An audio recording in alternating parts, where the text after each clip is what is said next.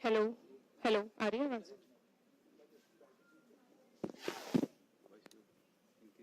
Hello, hello.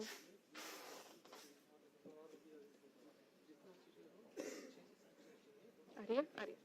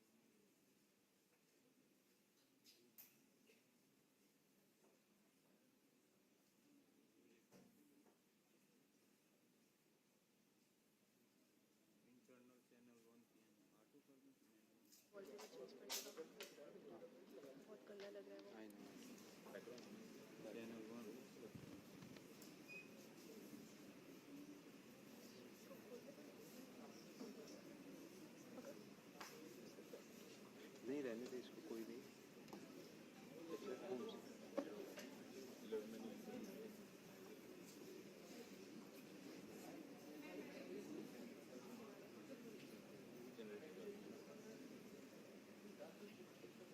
यार ये कर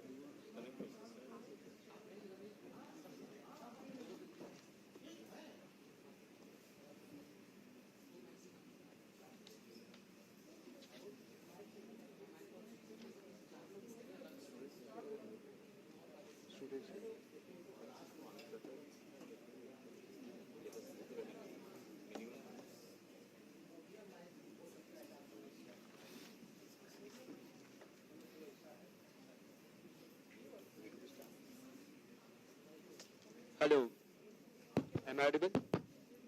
A very good morning to all. Welcome to the finale of Reimagining Urban Rivers Student Thesis Competition Season 2, which is brought to you by National Institute of Urban Affairs and National Mission for Clean Ganga, which aspires to provide students with an opportunity to develop, curate, and innovate blue sky solutions to prevent problem as a part of reimagining the outlook and management of urban rivers.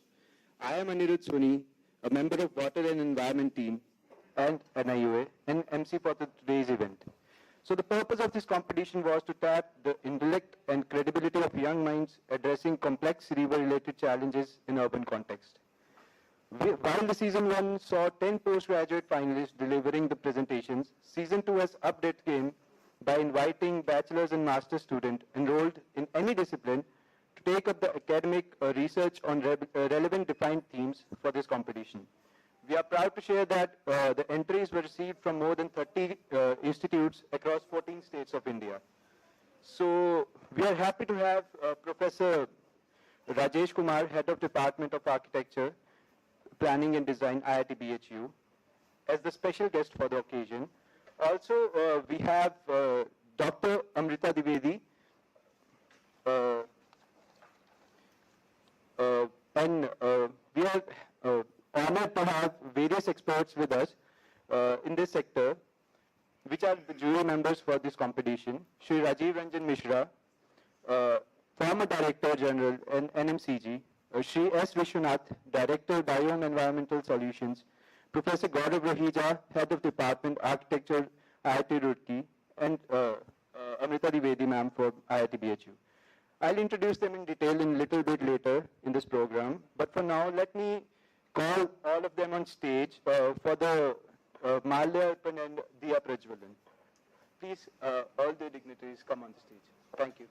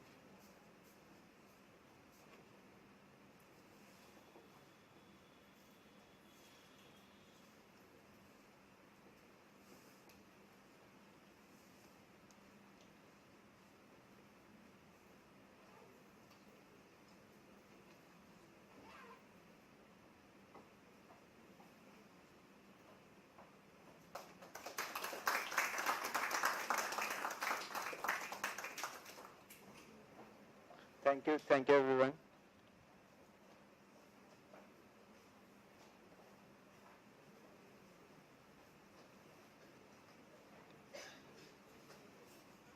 So now let me introduce to the jury of today's competition. So first of all, Shri Rajiv Ranjan Mishra. He is the Chief Technical Advisor at NIUA and the former Director General at NMCG, a big advocate of cross-sectoral co-coordination, and he has been largely responsible for shaping the softer approaches for river management in the Ganga basin, in addition to the traditional engineering solutions. An officer of the prestigious Indian Administrative Services, he has held senior positions in Ministry of Housing and Urban Affairs, Ministry of Jal Shakti, Ministry of Environment, Forest and Climate Change. Welcome, sir.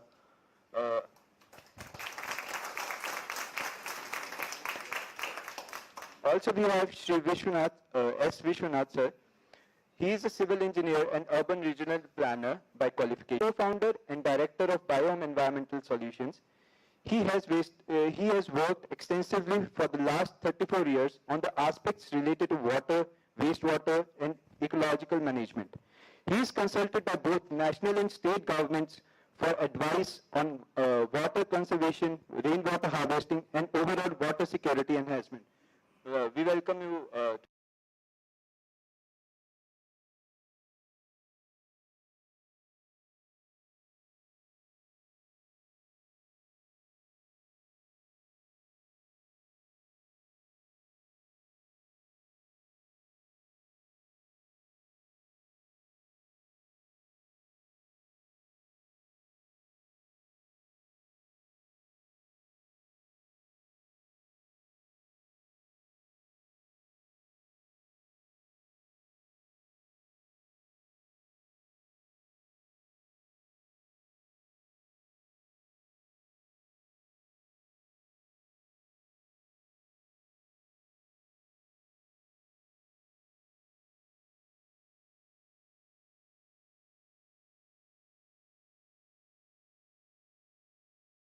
Projects funded by Ministry of Human Resource Development. She is the author of the book Sanitation and Human Health in Developing Countries by Lambert Publications. Thank you, ma'am, for joining us.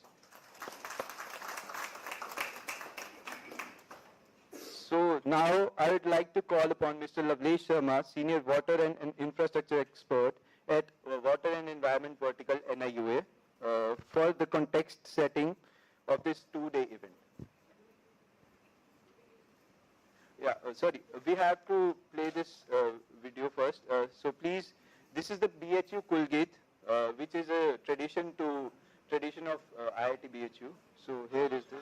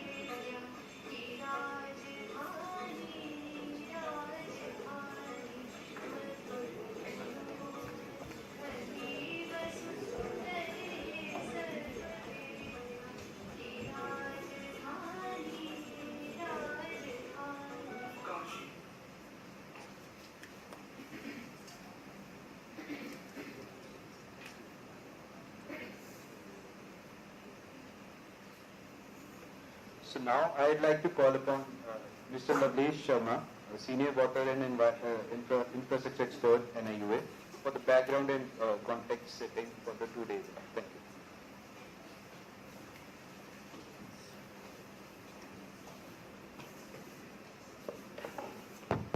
So, thank you, Andrew.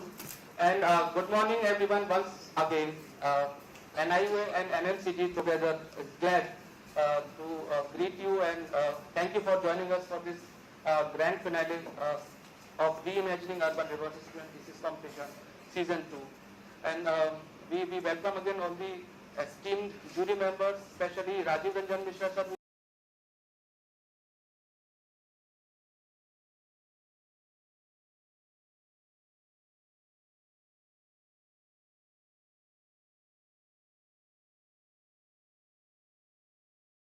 from Denmark admits, and last but not the least, these students today with us from the competition as well as other departments of the IIT and BHU.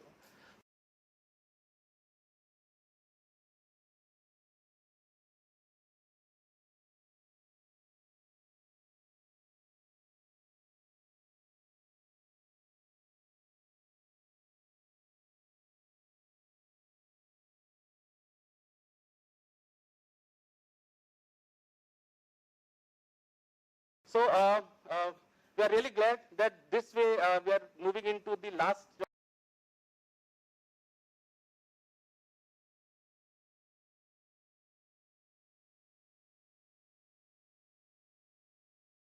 already.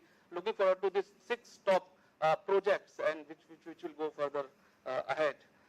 We started this project in 2020 with an idea because NMCG, Namami National Mission for Clean Ganga, works extensively regarding the aspects and improvement of the river, Ganga and other rivers.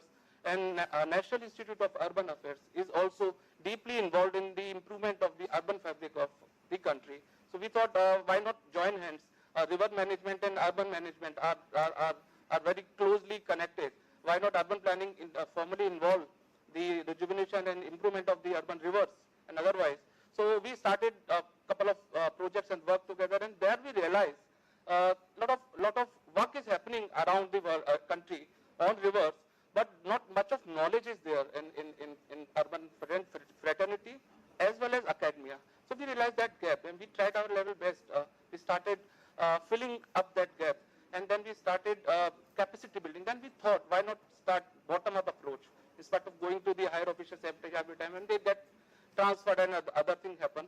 We started a deeper engagement with academia aspect, and then we floated this competition wherein we call the entries, thesis students we call them to submit their entries, and then this time we have 20 students, 10 from undergraduate and postgraduate 10 students across the programs, architecture, planning, engineering, civil engineering, electronical engineering, various distinct programs we got entries from.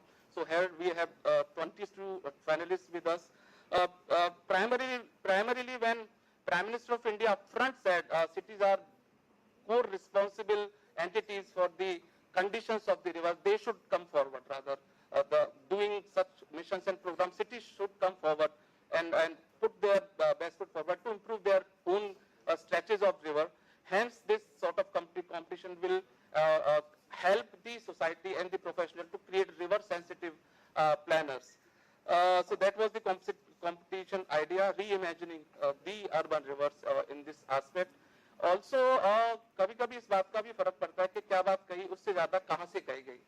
तो हमें लगा, and then water and environment team, vertical at NIUA, we thought कि गंगा पर इतना काम हो रहा है, इतना पुराना शहर बनारस हमारे पास है, and if we say something from this platform, that too by virtue of the coordination with the IIT BHU, it would really go a long way. So to make the message loud and clear for the country and world that this is the right time, we are getting late otherwise, to relook at the way we deal with our rivers, we thought let's do it from this platform. So we deeply thank Department of Architecture and Planning, IIT BHU. We may a round of applause for them. Such a robust and continued support. Thank you, Rajesh sir and team. So here we are ready with the finale. If jury members allow, we may proceed with the juries for the day one now. So over to you. Thank you so very much. Welcome. Thank you, lovely sir.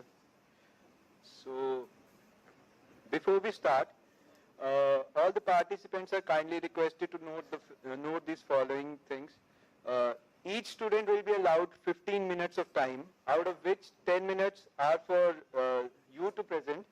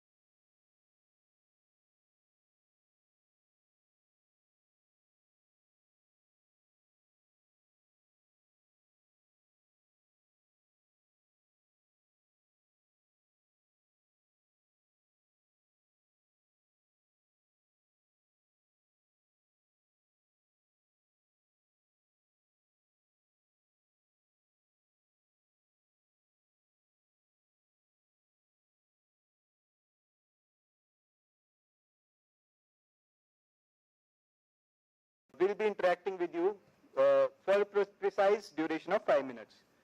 Now, this is for the audience. Please make sure you have kept your mobile phones at silent mode. And last but not the least, as the program is on live stream right now. So, Raj. So tourism in India is a growing sector, a very growing sector, which contributes 9% of GDP and creates millions of jobs and employments. There are many types of tourism, but the religious tourism is the most significant in the whole in India, as 4 out of 5 most frequently visited places had religious significance. The Kumbh is the place where Kumbh is the festival with most visited and river-centric festival where millions of visitor tourists come to to take the holy bath in the river. Then in these 4 places, there are 4 places like Haridwar, Prayagraj, Ujjain and Nasik where this Kumbh takes place.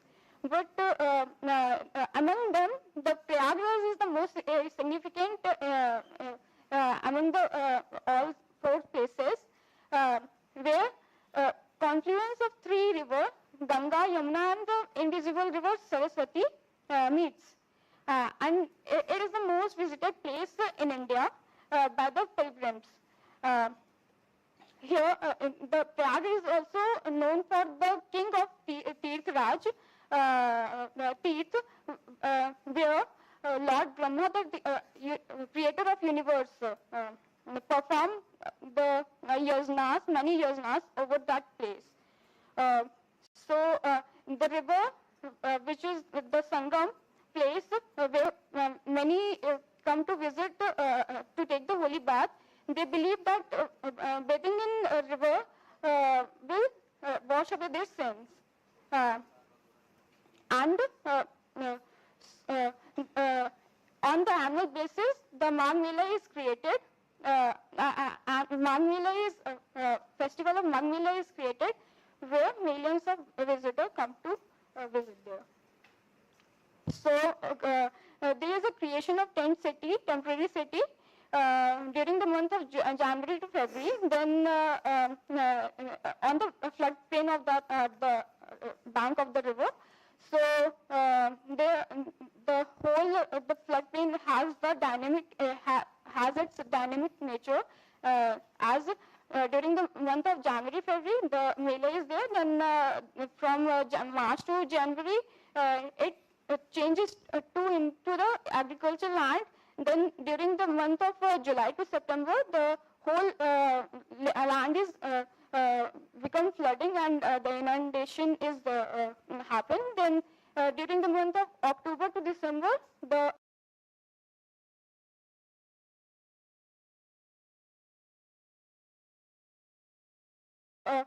authority prepared this Mela organization. So it starts from the Makar Sankranti and ends to Mahashivratri. During the period of Purnima to Maghi Purnima, the Kalpavasi visit over the place and stay over during that period and do the Kalavas. The Kalpavasi are mostly the old age people. For that Mela, the whole infrastructure is developed over there, which is the temporary city is created. So the public facilities, the road is constructed, the temporary road is constructed, and every facility is provided to the visitor. So then coming to the if we see the period flow of the tourists, then we see that in 2019 the highest visited pilgrims was there, and that is because of the Kumbh. Then during the month of January, February, the whole January, February is the highest, most visited place. Then from this temporary city, the whole there's a huge employment is developed in different sectors, and 26 more employment is developed. As we see after the Mela, there are 26% who are not employed. After they have no work they have work for the period of this January, February during this. Then after apart from this whole Mela organization, the city also receives the huge development and the city building is developed. So there are many challenges for the authority and authority. That is during pre-Mela, there is no access for the ground, and they have less preparation, less time for prepare. And during pre-Mela, there are different sector administration involved during the for the preparation of this whole Mela. So there are different challenges for them. As it was in 2021, there was this COVID is going on, the pandemic is going on. So they have different challenges every year, and they have to face it. So then after the post-Mela, they have to restore the whole flood plain, as the flooding is all used to come there, and the whole ground converted into the inundation.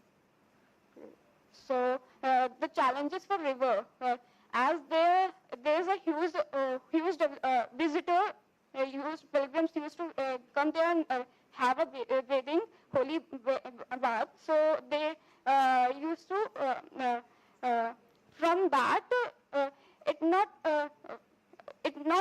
affect the river very purposely, but if you see that there is huge unwashed body come and take the holy bath, which affecting the river, and also people taking ritual offering. There are 75% of people who are taking ritual offering into the river, which is also affecting the species of the river and the then also it is of course affecting the downstream of the river. So coming to the challenges for people, then they have different challenges for people, that is they are prone with the different diseases, as there are people who also drink those river water directly, and then there is a traffic congestion during those period. Then during the pandemic season, there is also the disobeying of COVID protocol was seen. So coming to the proposal is divided into three structures: the institute framework, carrying capacity, and the design part. The institute framework, we can also include the for geomorphologist and environmentalist and other planners, and so that they can make the mailer more sustainable and more significant. For this mailer creation, the carrying capacity also we consider for the pre-mailer. During the pre-mailer, like the carrying floodplain carrying capacity, then the floodplain management score is can be calculated, the tourism carrying capacity, and there are many more which we can consider to have the this mailer more economic and sustainable for the floodplain. Then the proposal, this proposal is based on the terrace basis level, where there is the urban side, then the accessibility, then there is agricultural field, and the place where the whole the creation of the temporary cities can be provided. So for the as the holy this design, we can also include the holy pond beside the river, so that at different ghats, so that people can perform different rituals and do their offerings over there. So this was my last. Thank you.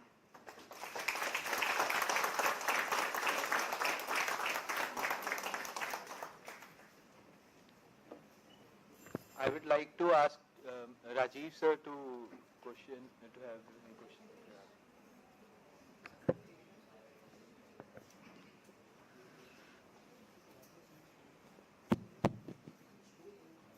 You have nicely studied the Prayagraj as a kind of case for sustainable religious tourism.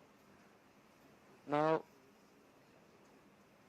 as you very rightly said, this all happens temporarily. So, do you think there is any lesson to learn in urban planning for cities from this? Yes, sir, we can learn from this that the whole it is also the sustainable, because the temporary basis it is created, and the whole mela is then reorganized. The restoration of whole floodplain is restored into the. But the problem was the people are throwing garbages, and there is also the flood management. The solid waste management. But the thing was they are not segregating at the source level, so that we can use from that by segregating the whole solid waste, we can also from that from the flowers, and we can prepare the scent and oil for that to make it more sustainable.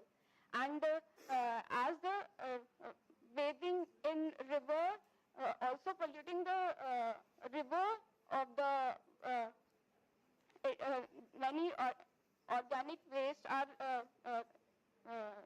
dumping into the, disposing into the river, which also affecting the species of that river. So it is affecting somewhere. So. Okay. You mentioned at one place about impact on the downstream. Is there anything planned in the upstream during Kumbh? Sorry, sir? I mean, do we do anything in the upstream of Prayagraj for management of Kumbh? It will impact downstream. It was in your slide that because of Kumbh, lot of problem will be there in downstream, or they have to be ready. So I think, is there anything on the upstream of Kumbh? कुछ Sir, करते हैं, कुछ करना पड़ता है upstream में. yes, sir. For as the pilgrims are visiting and taking the holy bath, so for the upstream they have to clean the sanitation, the sewage which are going into the river.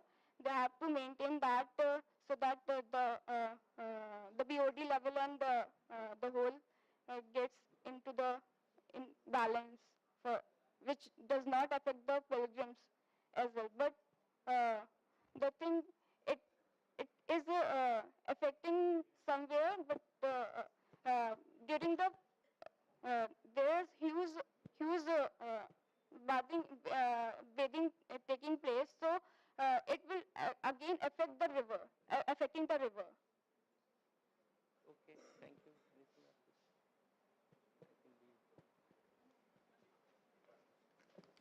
Any other jurors has any relevant reflections?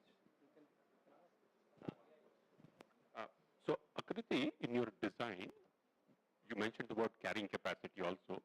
So, what do you think is the populace that can be managed safely and sustainably in during a Kumbh Mela? What's the size of the pilgrims that can be managed safely and sustainably? That is the for the infrastructure. We can also see the infrastructure, the how much infrastructure is developed there. Then, according to that, the how much pilgrims we can. Okay. Thanks. Come. Thanks. Sorry. Hello. Yeah. So now we missed sorry for that. We missed the special address from the sir. So I would like to call Professor Rajesh Kumar, Head of Department Architecture and Planning and Design of from IIT BHU, for a special address. Welcome, sir.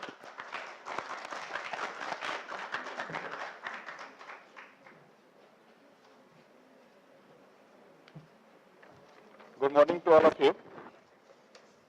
So, I want to extend a warm welcome to the NIUA team and Sri Lavlesh Sarma for collaborating with the Department of Architecture, Planning and Design, IIT BHU, Varanasi, to conduct this incredible thesis competition.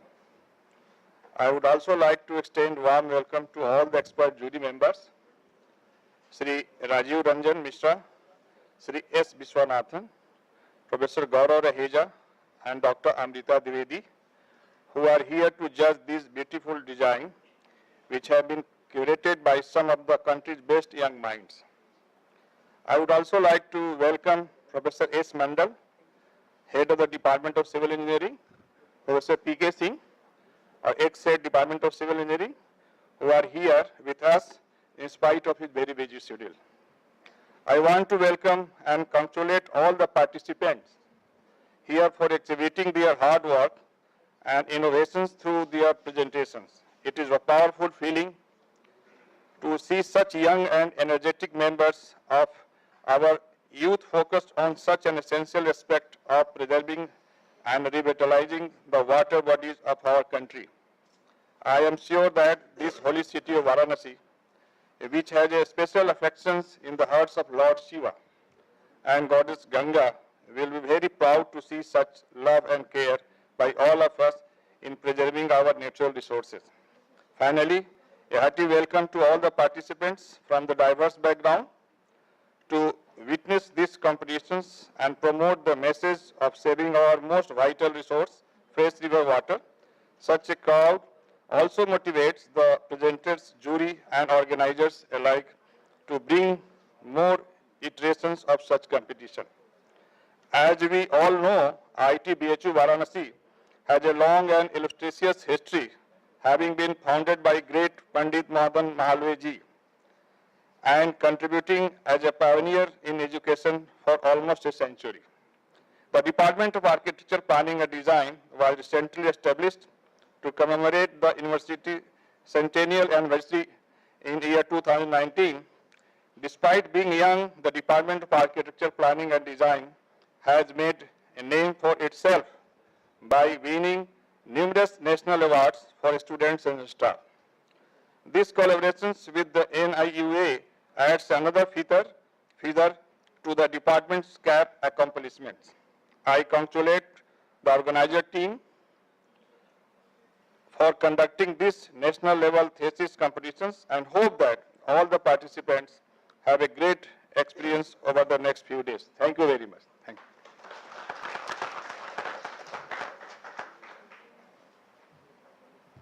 Thank you, sir. Thank you for your kind welcome to IIT BHU in Varanasi. Now I would like to call upon Daman Dogra from School of Planning and Architecture, Bhopal.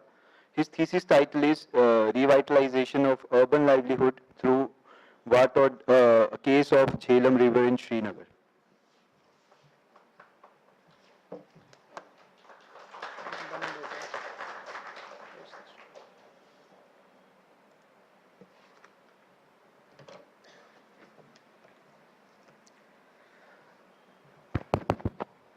Good morning, everyone. My name is Daman Dogra, and my topic is revitalization of urban waterfronts through water transit-oriented development.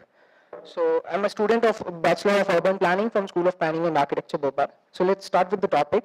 So, from the start, I would like to give you a background of inland water transportation. So, inland waterways is a major mode of transportation in many developed countries. In India, it is only used for 1% of overall transportation and 0.5% of overall freight transportation. So in the future decades, as traffic congestion and emissions from cargo transport increases, water transport will come up as a more environmental friendly and more efficient in terms of energy emissions, noise pollution, etc. Then coming on to why water transit. So according to the research, it has been observed that water transit is less risk to implement and it has low capex, better route flexibility and reusable infrastructure. In the cases of failure of services, it can be converted to other uses such as tourism purposes. Then coming into the ferries Union Kabir. So according to San Francisco Bay Area Water Transit Authority, it was observed that predicting ferry ridership has been a difficult task, as ferry ridership doesn't only depend upon travel time and cost, it also depends on other factors such as reliability, comfort, access to open spaces, and etc. Then coming to the next slide.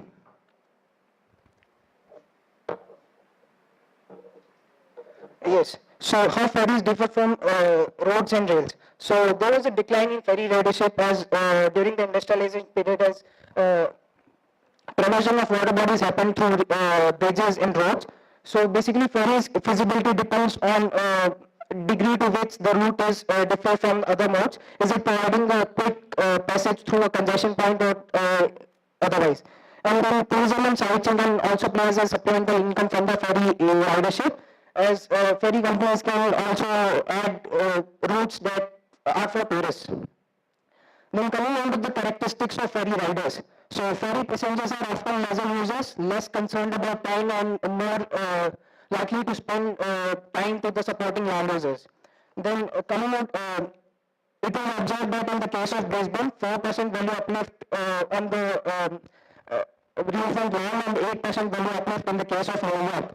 Then in Brisbane, it was observed that 15% of all the ferry riders was considering were taking other modes also, so multimodal integration is a must. Then coming on to the next slide, here is have shown the national order of apply, which passes through 4 districts and covers an area of 110 kilometers. So according to the Inland Waterway Authority of India, national order of outline is technically feasible for the purposes of navigation and can be developed for navigation purposes in the future. So 4 potential terminals were identified by IWI, out of which the terminal 2 zero bridge terminal falls under the Srinagar city. And the river flows from the south to the north direction. Then according to the census 2011, the J&K's urban population has expanded by 36.42% between 2001 and 2011. So Kashmir region accounts for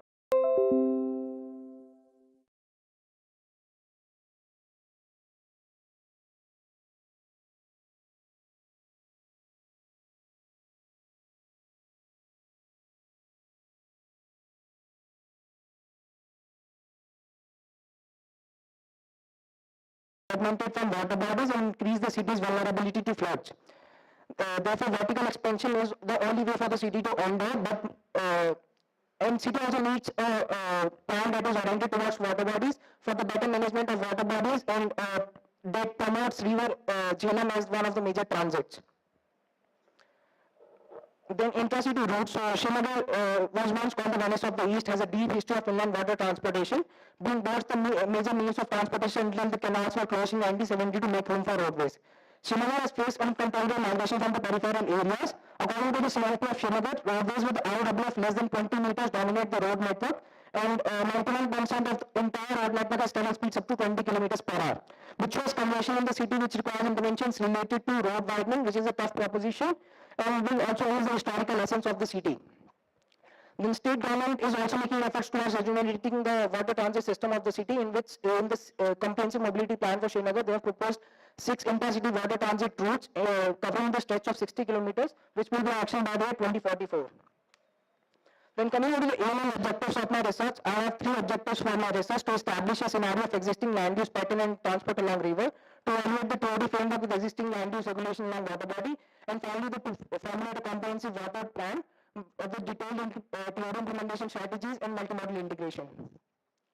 Then land use along terminals. So the detailed land use, this is the detailed land use map of all the 16 terminals. To better understand the characteristics of these terminals and land use, evaluation of all these terminals was conducted.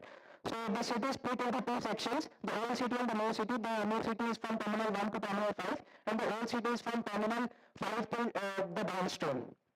Terminal has analysis. So terminal 1 to 3, the major land uses are residential, tourism, and public, semi-public. And then terminal 4 to 7, the major land uses are commercial. This is the home to the new CBD of the Srinagar, the Lal Chowk. Then terminal 8 is the home of the divisional commissioner office. So the major land uses are public, semi-public. And the terminal 9 till downstream terminal 15, the major land uses are religious, tourism, and is home to the old CBD of Srinagar, which is Maharajganj. The CBD was shifted from Maharajganj to Lal Chowk because there was major issues of congestion and all the etc. Then selection of 2 terminals. In order to narrow down my study, I have selected 2 terminals out of the 16 terminals based on these parameters that are there: plot size, road network density, minimum ROW, maximum ROW, parallel road to river, and congestion. So basically, the terminals that I have selected for the terminal 1 and terminal 11, these 2 exhibit very different characteristics in order to show how water can be implemented in various 2 terminals with very different characteristics. Then coming on to the slide number 6.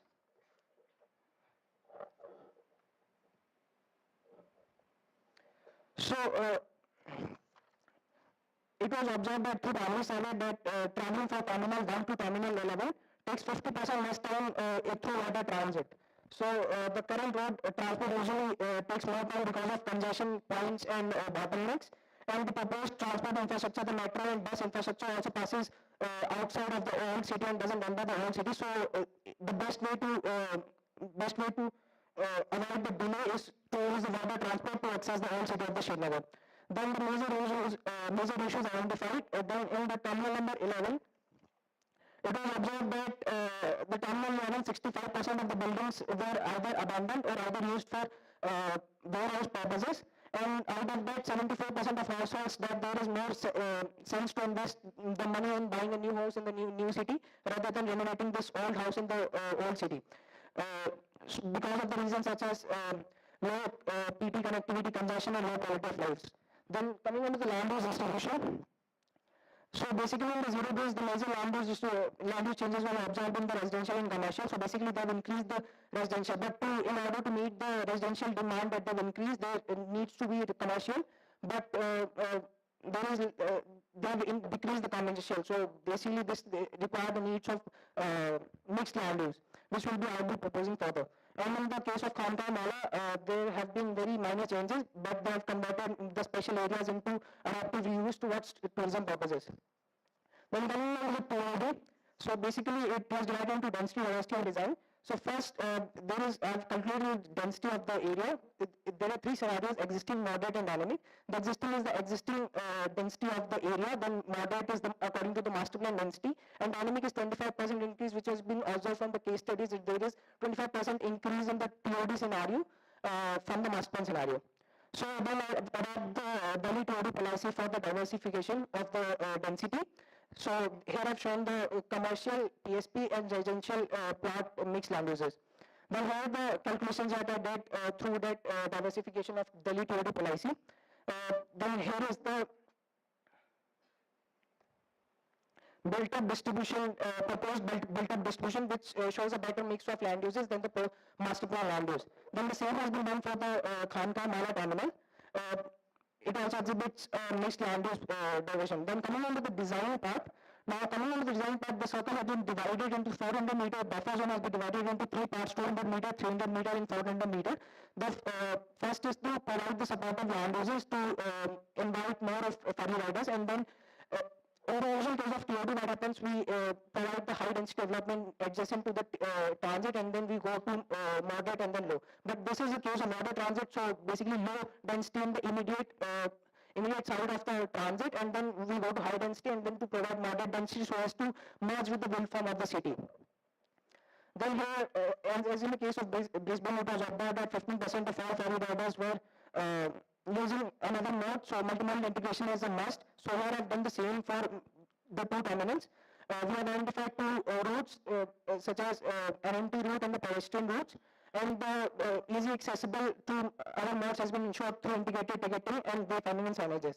Then coming on to the water, so basically in this, I have provided the riparian buffer, which will be act as catalyst between the development and the water transit. So it has been divided into two parts. The first is the recreational activities part, and the other is the bicycle, which we have provided the bicycle. So this will ensure that people will come towards and use a water transit mode. Thank you. Thank you, Daman. I would like to ask Amrita ma'am for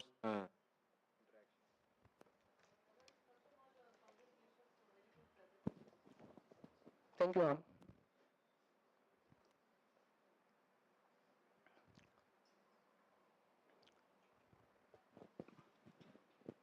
So, good presentation, Thank but you, ma'am. very rigorous presentation. And my question is that the sustainability part. Yes, that ma'am. you have did lots of things, and I just want to see the that your objective slide. Yes, ma'am. Please go back.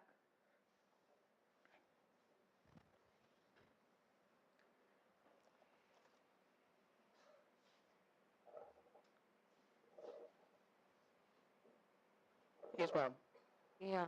So the three objectives. So my just one point is that you have tools and techniques. You have mapping, then travel demand, opportunity and problem, land and demographic opportunity.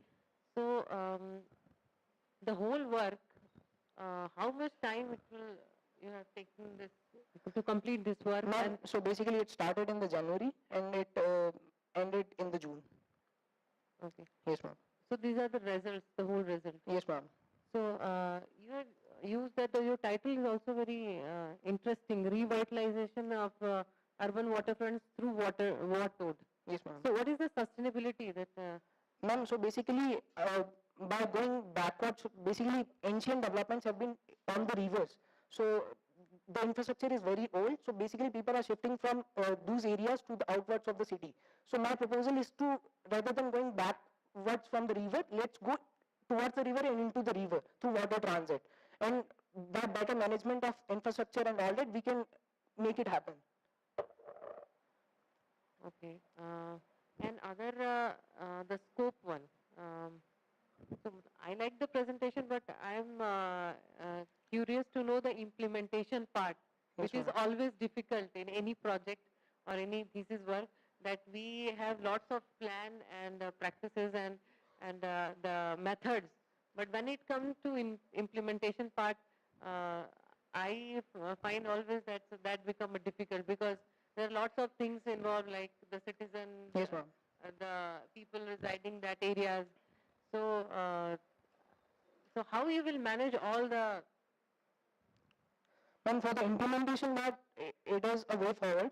So we have to develop a strategy how to involve the stakeholders in this planning process. So that is way forward part.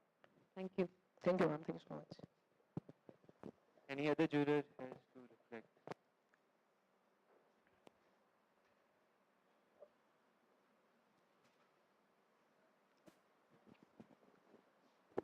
Sorry, I'm jumping into other jurors' territory. But Daman, very exhaustive Thank you, sir. presentation and analysis. Tell me, what will happen to the Jhelum River once all this is implemented? So basically, if you see the current scenario, the river has been used for nothing. Basically, initially, Jhelum was the major transit on which the Srinagar city developed. So, Daman, sorry for Yes, interrupting sir. again. So, in your imagination, the waters of the Jhelum should be used for Transit purposes. What about the ecological So characteristics of if the river? will provide the transit services, it will like open the door for if I am proposing high density on the riverfront developments. So if this will open the door for other economic activities also. Yeah, but the ecological condition of the river is not something that you have studied. Yes, sir.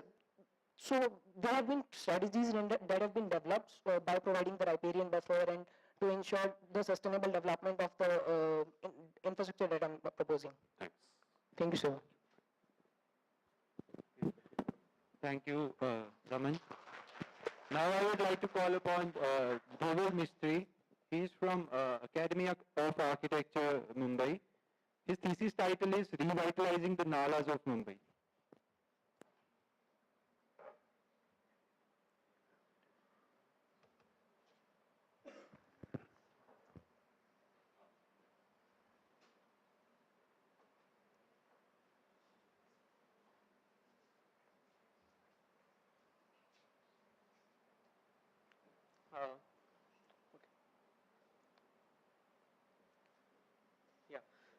Hello, I am Dhaval Mistry. I am studying BR from Rachna Sansar Academy of Architecture, and my topic is revitalizing the nalas of Mumbai. So what are actually nalas? So nalas are basically natural water courses or rivers which are directly tied from the seats to the sites, regulating groundwater level as well as passing the water in case of heavy rainfall. But what is its condition now? This is its condition today, where it is filled with food waste, industrial waste, household waste, and we directly felt near it the foul smell and the mosquitoes and flies near it. But how does the garbage came to the nala? So in Mumbai, near this water courses, there was this fishing community called Kolis settled near this water courses for fishing purposes. But in 1890s, due to industrialization, the slum and the working class settled near this community. And since the other parts of the city developed in a faster rate than this part, this became the today's slums. And since in slums, the fabric of the city is so tight, providing any garbage facility is very difficult. So what people resort to is, since outside of their home there is no any space, they resort to throwing their waste inside the nalas. In the process of thinking that the nala will flow away their waste with them. And that has resulted into a sheet of garbage floating on the nala. And we can see like every day 80 to 110 tons of waste is directly thrown into the nala. So analyzing the sewage disposal analysis of Mumbai, out of 33.6% which is not connected to the city sewer line, 92% of them is the slums. But the 37.8% which is connected to the city 7 STPs, only one STP out of the 7 is able to manage the load of the sewer, whereas all the 6 overflows into the ocean. This is the way how illegal sewage lines are connected to the nala directly without any filter.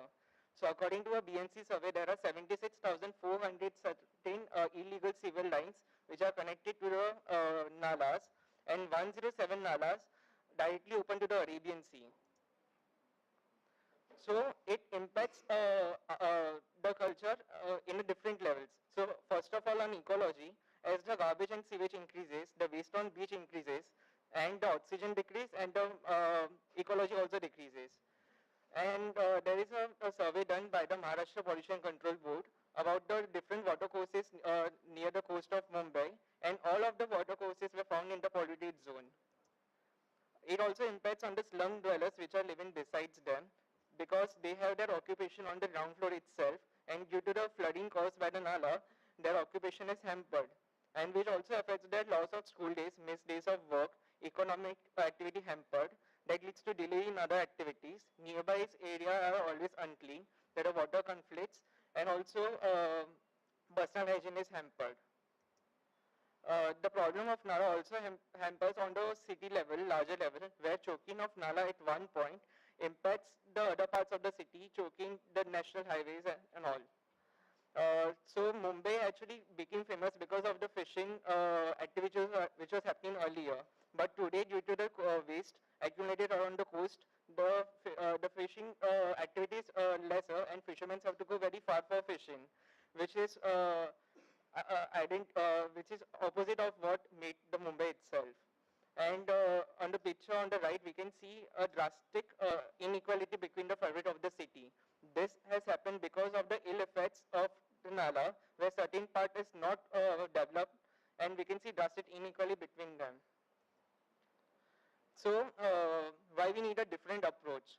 So just cleaning is not a solution, as if a Nala or any river is cleaned in a week, the condition happens as the same as before. So instead of solving or cleaning rivers, oceans or nalas, we need to check on the source of the pollution, which are the people living besides them. So if we solve the issue of the people which are living besides them, they automatically will solve the issue of the rivers and oceans. But for that, we need to have like a behavioral change in the mindset of the people. So the scope of the project is by developing a circular economy which involves 3 P's of the society: people, planet, and profitability. And the approach towards my design is modular in nature, so that it can be implemented in different parts of the city. So for proposal, there are 2 types. First is water treatment.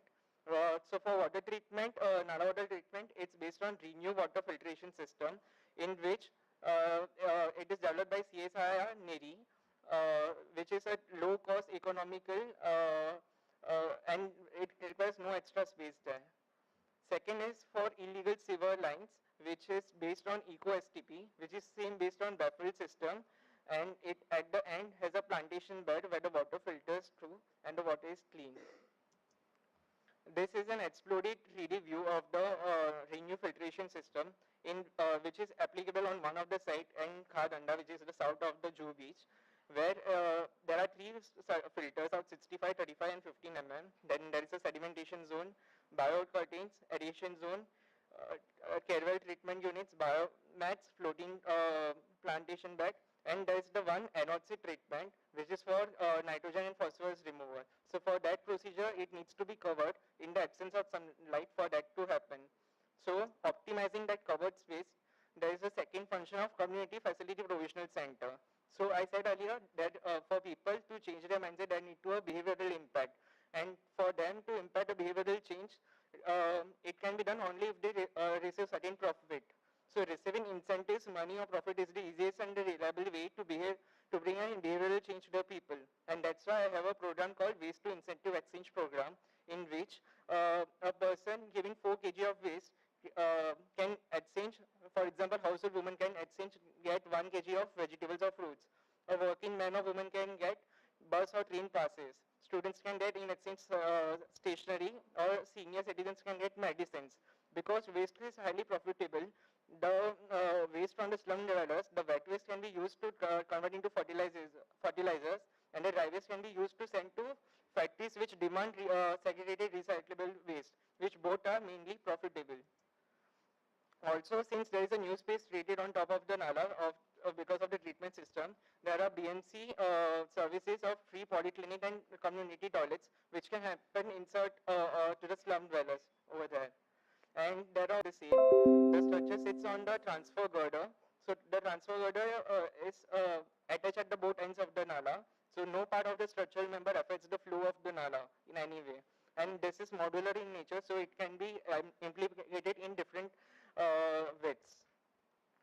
This is how the plants sits. On the center part, we can see the waste to incentive exchange program with fertilizer converging machinery placed on the left of it. And on the further left, there is a polyclinic with medical shop over there. And on the right, we can see the community toilets. And on top of that, this is the rooftop area, and that view represents the rooftop area view. So since this project was designed to be modular, it can be scaled to different locations so that the implemented can be applicable on the larger level and the solution can be seen quicker. So I have identified 8 different zones where this problem is largely seen and this problem of slums, nala and garbage happens over there. So implementing this on firstly on 8 these locations will solve the problem in a major way. So these places throughout the city will become a new typology of environmental as well as a social space inside in this community. Thank you. Thank you, Dhaval. It was a nice presentation. I would like to ask Gaurav sir to reflect on this. Thank you, Dhaval, for this presentation and truly appreciate the hard work. Just one or two, I think more than questions, these are conversations we would like to have. The first one is, did you at any point in this study involve the people as part of their reflections on how they look at this problem? Yes, I actually visited many people living besides it. So firstly, our patients asked me about like why the problem is caused by slums. And if there's a SRA units are developed, then this problem will extinguish. But the problem is the slum development process happens in a very worse way because of the norms and rules. And people also don't want to live their type of typology, which is currently they are living. Secondly, they will also encourage to throw their waste, but since there's not any facility provided, or it's because of the space constraint, there can't any happen. So if there is a profitability involved, to get slightly profit also, they will be encouraged to come and give their waste to the center and work over there. That was my solution. The other is, did you do any case studies of any such smaller interventions elsewhere in India? So there is one case study done in Curitiba, Brazil, where there was a problem of waste thrown by the farmers.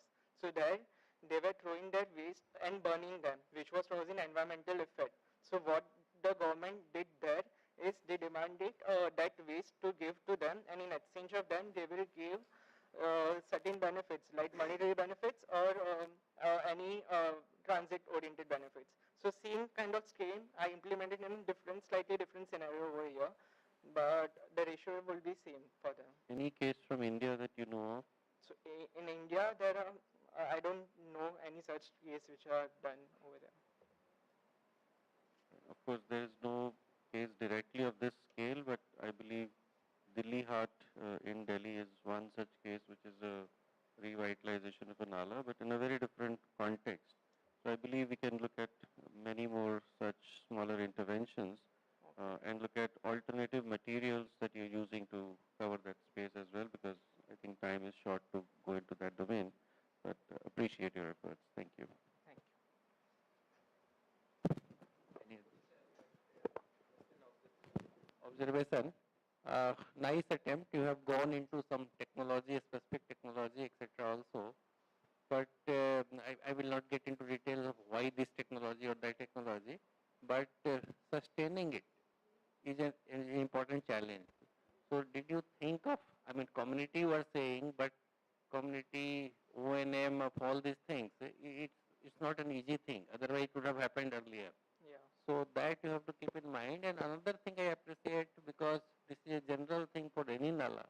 We always think it's going into the river or ocean, so you do it. But you have also looked at the impact on the city. Yeah. So I think that is something maybe you would have written in detail in your this thing. different parts of the city also have an impact.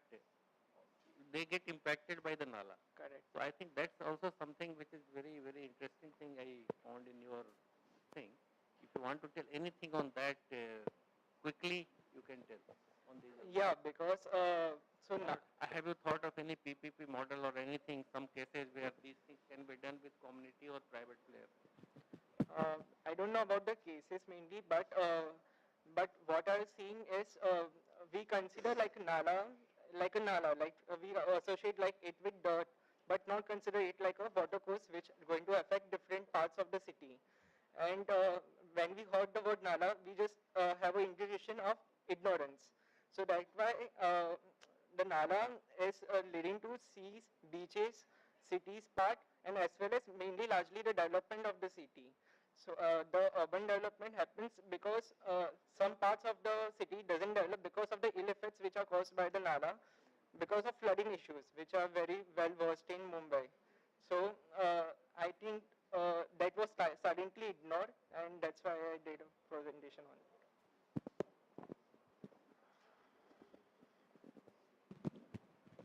Dhavali, you raised a very, very important issue of nalas, which is becoming a serious issue in all the urban areas. Correct. So, but you are talking about all the nalas, and you are also talking about the circular economy part and behavioral change. I truly appreciate your vision, which is very difficult, again, the implementation part. But yes, can you go through 1-2 nala and then take all the things in a way and then have a small pilot work and then you go for the... Correct. So because I seriously, that this area is very much close to my heart because you raised very, very important issue. yeah, And related to the slum area, the people are facing a lot. correct. So you can go through 1 or 2 nala and study it in a detail and come with a pilot results and then you go for. Yeah. Because it's a big thing. Thank you. Thank So you. actually, just the implementation of these studies was done on the Gazdarban Nala, which is in south of the Juhu Beach.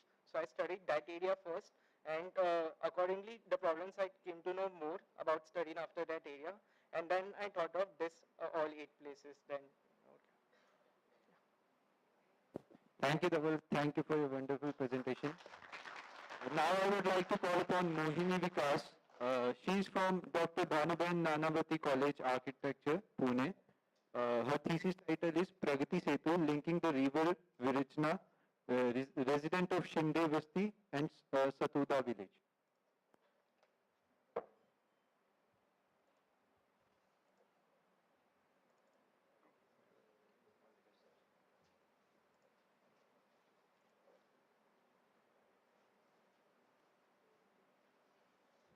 Good morning. I am Mohini Bosekar from DNCA Pune. I would like to thank NIUA, NMCG and the present dignitaries for giving me this opportunity to present today. I would like to start my presentation with a small video.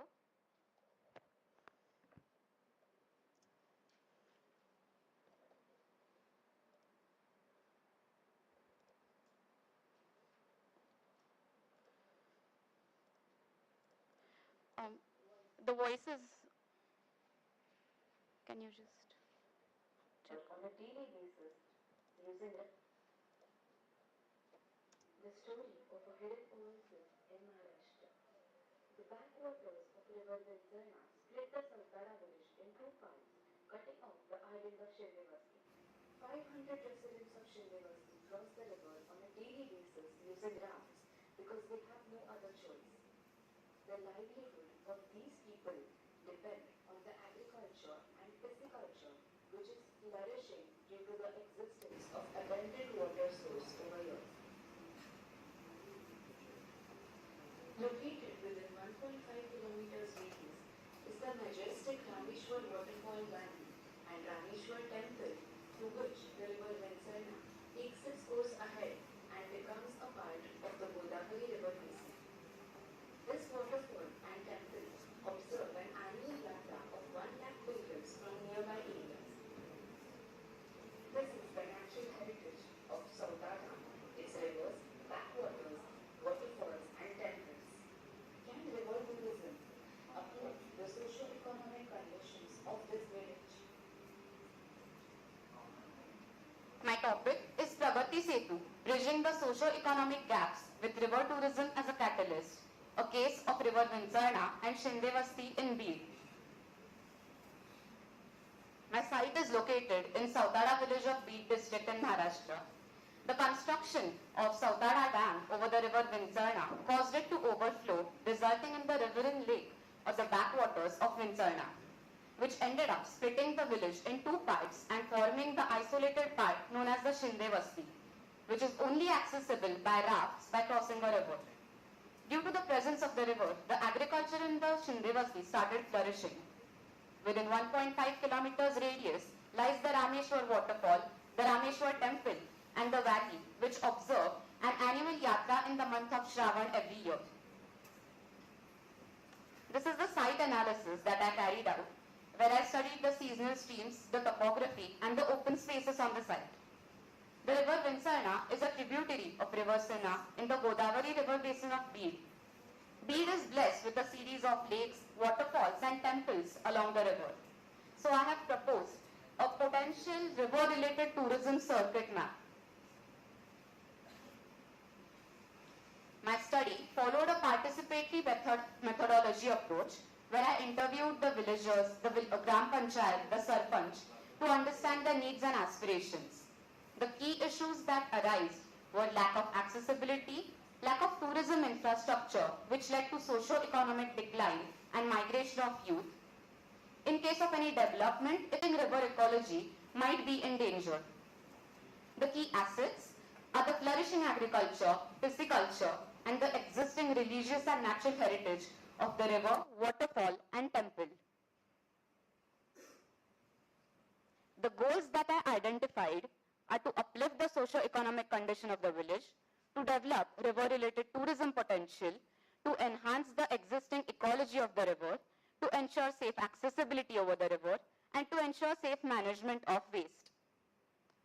The interventions and the policies that I came up with are agro-tourism for the Shindevasti with river-related activities by developing a tourism infrastructure with controlled footfall for minimum environmental impact, a visitor center for the waterfall and temple area with food and resting plazas, riparian management with native landscape policy along the river, a safe linkage over the river, and sustainable waste management focusing on recycling wastewater.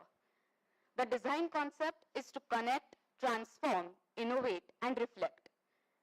The design aims to be a grand celebration of the river, which focuses on being socially inclusive, economically beneficial, and environmentally responsible.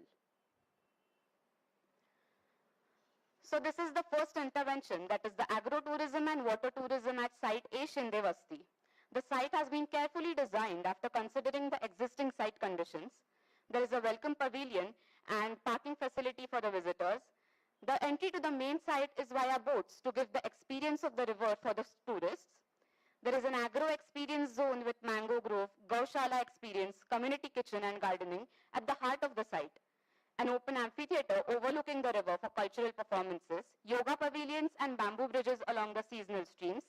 There is a continuous nature trail with bird watching decks, riparian plantation and seats along the entire river edge. The visitors can take boats from there to the fishing zone, which is one of the main interventions, and it has got fishing decks of its own. There is visitors accommodation with a capacity of 100 visitors per night for minimum environmental impact. There is a villagers welfare and training zone for the villagers and a bridge for the villagers to commute on a daily basis or in cases of emergency.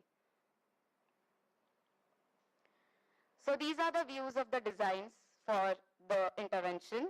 So you can see the amphitheater, agro experience center, the fishing zone, and the bridge and the tourist accommodation infrastructure.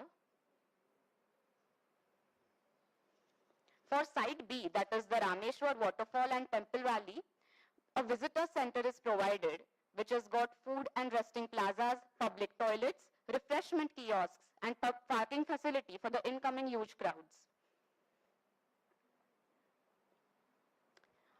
My goal was to create a vibrant river zone for enhancing the river edge and conserving the existing river ecology.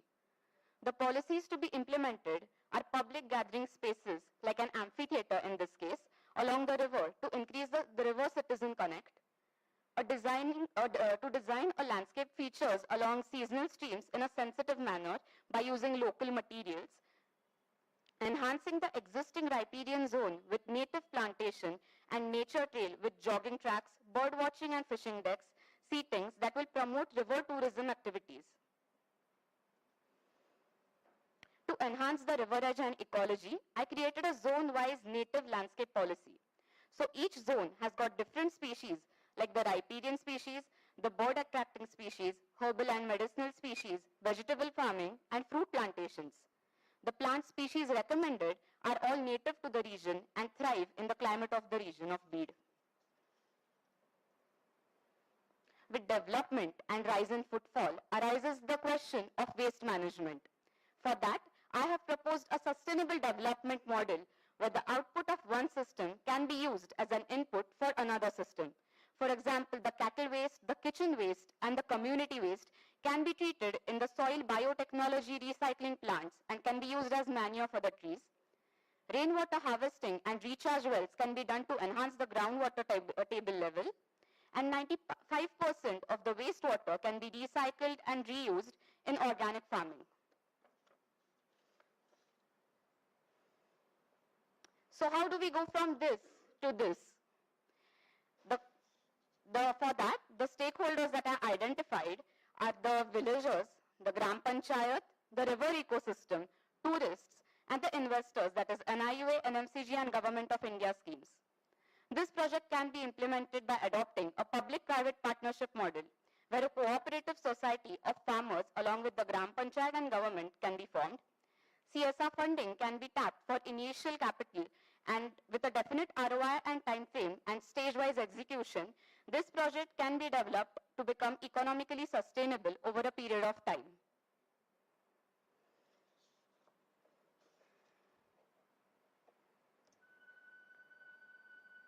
So my title, Pragati Setu, is actually a metaphor, which means the bridge towards socio-economic upliftment. This is the expected outcome of the agro-tourism and river tourism intervention at Shindevasti.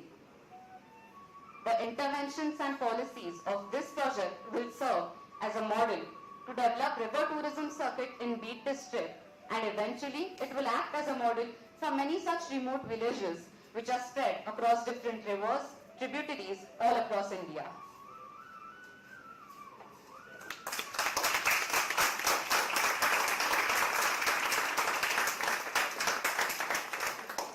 Thank you. Thank you, Mohini. It was a wonderful presentation. I would like to ask Vishwanath to reflect on. Yeah, thanks, Mohini, and very well researched. You presented data. You also interviewed people that have been participating in what you have done. Just clarificate the kind of questions for you.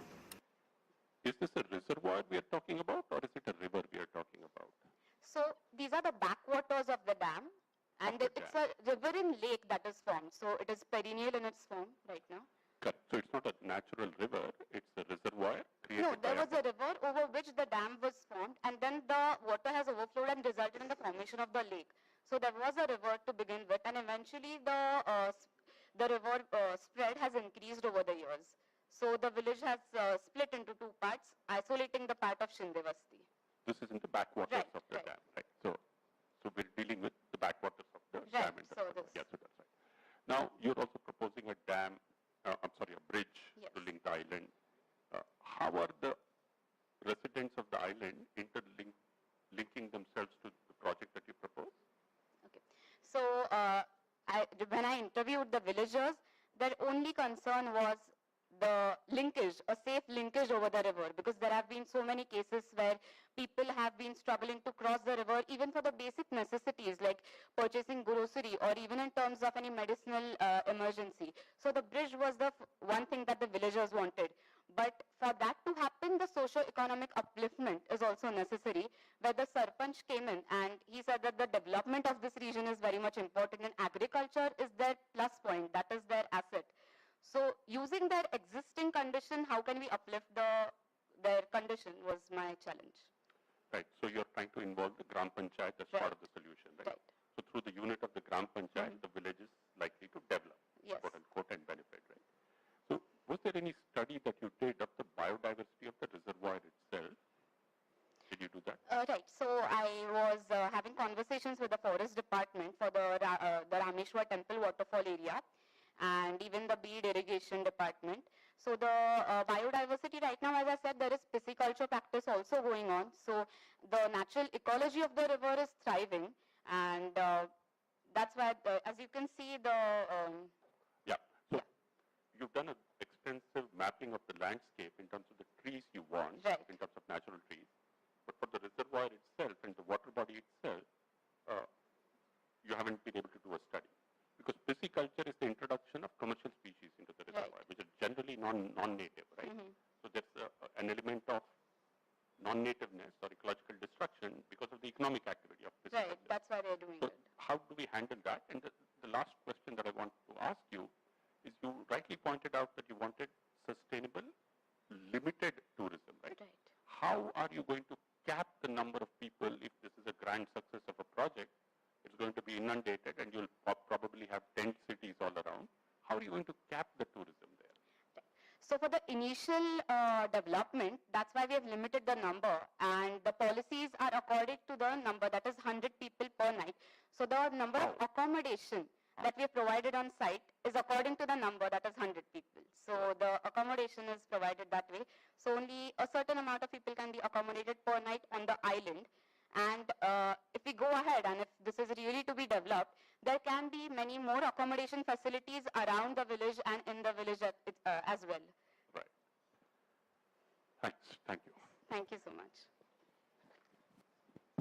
Very nice presentation, and again an observation. As you have said, several activities, a very composite kind of thing, and you went into how it will be implemented, some PPP model. Any idea of numbers? Let's say this carrying capacity 100, and based upon that, if you really prepare this project which will be implemented, let's say tomorrow, then did you get into some? It may be very rough also. Right, You can guess now also, no issue. I tried doing that, and since there are a lot of easy. What I'm asking is not because easy. there are a lot of variables involved in this. It's not just one intervention. But what I tried to do was, over a period of 2 to 3 years, the per capita income can increase by at least 10 times of what it is right now. Okay. So this is a rough estimation that I did. It's, And initially someone will have to put the bill, I mean some support will be needed, and then it will become self-sustainable. So I think there also, how many years, how much will be that support required? Right. So as I said, CSR funding is one way to go about it. And I also looked up different government schemes, Root Mission, even the NABARD, which is the National Bank of Agriculture and Rural Development. And of course, there are other government schemes like the Festival of Scope for All that is mentioned over here. That is our Prime Minister's motto for the current scenario. So by involving the different government schemes, that's how I plan to go ahead with this. Thank you. Thank you so much. Thank you, Mohini. Sir is worried because you put NMCG as one of the funders. Therefore, sir is worried and asking these questions. So now I would like to call upon Mubashir Rashid. He's from NIT Srinagar. His thesis topic is From Births of Passage to Guardians of Rivers, engaging the tribal nomads and indigenous people of Pahalgam in management of litter to reduce pollution in the river Litter, along with the way to the Oholi Amarnath cave.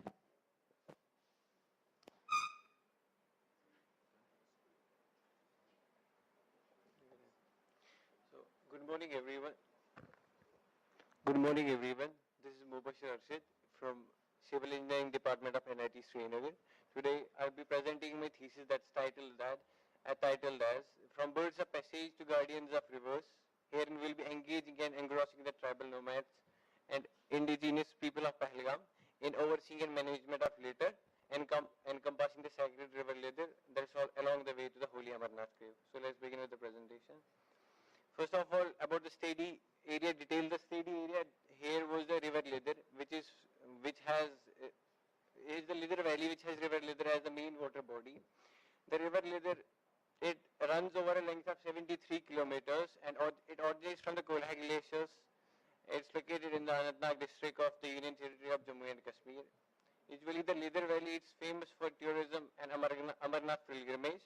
The recent challenge faced by the river Leather are the improper litter management and river pollution. As far as the significance of the river Leather is concerned, it acts as a portable water source for the yatris that are en route to the Amarnath cave, and it also provides livelihood to around 2659 households. And it also, the Pujan and Visarjan ceremonies of the Shri Mubarak are also carried in the river Leather, and in the summers it acts as the camping sites for the migratory tribals. Coming to the introduction and background part, the depleting water quality in the river Leather at the hands of mismanagement has hindered the tourism and Amarnath pilgrimage lately on the following grounds, that is the health grounds and the socio-economic grounds. The pollution and improper river management in Pahalgam that can be attributed to any of the following causes.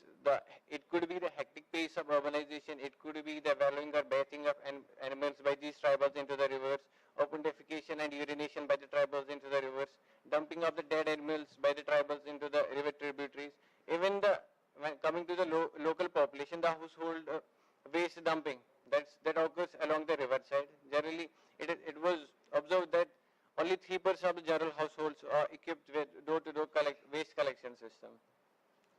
So, coming to the objectives and methodologies adopted for the objectives.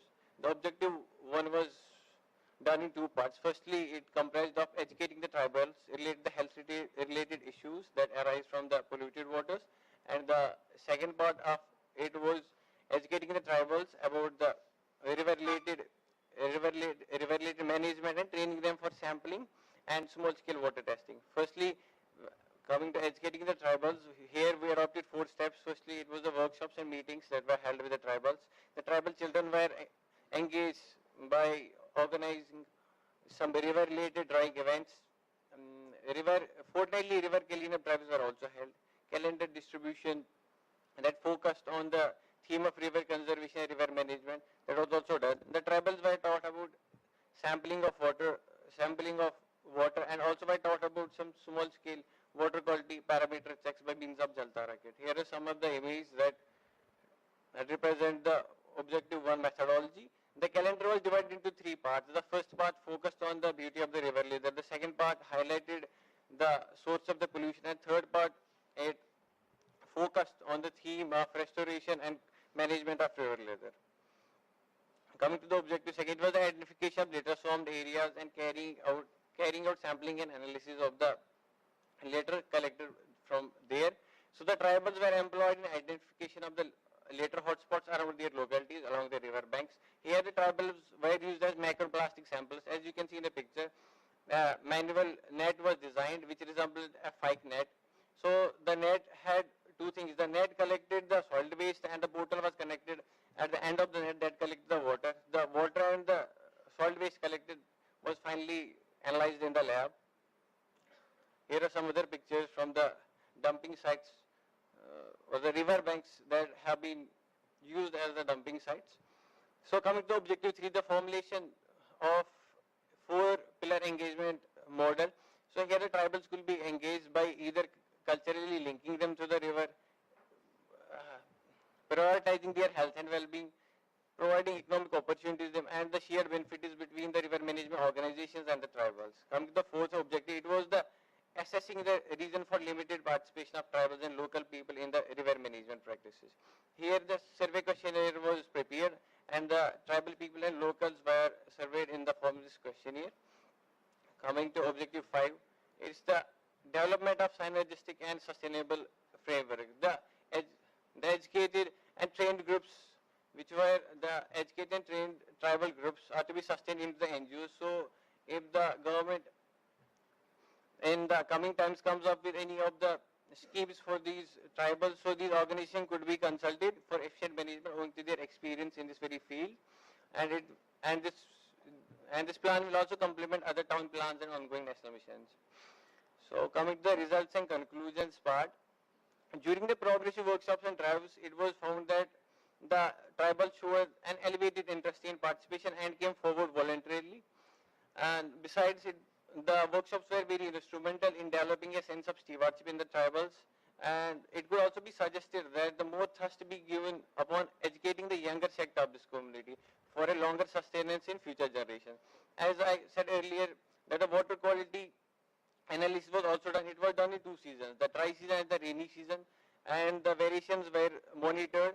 The water quality parameters were very worsened, or we can say deteriorated during the rainy seasons, which could be attributed to the leaching out of salts or the washing away of wastes from the river banks into the river. Here are some of the results. Also, the solid waste analysis was carried out wherein the tribals were employed as the microplastic samplers. The analysis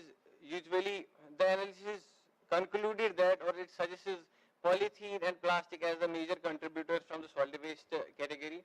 So banning or restricting the use of these materials in the Leather Valley, it could be suggested. Also, the lab analysis further suggests that incineration is sufficient to do away with these solid waste that are already dumped along the river banks. As far as the survey questionnaire is concerned, it highlighted the lacuna between the tribal and organization involved in the river management practice, where the tribals are not given their due share, they are not given any stake, or they are not considered as the stakeholders as far as the discussions over river leather are concerned. Tribal knowledge has not been given an equal standing, and also it was observed that the tribals had lacked the knowledge about the current scenario or current health of the river. So based on other verbal surveys, the tribal people showed interest and were ready to work hand in hand with other organizations during the summers, given that they too acquired some benefits. As an initial step, some students have started an NGO, AECS, Alliance for Environmental Conservation and Sustainability. It's under a registration process that will look after the cities and river connected practice, especially in the Kashmir Valley itself. So coming to the 4-pillar engagement model, the cultural connectivity and dependencies of tribals to the river leather. Generally, all these tribals are Muslims and performing ablution 5 times a day for their prayers. So they bank on the water from this river. As far as the health and well-being of these tribals is concerned, skin disease and intestinal infections were found out to be the most common among the tribal children. This can be attributed to either the foul water consumption or the improper recreational areas for these tribals. If they can be provided with good recreational sites, the health hazards can be controlled.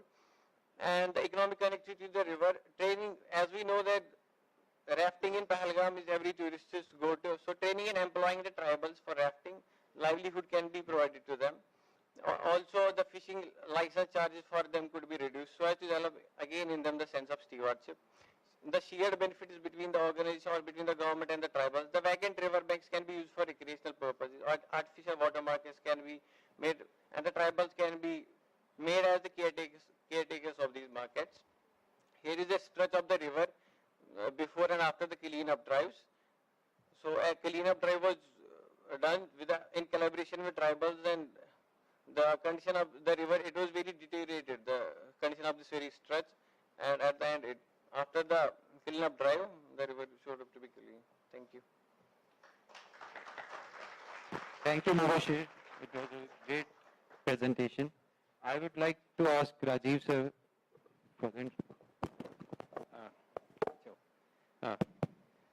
Thank you. It's very interesting presentation, and especially the title, From Birds of Passage to Guardian of River. So I think your presentation is essentially captured in the title itself. I think your entire thing is on that. I think I was a little curious. One place you have said that tribal knowledge is not given equal standing. So what kind of tribal knowledge you are hinting? Because your whole presentation is bringing them into the fold and connecting, very nicely connecting the formal system and tribal system. So in that area, I am curious to know what is this tribal knowledge which we are losing or not giving enough priority? So basically the thing is whenever the tribals get sick because of be it the intestinal infections or as I said the skin diseases, they generally what these tribals do, either they apply the charcoal or they use the cow dung for treating these diseases. And whenever they consult a doctor or any physician, so kind of this process has come to an end, wherein they are told that more infections could rise of it. Basically, in the past times, as I had talked to them, they said that they used to get cured from these types of things, wherein they used to treat these diseases by themselves. Okay, so I think earlier days perhaps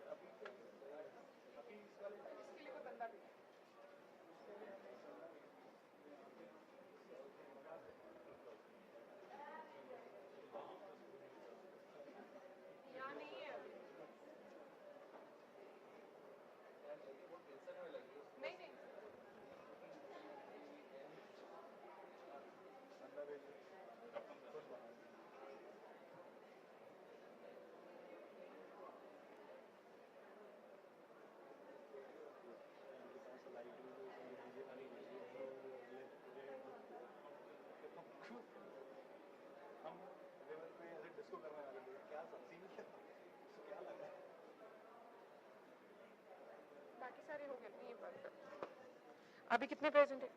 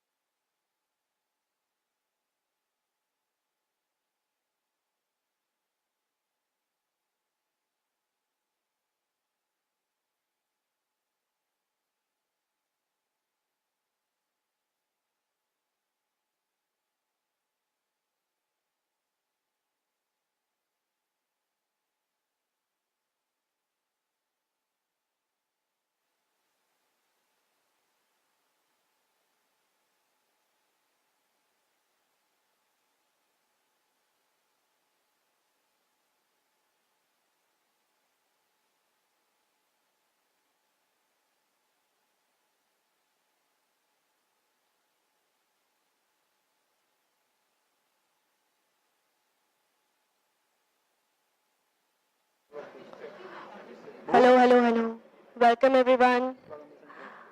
I hope you are done with your tea. Please settle down. Is it okay? Is it quite different here?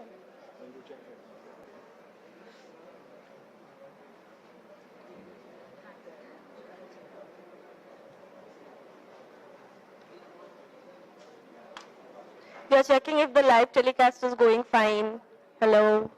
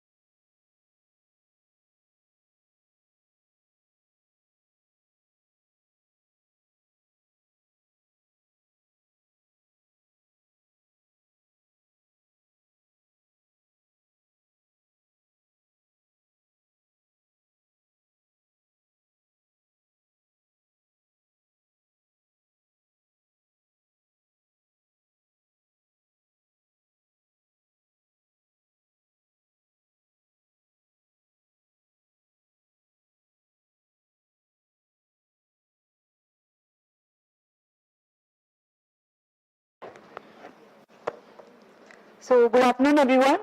Myself Adhika Garg and I am from APJ Institute of Technology, School of Architecture and Planning, Greater Noida.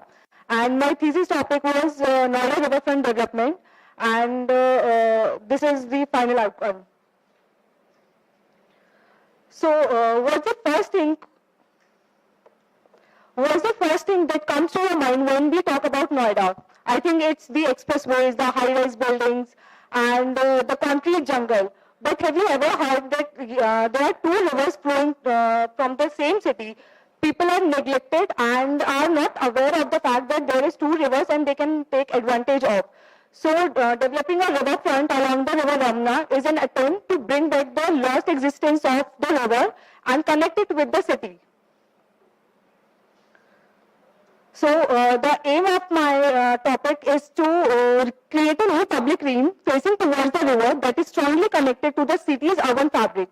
And the objective for it is to connect the city to its riverfront, not only metaphorically, but creating a physical access that is lost at the present. And people don't know how to enter and how to access the river physically. So for the analysis, I have done certain background studies like what is the topography, what are the contours, what are the typology of the soil, and based on the fact, I have proposed the riverfront for the same. Currently, the main issue with the river is people don't know how to access it. Like if you can see here, there is river going, but people don't know they can access it as the illegal farm owners, the nursery owners, and farm crushers have put the barrier, and they utilize it for the unauthorized and illegal purposes, like for the farmhouses and for the crushers, and also the vegetation and cropping system also. So for this, I have divided this zone into 4 parts on the basis of the adjacent neighborhood and the uses as per the survey I have conducted physically. So based on that, there are 4 zones.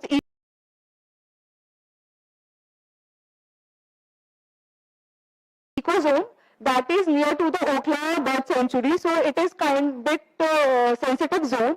So this zone contains mostly nurseries which are existing on the site itself, so I have not hampered it, and provides certain police stations and checkposts so that illegal farm owners and crushers do not access the site.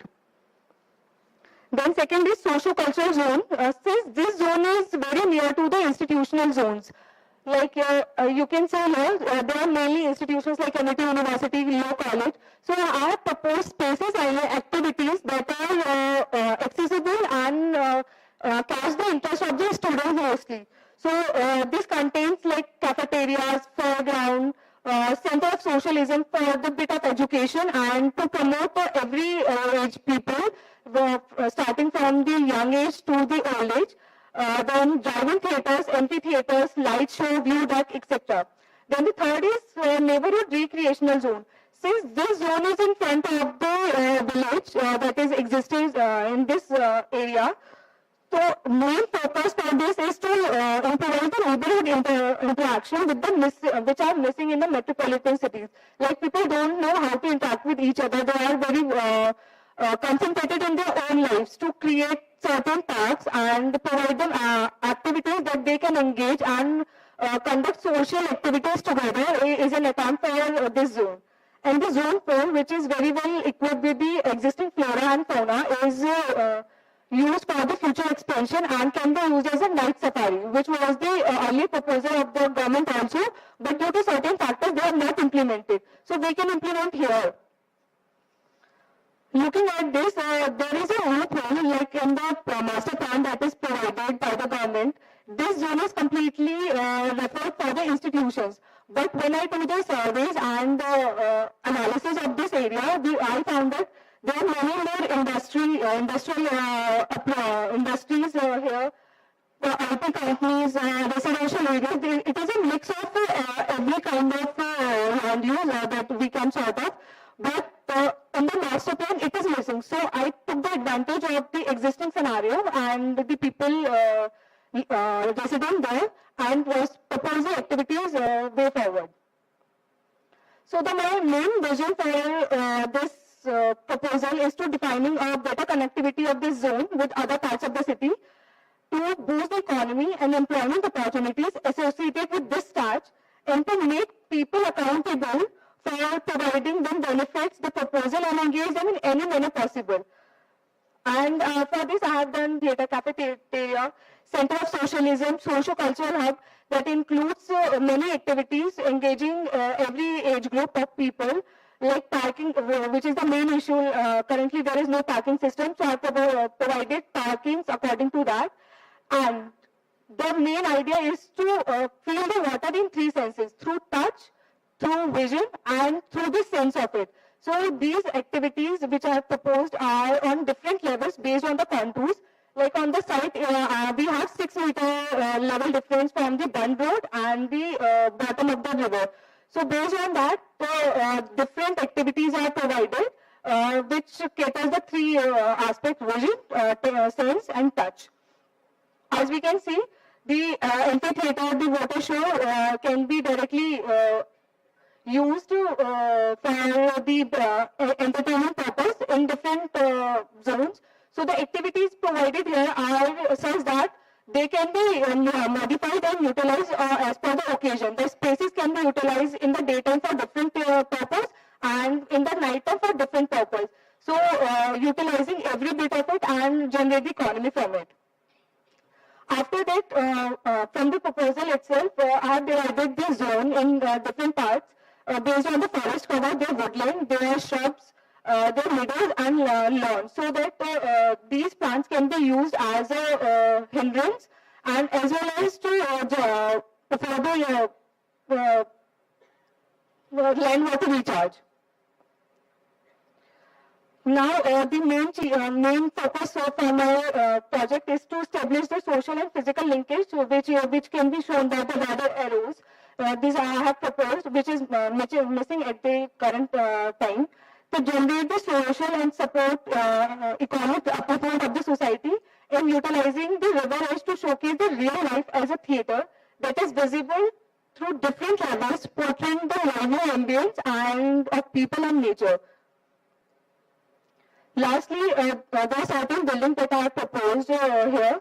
So this staggered staircase can be used as a public theatre, which people can have access and enjoy every bit. With that of Apna Bazaar for the economic activities, cafeterias, and center of socialism, where people from different backgrounds, like artists and every profession can accommodate and have different exchange of knowledge. Then there is socio-cultural hub. The buildings proposed here are the inspiration from the architecture of Vrindavan, since Chennai is very much associated with the Vrindavan. So I have tried to gain the inspiration and make the building porous and visible as much as possible, and can be used to serve the extended platform for different activities. Thank you. Thank you, Radhika. I would like to ask any. So, Radhika, you've done a lot of analysis. You've done the understanding of the land use, the master plan, what's happening there. What you suggest as 4 zones is very Yes, sir. interesting.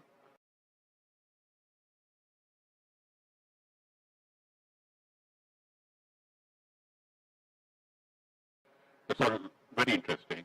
Did you find any livelihoods associated with the river and the riverbed in this place? So currently there is no livelihood, only people who are engaging in the nursery business, and the landowners, the illegal farm owners, so they use this floodplain zone for their own benefit. Other than that, this is completely barren land, and there is a issue of safety also. Like people say that if you are alone, please don't go here alone. Try to come in group, because there are many people who with different intentions capture this area. Right. So it's antisocial in nature. Yes, sir. And you want to make it social. So you did not find any riverbed cultivation or any cattle rearing which is dependent on the river? No, sir. So, that's why I have proposed certain areas which can be used by the nearby gaushalas and the cattle owners. So this to provide a sense of accountability. Like if you are generating economy, people should be accountable to what they are using and should be responsible. It's not the only responsibility for the government, but also the people who are using it. So I have proposed it. Currently, there is no such provision. Yes. So there are certain livelihoods Yes, sir. which need to be integrated, which you're thinking. This river quality itself is likely to be impacted by what is happening upstream, right? Yes, sir. So you may get sewage or industrial effluents. Are you getting that? Yes, sir. So currently there is no much water, and the water that is in the river is for a very less period of time. So taking into the consideration and the recent survey of the Delhi government, they have proposed that they will be cleaning Ganga or Yamuna, and this water can be used for the downstream also. So I am assuming that after the treatment and the upgradation, Noida Pass will also have the ample amount of water. Because you're going to put in touch Yes, sir. as part of your experience. Yes, sir. So the river water quality will be crucial to the sense of touch and what people will do. Yes, sir. So you'll have to think through what will happen upstream, right? Yes, sir. And you'll have to, so as you're explaining, it will be taken care of by others. So that can be implemented on their study. I have focused on the and have access and engage in the process of this formation. Right. And the last question I have is this: your understanding of the word socialism. The center of socialism. Yes, sir. How do you understand socialism? So for me, particularly, socialism is a kind of thing like people from every sort of background, every sort of occupation can have a place where they can interact. Right now, there is no such place. So I have proposed certain areas where people from same interest, irrespective of their profession, working, can come together and have a social connection. Thank you, sir. One or two observations. Radhika, first of all, I personally feel very happy when you say connecting city to river Yes, and sir. bringing in the front. Noida is a very classic example. Many people will not know there is any river there. Yes, sir. Same thing is to some extent in Delhi also, though Delhi Yamuna is much more prominent. Because in NMCG, once we wanted to start, I think, some go and cleaning of the ghats, even our people 2, 3, 4 years back were not aware how to reach various ghats of Delhi. Yes, sir. Then Noida is no exception. Rather, in your study, you have done the master plan, other things, and lot of pollution-related thing also came. Did you come to know about the STPs in Noida? Did you study them? How many of them are there, or what is the treatment capacity? Is there a gap? Why polluted water keeps on coming from Noida? As far as I study, there is the two major reasons. The leftover water, like in Delhi side, there is a power plant that expose the waste in this river. So these are the two major reasons for the pollution, as far as I know from my studies. Okay. I think it's okay. Let's not get into that. Lots of STPs are there, but their compliance is poor. And another thing is, this is for everyone. Noida Authority does not lack funds. Yes, sir. One urban local body where lack of fund is not an issue. Yes, sir. And recently, of course, they have started, but still, it is our apathy towards rivers, towards water, that we don't run our own plants. Even if we have money, we don't construct. Even if we construct, we don't run them. Yes, So I sir. think that's a major thing. And recently, plane, and I think now a lot demolished recently. So I Yes, think sir. at least administration is taking some real strong arm action and removing it. In fact, some very big farmhouses were demolished. So because that's actually, and as you say, that traditional livelihood is very much there in Delhi. There is a lot of agriculture in Yamuna flood banks, but not so much this side. Yes, sir. Thank you, sir. Thank you very much. Now I would like to call upon Rupal Srivastava. She is from School of Planning and Architecture, Delhi. Her thesis topic is planning for Yamuna to planning for Yamuna to mitigate pollution effects of wastewater flow on the river.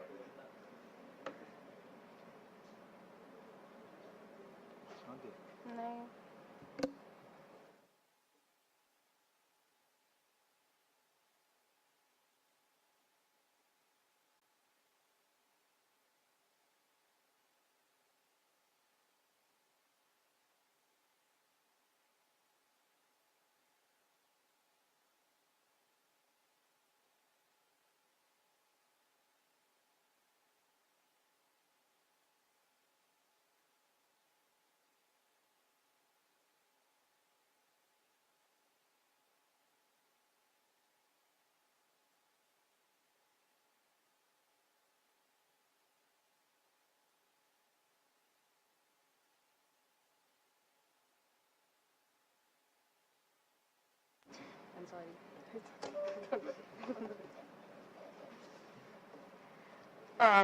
Good afternoon. So as my topic suggests, my aim also, that is planning for Yamuna to mitigate pollution effects of wastewater flow on river, and my case study is Delhi. So first I'll identify the need of the study. So Yamuna flows through Delhi for only 22 kilometers. However, waste dumped into it accounts roughly for 80% of all pollution load in around 1300 kilometer long river. So this is the result of discharge of 18 sewage drain, pollution from agricultural, industrial effluents, domestic wastewater, and only 31% of unauthorized colony in Delhi having sewer lane laid till now. From the analysis of land use land cover, there is 44% of major negative change observed in terms of area of Yamuna in the last decade as compared to 2011. So this is because of the ignoring the river floodplain interaction, which plays a significant role in ecology of the river. Most of the floodplain has been encroached by the construction of high levees. That's why river floodplain is not able to achieve its regulating services like water regulation, storm protection, etc. So, and then coming to the agricultural part, around 3,300 hectares is under farming on the floodplain, and it is permissible under MPD 41, but a very neglected factor behind presence of whatever left green cover on floodplain is today. And also a highly concentrated amount of this nitrate correlates to the area in which agriculture is most present. So coming to the wastewater analysis, presently around Delhi generates 744 million gallons of sewage a day, of which 20% remains untreated, and also the 80% which is treated, from that 70% don't discharge treated water as per the standards. Then as for the central wastewater coming from the industrial effluents, there are 33 approved planned industrial areas, out of which 17 are connected to 13 CETPs, having a total capacity of 212 MLD. However, the percentage of utilization is only 24.8% because industries are not taking connections. So industrial waste finds its way into the Yamuna indirectly or directly. Further, 9 CETPs do not discharge treated water as per effluent standards again. So these three maps basically show water quality parameters mapped spatially for dissolved oxygen, biological oxygen demand, and fecal coliform. And from this we can see that in 2021 the water quality has decreased as compared to 2011, and also the main spot that pollution has started to increase is the Wazirabad barrage, where Nazafgarh drain meets. So on the basis of that, I chose this case study, case area of Wazirabad barrage. So my site is from Wazirabad road to ISBT bridge, and it has 4 residential colonies at the moment, 4 unauthorized colonies, and also various riverine communities are here practicing farming. So from this also 4 colonies I have taken New Aruna, another colony, and I have did a detailed analysis and study of it. So from this what I have found is that in terms of health, 95% of the respondents believe that Yamuna water quality have an impact on their health, and also this area is primarily involved in cultural activities because it's a Tibetan colony. Also, but in terms of sewer connection, they do not have any sewer line till now, and 1 in every 3rd household have a septic tank, but those systems are not working properly because of irregular pumping and no proper drainage. Another interesting factor here is that behind this colony we have farming communities, and they are using this wastewater that is drained from these communities for their farming because they believe that Yamuna water quality is poor as compared to the wastewater, so they are using this water. So from a strategy and a key proposal would be, I have tried the combination of hard and soft measures that can be planned through a nature-based solution, which is to tackle the rising concern of wastewater pollution. And from my study, I have found that domestic wastewater is the main issue in Delhi. So from here, I'll be having a hard measures, that is wastewater treatment through decentralized system in the unauthorized colony. And this treated wastewater at local level can be used further in the farming, that is practiced all along the river floodplain.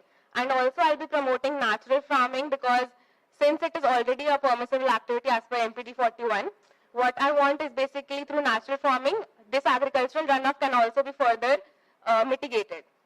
So my whole my study will, my whole proposal will be demonstrated on a very small site level of near and another colony. So for that, I'll be proposing a decentralized wastewater system that is continuous advanced multi-state soil biotechnology, and it is an advanced SBT which uses only local supplies. And also, the basis of selection of this technology was land requirement, because in unauthorized colony, the land is the main factor, the capital cost and the O&M cost.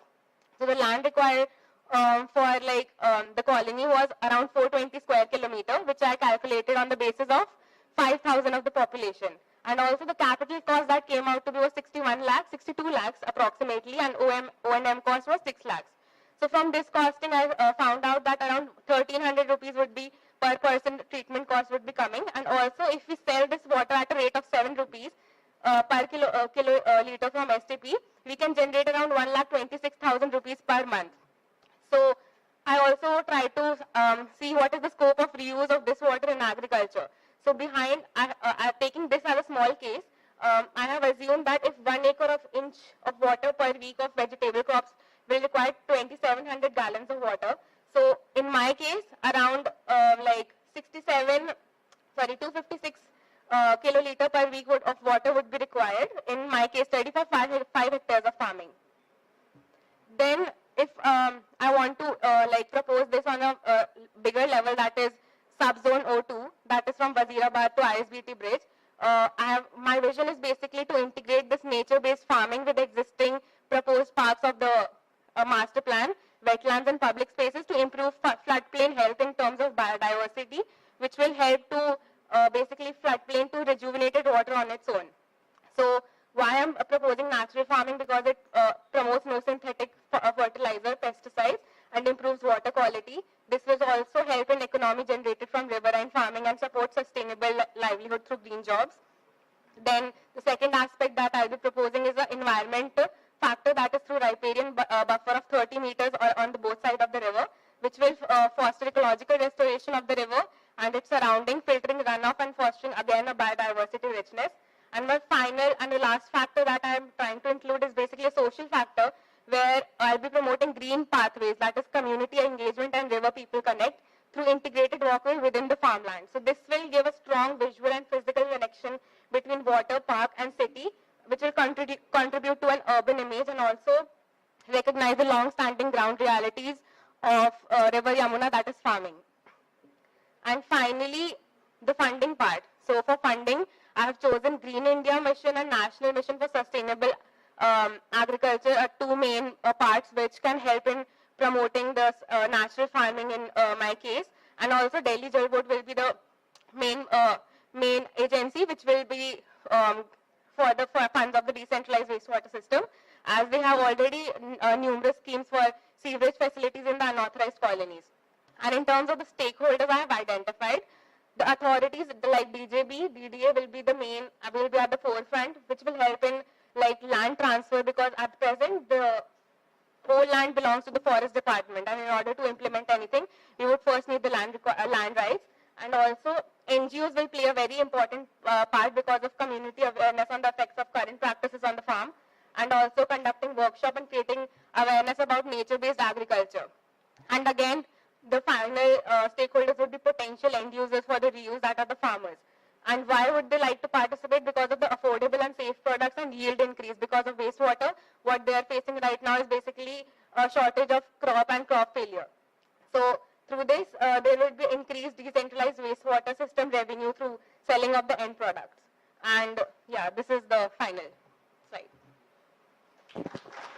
Thank you, Vipul. Now I would like to ask jurors to.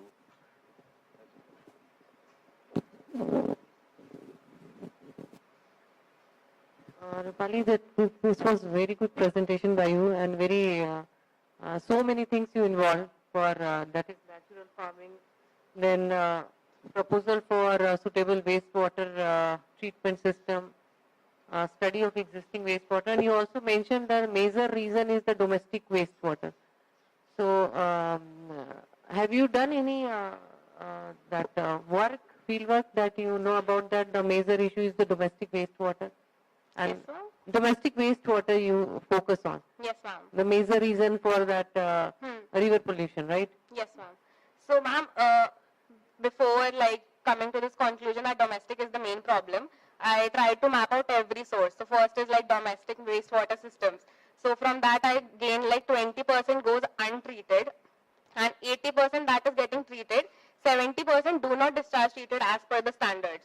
So it left to like none that is getting discharged at a very good standards. Then in terms of industrial analysis, what I found that we have the infrastructure in place and we have the capacity, but the issue here is that in industries, people are not taking connections. So if I propose something in industrial, that would not be of any use because we already have the infrastructure. What it requires is basically more stronger policy implementation so that people should and must take connection to the industrial sector. And in terms of agricultural mapping, so around 3,300 hectares of farms are there in Yamuna floodplain. And as per draft MPD 41, it is a permissible land use, but they have not mentioned that if farming will continue, at one point it will create pollution. So what main aspect would be to reduce it, and domestic is coming out to the main issue. So what I wanted was to basically connect these two issues in a single proposal that can help to like basically overcome this issue of the wastewater. And the centralized treatment plants. How you will do it?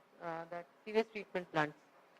So, ma'am, the issue here is that in Delhi's centralized there are like 33 centralized treatment plants, and but these plants are not discharging as per the standards. And the main issue in Delhi is that we have around 1799 unauthorized colony, and around only 561 are having sewer line laid. Laying of sewer line in small roads in unauthorized colony would be a very big issue and a very it will not be a very cost-effective way of focusing on this issue. If we focus on decentralized system, it can in future come up as a sustainable method, because it will be like cost-efficient, because it will be at a very it will be a very serving for a small population only. So that is why I focused on this. Thank you. But the major issue is the land. Yeah. So how you will, what your plan for that? So in terms of land, there are various technologies that are coming that requires very less land. So this CAMUS SBT, it requires, I have actually not when I started, I had different technologies in my mind, and I first calculated for my requirement what will be the best, which will give me the outcome, design criteria, as per my design criteria, and the main factor was land. So these technologies are basically coming out as good, because from the top we can see that it looks like a recreational area only, because it is covered from the grass. So this can be included in our parks and area, and small parks, and it requires very small land. So this can help in the issue of land also. Thank you very much. Welcome. First of all, let me compliment you for a very detailed presentation along with numbers. So you have gone into data. Of course, the pollution data is very much available also in case of Delhi. Everyone loves to write about Yamuna pollution in Delhi. So Yes, I think this also is a task to scan through several papers and find out what is important. One or two things. Most of the observations are right, like industries, actually treatment capacity, the CETPs are having much more capacity than what flow they are getting in Delhi. Yeah. And one reason is also, which if you review with the Pollution Control Board, people say that lots of industries out of Delhi created much earlier. So that may not be 100% true, this explanation. But see, there has also been a lot of talk about improving flow in Yamuna, because no matter what you do for pollution and all these things, and recently, something which is being tried, did you study about the floodplain wetlands? Many of them are still intact, though many have been lost or this thing. So do you think that also as somewhere as one of the strategy to improve recharge of floodplains and all that?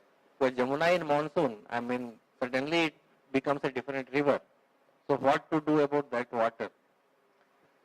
So sir, when I first took this topic, even my department said that without water you cannot do anything in Yamuna, if you even propose lot of infrastructure as well, because flow of Yamuna that is coming from the upstream is very low.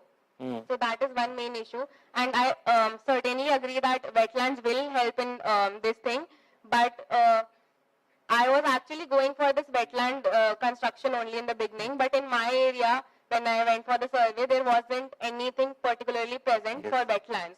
And the main issue in wetland construction is that there should be a presence of wetland first in order to restore it.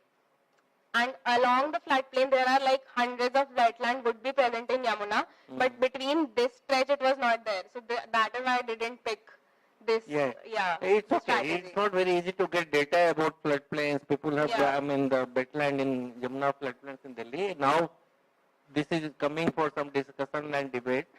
In fact, Delhi government is also trying to do some artificial wetland and then store rainwater. All those things are happening. I think still they will need to be proved the efficacy.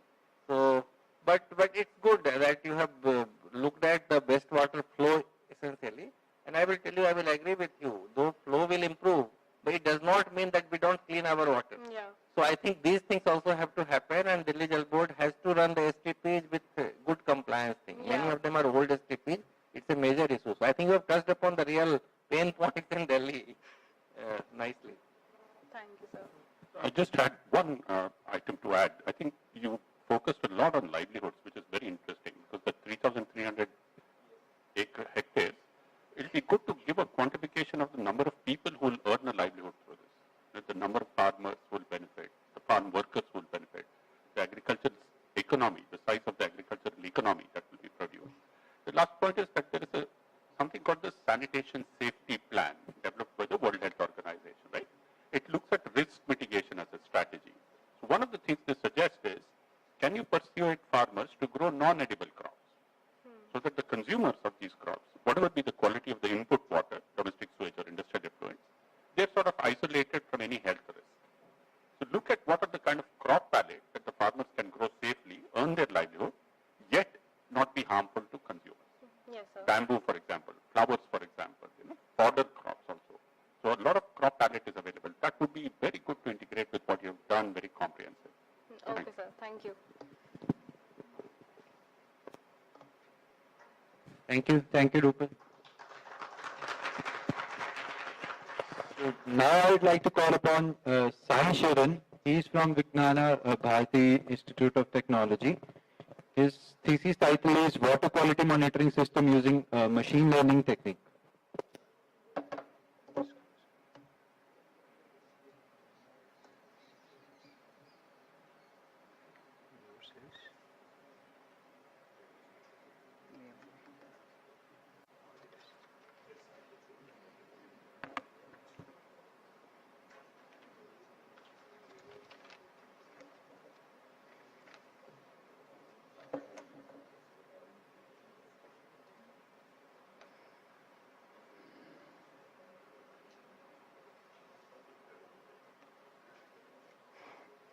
Good afternoon to all the dignitaries present here and my dear fellow mates. I am S. Sai Sharan, currently pursuing my bachelor's degree in the field of electrical and electronics engineering from Vignana Bharati Institute of Technology, Hyderabad and Telangana.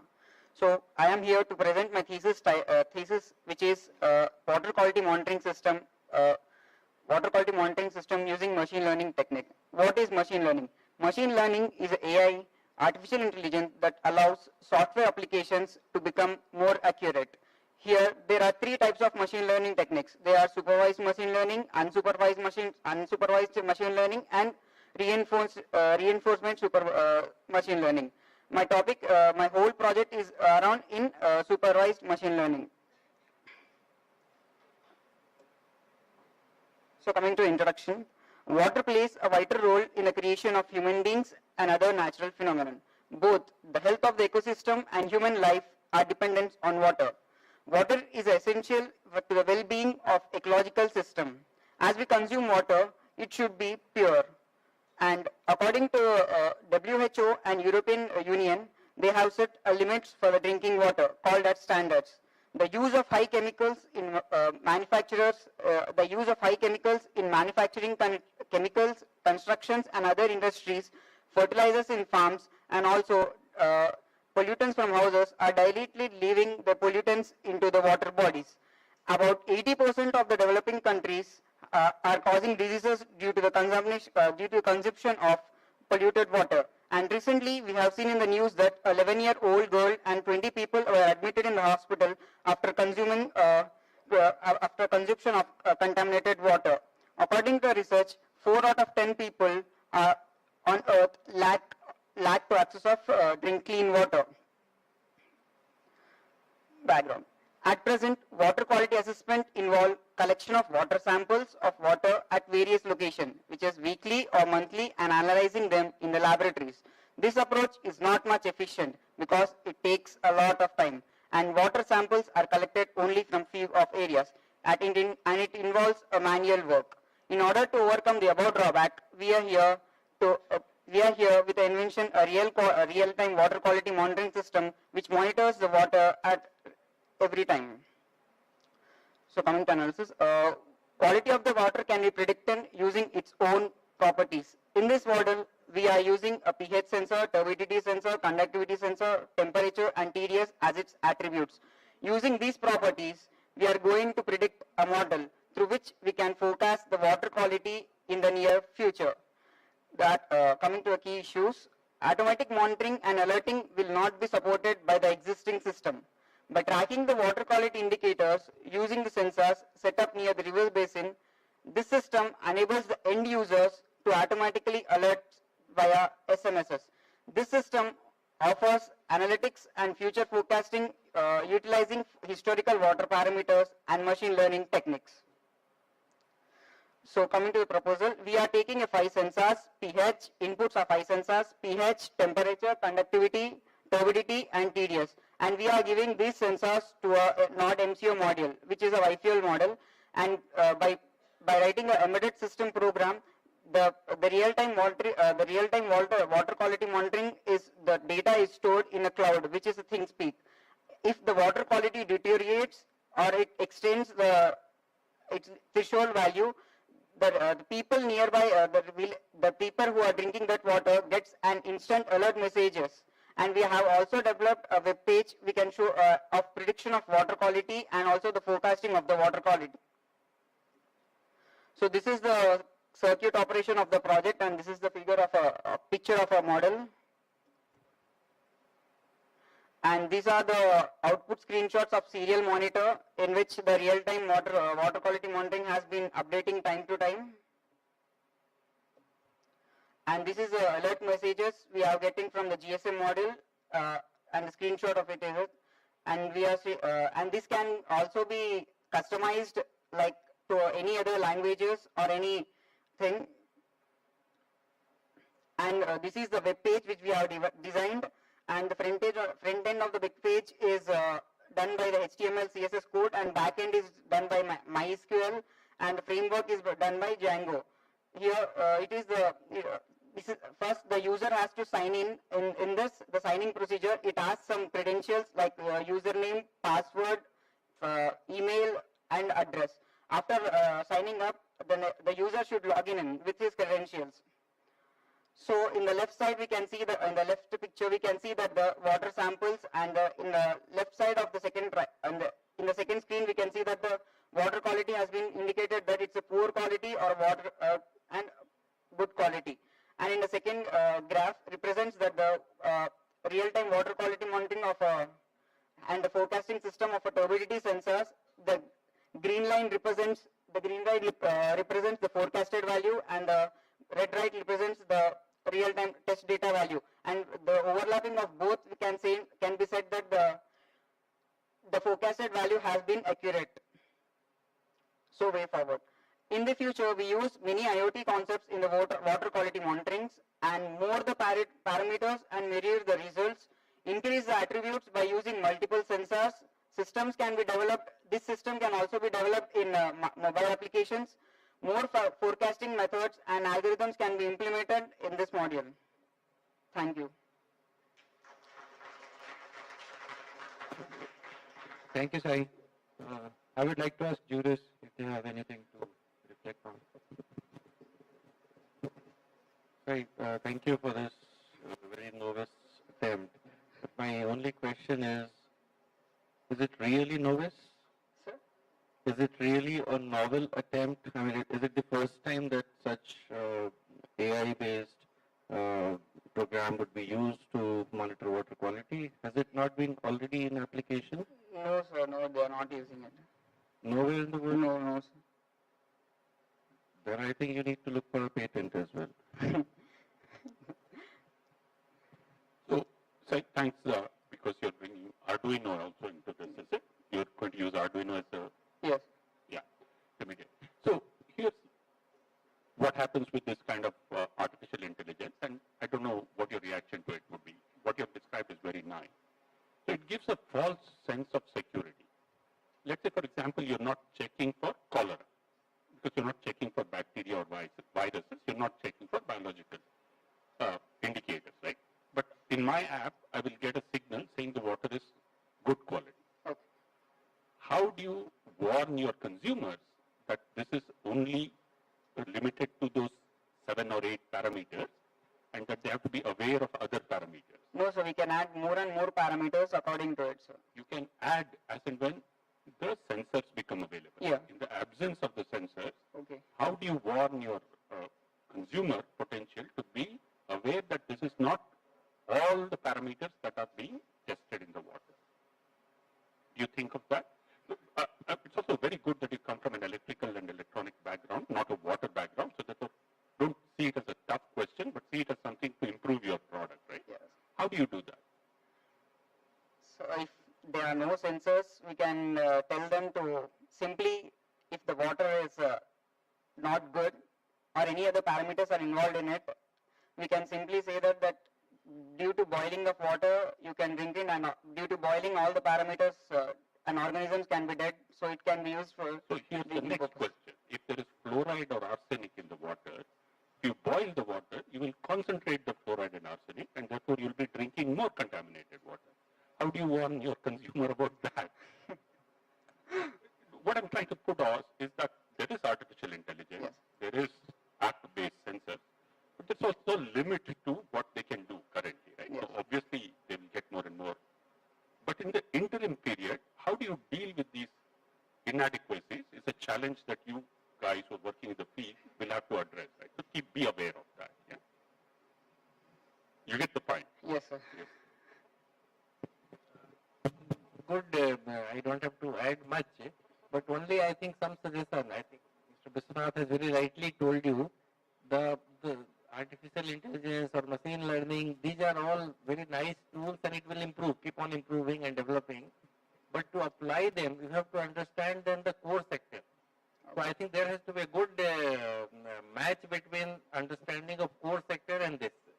So I will just give you, in April I had attended Singapore International Water Week, and there was a very interesting presentation by two persons. One person from Public Utility Board, PUB, and another person, an IT professional. So it was a joint presentation.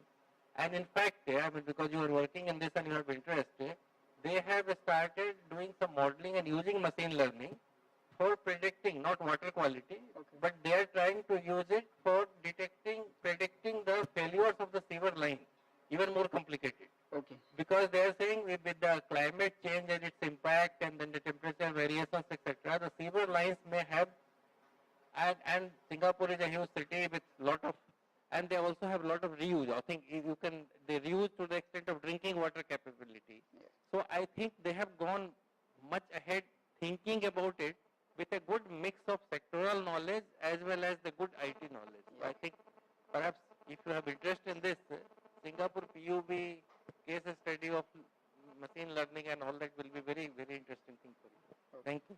Thank you. Thank you, Sai. A huge round of applause for him. Now I would like to call upon Sanika. She is from Dr. Banuben Nanavati College of Architecture, Pune. Her thesis title is Ecology Restoration of Array Stone Quarry, Pune, investigating current state and possibility.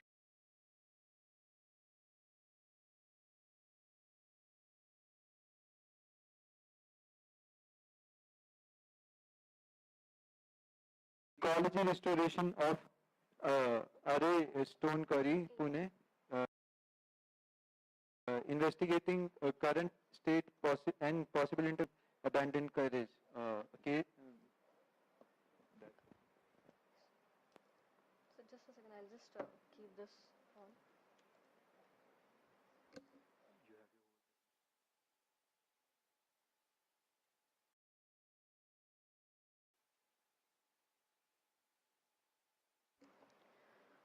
Good.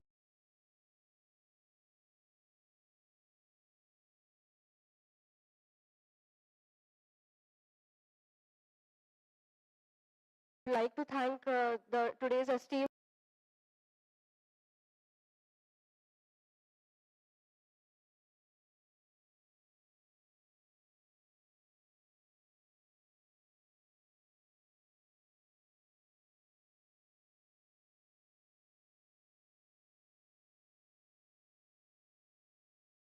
the panel and the NIUA NMCG team for giving me this opportunity to present my thesis on this platform.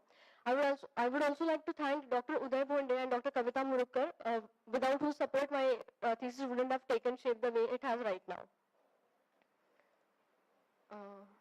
Just a second. My thesis topic is metamorphosis. the ecological restoration and development of an abandoned stone quarry, a case of ARAI, Pune. So ARAI stone quarry watering hole is located on Vetal Hill in Pune, Maharashtra. Here is a photographic documentation of the same. This land area is under the forest reservation and it has a type of dry deciduous vegetation. The rock type here is basalt and site area is 5.9 hectares. The depth of the quarry hole is 12 meters average. After visiting the site quite a number of times, I observed the following issues, like there were issues in wayfinding, there was lack of cleanliness due to inadequate dustbins, unprotected quarry edge because of which accidents have happened in the past. There is a lack of basic sanitation facilities and lack of universal design as well. Citizens have also raised security issues. Under the site analysis part, I have done sun path analysis, slope analysis, and hydrology analysis. I talked to a hydrology expert, after which I calculated the catchment area, submergence area, and after considering the annual rainfall of Pune, the water holding capacity of this quarry hole is coming out to be 1,25,000 cubic meters.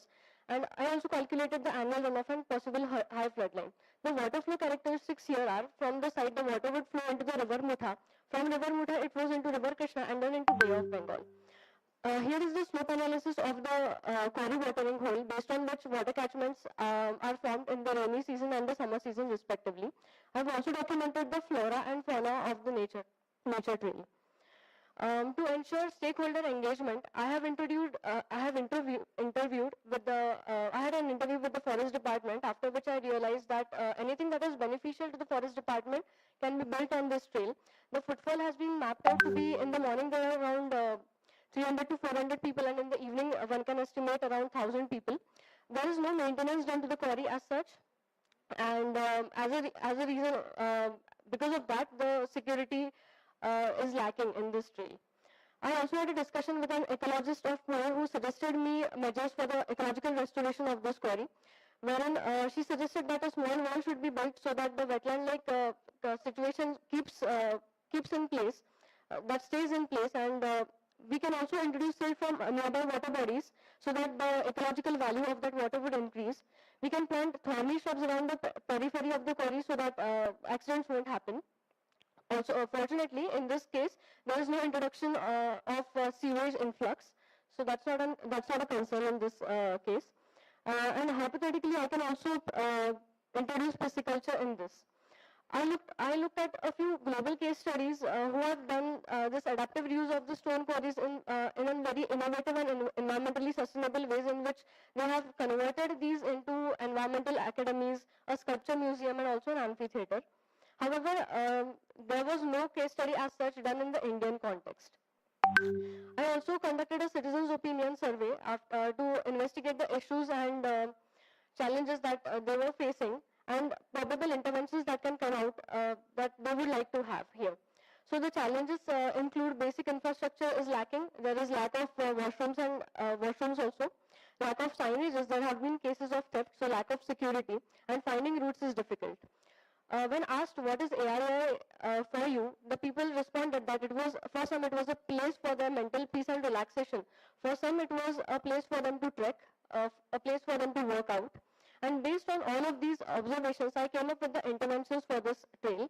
That is the yoga and meditation spaces, visitor interpretation center, nature interpretation center, some eco-recreational spaces, and also first aid facility on the Tekri, to mention a few. The concept of my project is metamorphosis. Metamorphosis is transformation. So here I am proposing the metamorphosis of an abandoned quarry site into a biodiversity park. The key strategies that I have adopted are ecological restoration, enhancing the biodiversity, and by building public infrastructure. For this, I have studied the components of a biodiversity park, and I have tried to incorporate all of these spaces in my proposal. There were a few challenges that I faced, like erosion control, ecological restoration, and topsoil conservation, which can be taken care of by designing afforestation infrastructure. The benefits of this project are effective utilization of abandoned quarries, water conservation, creating awareness among the people, growth of medicinal plants, and invitation to migratory birds, and also a revenue model for the authorities. I have considered the stakeholders also in this case. The owner is Forest Department, citizens, NGOs, the construction team, Fisheries Department, investors, Adventure Sports Agency, Event Management Team, and the Irrigation Department. So this is the side plan of the nature trail. I wanted my visitors to have a journey, so that starts, and I was inspired by the metamorphosis, the 4 stages of metamorphosis of a butterfly. So the stage 1, where the trail starts, is the egg stage, that is the visitor interpretation center. Stage 2 is the caterpillar stage, which is the nature interpretation center. Stage 3 is pupa, the rope pavilion, and stage 4 is butterfly, the yoga and meditation center. So this whole journey is designed in a way that it climaxes and overlooks into the ARAI stone quarry watering hole. While designing the site plan, I have also considered bird watching towers, security cabins, planes for yoga and exercising, interactive signages, a dedicated cycling trail and walking trail, and water drinking fountains. This is my first intervention, which is the Visitor Interpretation Center. It has an administrative block, toilet blocks, and it has been inspired by the egg of the butterfly. This is my stage 2, which is the caterpillar, and it is a nature interpretation center. It has a dedicated research facility within it, and display galleries, and a cafeteria. Stage 3 is the rope pavilion. So on the side there are existing plinths. So I have taken one of these plinths and converted into a step-down amphitheater, having a framing of bamboo and ropes, so as to so that the biomimicry is established. Biomimicry, like the pupa, is established here. I have also proposed adaptive reuse of an existing abandoned office into an art gallery, wherein there are closed and open outdoor exhibition spaces, and also a toilet block, which would be economically beneficial to the stakeholders. Stage 4 is the butterfly and the yoga and meditation pavilion. It has been raised at a height of 3 meters, so that it overlooks into the quarry, and below it is a nursery that has been designed here. For the plan of the ARAI stone quarry watering hole, I have included spaces like information pavilion, a herbal garden, rock climbing activities, water lily and water chestnut plantations, open air sculpture park and butterfly garden, pisciculture, and the 10th shows the thorny plantation on the edge. Here are a few renders suggesting the same. The first one is the entry ramp to the quarry.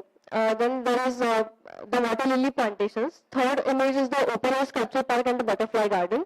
I have also designed bird watching blinds for this space, herbal gardens and rock climbing activities, and decks for fishing for pisciculture. I came across, so what I did was I have estimated the block estimate for all of these interventions, and that is coming out to be around 14 crore rupees. I have also calculated the operation and maintenance cost per month, considering the salaries and the electricity, water, and other consumables. So also I have calculated, by giving all of these facilities, the total revenue would be around 1 crore 72 lakh rupees annually the park would earn. So considering that the capital expenses are 14 crore, maintenance is 7 crore for 10 years, and the expected development gain would be 10 crore rupees, and the per year revenue is 1.72 crores. So the return period is coming out to be 7 years. Here the CAMPA funds can be used. I have also stated the phases of development. When the phase 1 is campus would be joined by dredging, and afforestation infrastructure would be built. Soil media formation would be the phase 2, and developing of trails would be the last. I would just a second. I would just like to show the walkthrough of.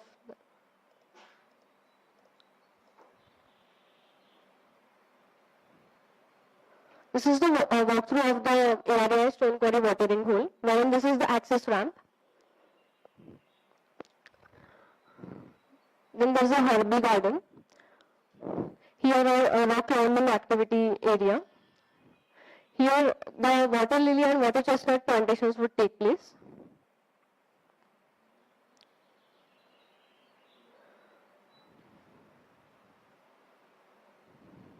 This is a dedicated catchment area for pisciculture. Just a second.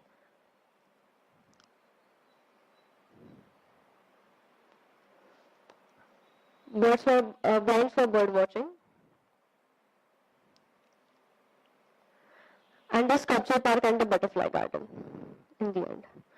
So lastly, this thesis aims to create a model of ecological restoration of abandoned stone quarries that can be replicated across hundreds and thousands of existing abandoned quarries in the India. So, yeah. Thank you, Sanika. Thank you. I would like to ask viewers to reflect on it. So, excellent presentation and a good idea, Vetal Tekdi and that. Did you take this proposal to the walkers and what was the average walkers' reaction to this? Yes, no, I did not. After interventions, I have not taken, but I have proposed the interventions taken into consideration. I asked them as to what they want on the trail. So, no, what they want is fine. You know, the Punekars are a particular lot, and any intervention on Vetal Tekdi is going to take a lot of persuasion, right? So, to test it out also as to what their reaction is, and then to feed it into your proposal as one issue. The second point is, the water body is completely artificial, right? In the sense that because of mining, the water has come there. Yes, sir. So, two things that you can think of. Yes, sir. One is to highlight the hydrogeology or the geology of the place. Basalt itself is millions of years old. Yes, sir. And that can be sort of brought to the public as to what basalt means, what rock means. Yes, and sir. why should we be more particular and more concerned about granite or basalt quarry mining itself? Yes, sir.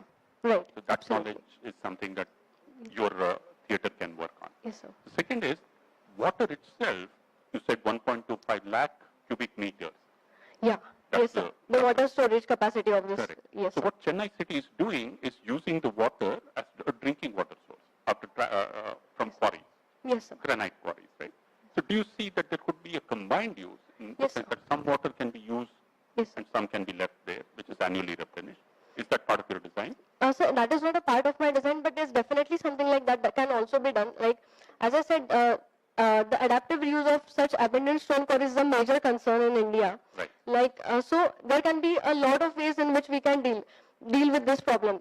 Using it as a water reservoir is definitely one of them. So why I'm telling you is that then you can add to your benefits, revenue. You can sell that water for 10 bucks or 20 rupees a kiloliter, make some money so that your park is then cross-subsidized. Yes, sir. Your return on investment from 7 years comes down to 3 years or something of that sort, right? Yes, sir. So think of the adaptive reuse concept of the water itself. Right, sir. Absolutely. And the last point that I wanted to make is, do you think of the quarry as a wetland? That's your conceptualization because there is water there? Yes, it is regeneration. But the water itself is artificial, so why not think of it as a forest? Okay. Yes, sir. Which is the natural forest above the Vetal Tekdi, replicating itself below in the Vetal Tekdi, where the water is then used for other purposes, right? So right. as Absolutely. an imagination. Yes, sir. So it's great work, and as you said, very relevant for a lot of quarries all across India, because in my city, they're using it as a solid waste dump yard. Yes, exactly. Yes. Which is, if you see the Eden, It's a different kind of concept, but that's also possible. Yes, sir. Definitely. I'll definitely look into it. Thank you. Thank you, sir. Thank you, Sanika. Now, I would like to call upon Ujjwal. He's from School of Planning and Architecture, Bhopal. His thesis title is Framework for Citizens' Engagement in River-Related Management and Economy, a case of Kanpur.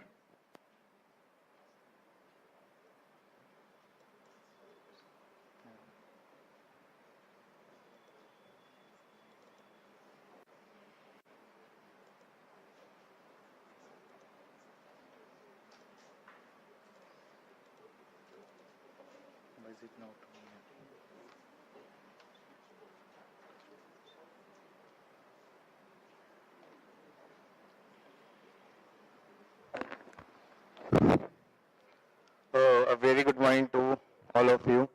My name is Ujjwal Singh, and my thesis topic is Citizens' Engagement in River Management and Economy, a case study of Kanpur, India. So starting with citizen engagement. When it comes to citizen engagement is a form of interaction between citizen and government. It can be happen at any state. And in my thesis, I am considering citizen engagement such as activities like river conservations, their presence of citizens in committees related to decision makings, and the river cleanup activities. For this, I have taken the Ganga River since it provides many type of ecological, social, economical values. And for this, I have taken the Kanpur city as my case study area. Coming to my aim is to formulate the strategies for enhancing civic engagement in river management. And after that, the 3 objectives have been identified. The objectives are stepwise. First one is to understand the symbiotic relationship between human livelihood, river economy and river management. Second one is to understand the relationship between citizen engagement and river management. Third stage is to propose the civic engagement strategies for strengthening the civic engagement in river management. The below shown are the methodology and the literatures, and the rightly shown the scope of work of the study. So in Kanpur, there are the 24 ghats. I have chosen the 6 ghats based on the economic activities, high footfall, community involvement, and citizens river connection. In these 6 ghats, the livelihood mapping has been done, and in the through the livelihood mapping, the Sarsaiya Ghat and Bhagwat Ghat has been selected for study next. The activity mapping of this study, since it provides, it offers the many kind of river economic activities. And so coming to the activity mapping of the Sarsaiya Ghat. So the green dot shows the riverbed farming. The blue one shows the boat manufacturing units in Sarsaiya Ghat. The yellow one shows the residential area. From this mapping, I found that there are the 2 types of citizens are there. One is the citizens who visit there and the set, and then the riverine community. So my analysis approach are different for both riverine community as well as the visitors. For analyzing riverine community, the livelihood, DFID livelihood map framework used, and from this I found that their income dependency, the 54% of these riverine community are fully dependent on river, 34% are partially dependent, and 12% are independent. After that, the river economy based livelihood dependency through the years has been identified. Like how these through the years it has been changed. So I found that from 1980 to 2020, except for entertainment such as the Atal Ghat, the all other religious ghats, the livelihood dependence of this riverine community has been decreased. What would be the reason? So then the mapping has been done. I found that there is a bridge in 2000 it built, and after that there was the shrink of the riverbed farming. The rightly one shows the 2000 scenario, and this site shows the 2020. Coming to the livelihood cycles of riverine community throughout the years. So the riverine communities' livelihood cycles are dependent on the rainfall and the tourist flow. So they change their livelihood through the years. And now coming to the citizens' engagement in river management economy, a case study of Kanpur, India. So from this analysis, this is the ladder of participation theory model, which used as a working model. The below ladder shows the non-participation level, and the above side shows the degree of citizens' power. So from this, I found that their participation is mainly on the manipulation and therapy, the lower rung of the participation. They mostly agreed that they are represented, but they have not empowered through these process in the river management as well as the river economy. Now coming to the power dynamics of ghats. So since in Kanpur there is the riverbed land, I tried to understand what is the scenario of the riverbed land. I found that this is the first come first service land, where people come and they choose, they took land. It also caused the land conflict in this area. The representation in the local governance and the decision making process are based on the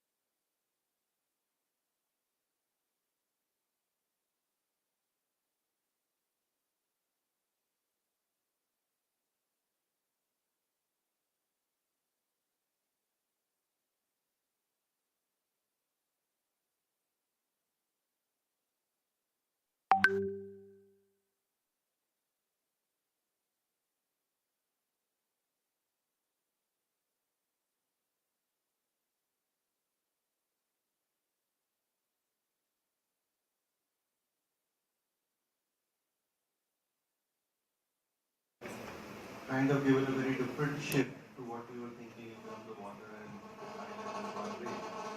My other aspect here is, did you try and engage this community at this stage also? Yes, sir. I asked, like basically, yeah. So in this model, I have asked about their current condition, how they are doing, and for future, since abhi jo conditions are, that is the manipulation therapy, the in the rung of, like they are represented in the councils, in the decisions, but उनके हाथ पे कोई control नहीं. So like this was from the primary survey. And what was your method of engagement? So like there are the I have given some proposals in terms of social grade systems, and method, for example, it is one of the methods for social credit system. But can you ask again, sir? I might be losing you. Yeah. I'm asking, how did you engage to get this information? Okay, so yeah, I have done the primary survey for river and community as well as the visitors. So my sample size was 120 for the same guard. The confidence level was 90, and the margin of error I've taken last 10% to get this result. Self-administered? Yes, sir. And was it one-to-one or was it a focus group? Sir, it was one-to-one. I think, many a times in terms of methodology, why I'm going into that, the efficacy and the outcome depends on what is the convergence level of the larger section, right? Yes, sir. And sometimes there the one-to-one may fail because if you do a focus group, then one kind of an intervention negates the other and you get a better validation of what you're trying to do there itself. I mean, just as a research intervention is what my Yes, thought sir. is, right? Otherwise, definitely I'm happy to see that we are looking at very different kind of a shifting perspective from a management, from a AI based to a design based to this one kind of a credit system, which Yes, sir. definitely seems to be a. So I also like some of the pictures shows the group discussion with them. So I've also done the group discussion as well as the primary service. One-to-one. Yes, sir. 2 points that I wanted to make. Sure. One is that the conceptual framework you're using, the ladder of participation, is very good. I think that you would be better armed if you used Elinor Ostrom's principles of the commons in terms of defining boundaries of your action. Right? Yes, sir. Right now, who is the doer and Yes, where sir. is it getting done? That kind of a geographical boundary, Yes, or sir. a social or economic boundary, helps conceptualize actions better. Yes, sir. Think of Ostrom's principle. The second one is that striking image of the bridge coming and altering the land use in terms of livelihood. Yes, sir. That is a very striking finding. I think you should try and develop it as a paper and write it out Yes, sir. because that will inform social impact assessments and environmental impact assessments of bridges themselves Yes, as they sir. go along. Right? So it's a very crucial finding, and I think those impacts are not often discussed. That's Yes, sir. what actually happens. So it's a good job that you did. Thank you. Thank you, sir. Thank you so much. About the bridge. And second thing, you also say somewhere that the livelihood opportunities have come down in some of those Sarsaya Ghat and all that, Yes, whereas sir. in one place it is increased. Yes, sir. So that's again a new intervention.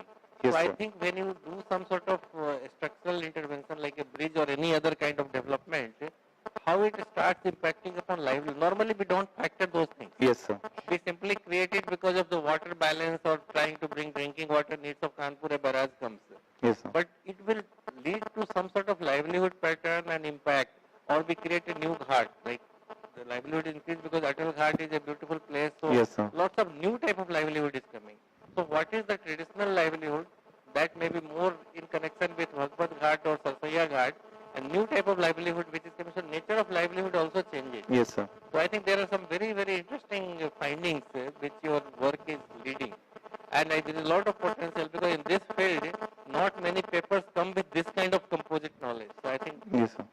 there is a huge potential to write, develop it further into a proper paper. Thank you, sir. Thank you so much.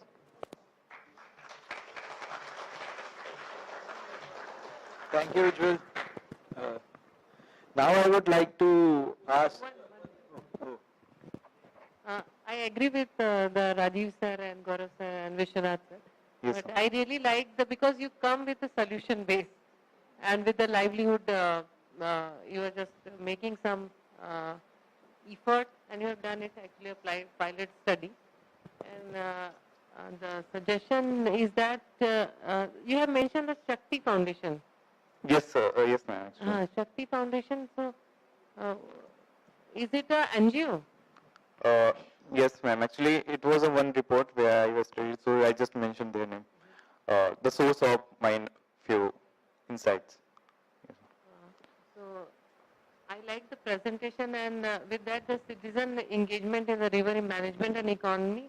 And you have for that river, for the Ganga river, you have done the credit issue which you mentioned, that river credit system, Yes, which is a good initiative. So it can be good work in future if you make a model in that. Yes, ma'am. Actually, I'm in the institutional phase. So I have just identified few few agencies. I have also discussed with my mentor regarding institutional framework, how can it be done, how the private players can be asked for the monitoring system, since for this proposal the scale was very small. So I just provided the KNN the whole responsibility in this phase. And mapping is also very important when you Yes, ma'am. livelihood patterns, you can see that in the older times what was it, and Yes, yes, ma'am. This one was the from 98 to how it's changing to religious to recreational. No, sir. I'm from Chetrupur, so it's near to Kanpur. Yes, sir. Yes, sir.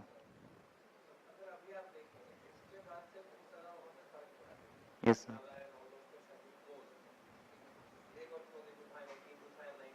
Yes, sir. Yes, yes, sir. Actually, हाँ.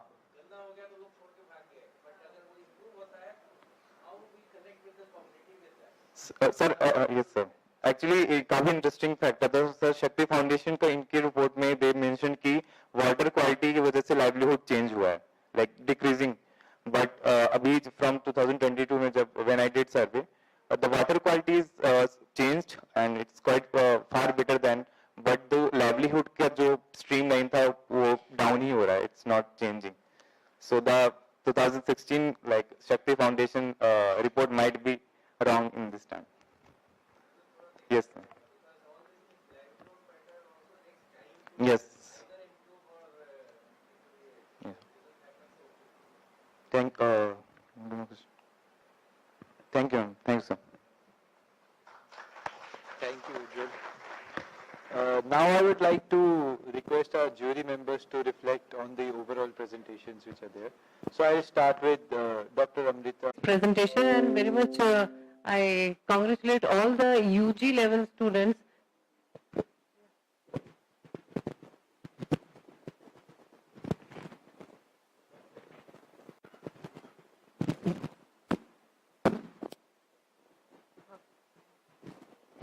I congratulate all the UG level students. I'm glad to see that they are thinking a lot in a different way, which sometimes we skip the things, but so many, out of 10 students, especially last presentation I really like very much, Ujjwal presentation, and Rupal was very good. All the presentations were very good. Personally, I like Rupal presentation. It was very rigorous, and the second, the Daman presentation, which come with a water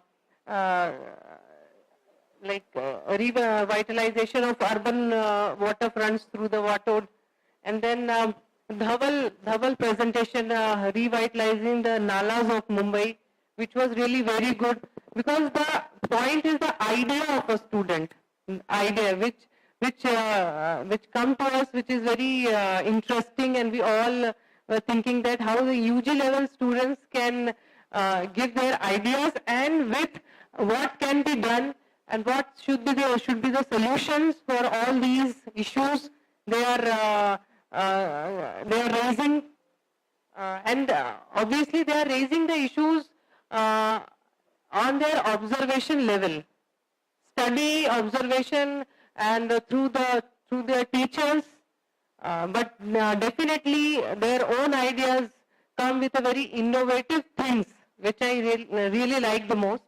And then Mohini Vikas, which she has done about that bridging the socio-economic gaps with the river tourism as a catalyst, which was very good. Then Mubashir Abba Arshid, that was also very good because he has especially raised the issue of river leader and the problems of plastic and plastic bottles, which was the real problem of the polluting the rivers. Then Radhika and Rupal, both one from Noida Riverfront Development and another from the planning for Yamuna to mitigate wastewater flow effects on the river, which I was thinking that she has done lots of data collection on that.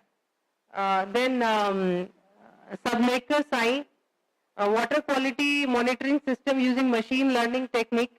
Sabandekar Sai is a student of electronics, so but the idea was good, but that is an applied technique. We should go with the socio-economic conditions of the people residing along the river banks, and then we should go for the applied techniques. Then Sanika done huge data collection and methodologies, used ecological restoration of development of air, AI, stone quarry Pune, which was really very good. Then Ujjwal, the last one. That I really like because he came with the pilot study and did his survey, fieldwork survey with primary data collection, and what were the problems, the suggestions have also come that how to make it more in terms of making the implementation part, which I always found that when it comes to idea, sometimes when we do the field work or when we go to the different places, when the idea actually changes that time. When it comes to experimental part and practical work, then it became changes, which I also saw in my research work. The idea was different. When I go to the field, it was completely different because it also the point of behavior of the people. We go with a very good ideas. Definitely our young minds are very good in creating ideas or thinking in their own way, which I really like, and I always appreciate the young students who come with a different kinds of ideas. And then when sometimes they used to do all the work, when they go to the field of practical, that completely changes. So I congratulate and I appreciate all the students, and tomorrow's PG student, I am very happy for the UG student, they are doing very well. So what about the PG students? So we have more coming up with the PG students. Thank you so much. Thank you so much, Amrita ma'am. ऐसा लगा था exit poll ma'am ने बता दिया, but by the end all 10 case stands for top 3 positions. So yes, results are still.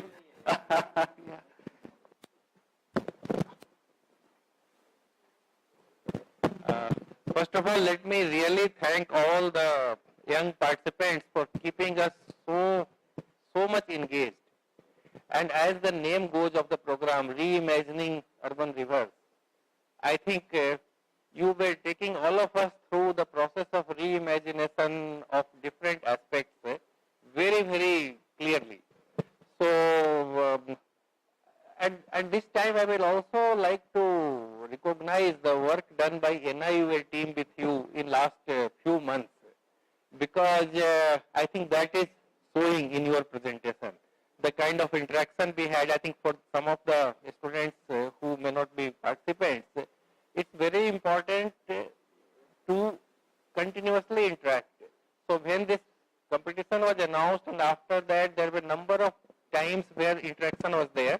As you might have seen, apart from the institute's guide, there is also some counterpart from NIUA who is working with them in developing this proposal. So I think this whole process, today we are seeing 10 people in this place, but several people participated. So I think think the very purpose of starting this was to really reach out to the young minds and learn something from them. Some of the proposal we also gave you, we asked you about the numbers. See what happens, we are little experienced, so our mind starts automatically filtering some options, which is not good. You young mind, I think you are looking at all options without any bias. I think that is something which is very, very important, and that's something which we, the oldies, should learn from you. But as you will also start doing your practice, you will start filtering it. Something is very nice at the idea level, as madam was also saying, research level, but when you go to the field, sometimes your ideas start changing. So I think that will come with the experience. But what we look from you at this stage is to get fresh ideas. Another very important thing which I looked, some of the proposals were very composite in its approach. Though you are picking up one theme, but your approach or the solutions is holistic. You are trying to look at different factors. You are trying to look at different challenges and then try to look at that. So I think if you see there are 5 themes given for your work, but it will be very difficult apart from 1 or 2 proposals to fit your proposal or your thesis into any one theme. Because when you talk of Noida, you talk of pollution. When you talk of Yamuna, you talk of pollution, but you also look at master plan. You also look at rejuvenating water. So I think that there is a lot of interplay. For the purpose of doing it, we have given you certain themes, and as per that you have done. But whether it is looking at, and many of the things where the last proposal or last presentation was more on the Citizen River Connect as the subject only. But that is a theme which was there in many of your proposals. Whether you are trying to connect that island with the mainland or the other area and trying to develop a proposal and bringing agriculture, environment, several things. Whenever you are even looking at only pollution point of view, you are looking at connecting. And that is how we should do. That is how we should actually try to develop. So I think once again I will not get into individual paper-wise analysis, but it actually brought a very, very nice picture before us. And sometimes we ask you questions, sometimes it is, as Professor Raheza, it's a conversation. Due to time constraint, we had to stop. Otherwise, actually the conversation on each of the theme, each of the thesis would have gone for much, much longer. Maybe 3-4 times more time we could have spent, and that would have given us satisfaction. But perhaps it was, I mean, we have to again, that is what you learn. As you go around, I think you have to have a kind of balance between heart and head. So I think that is what actually keeps us moving. So I think that's what happened. So once again, a big congratulations to all of you. All 10 proposals, all 10 presentations, they are very good, and I think you ultimately, as is the case with any prize, it is limited, but I will consider all of you as a winner. And the tomorrow's presenters, I think the undergraduate students have set the bar very high. So I think it's a challenge for you tomorrow. Because now we have expected this level, so I think the expectation, naturally, you are senior. But again, I told you, sometimes seniority brings color. Sometimes freshness brings better ideas. So I think you have to balance. Of course, there is not much difference. You are also young. So I think we still look for fresh ideas with little more experience. Thank you.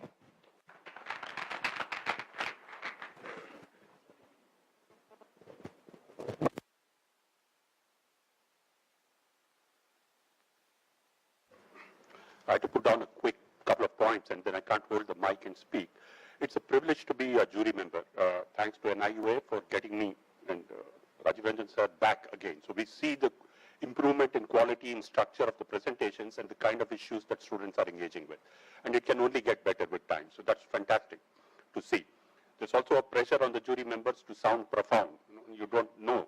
The pressure is not only on you as presenters, but on us to sound like experts, to ask very deep questions.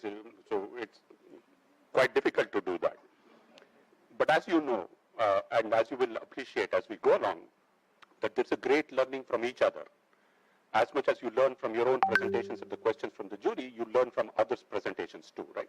And that's the spirit with which you approach it, that every opportunity opportunity is an opportunity to learn and to educate yourself and therefore to take your things forward. Your research, your details, your tools and techniques that you use, your presentation skills, thanks to technology, thanks to the kind of education you're getting is fantastic.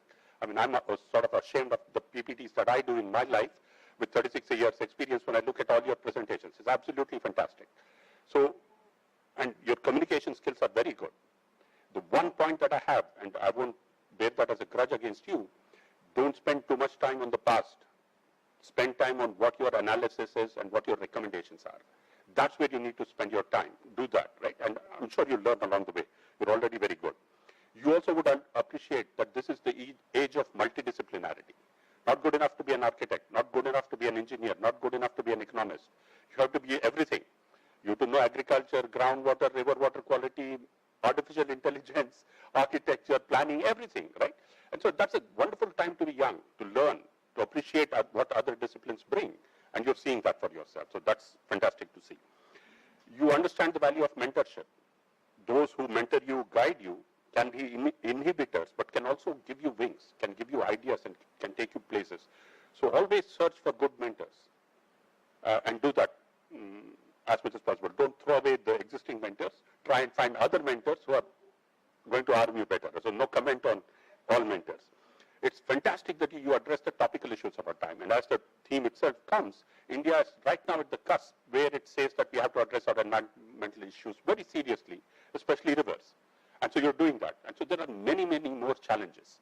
Rivers are one aspect of the challenge. The environment, the ecology is all about so many challenges. So it's a great time for you to be thinking and applying your challenges. You're situating it in a context. So it's global, the challenge, but it's very specific.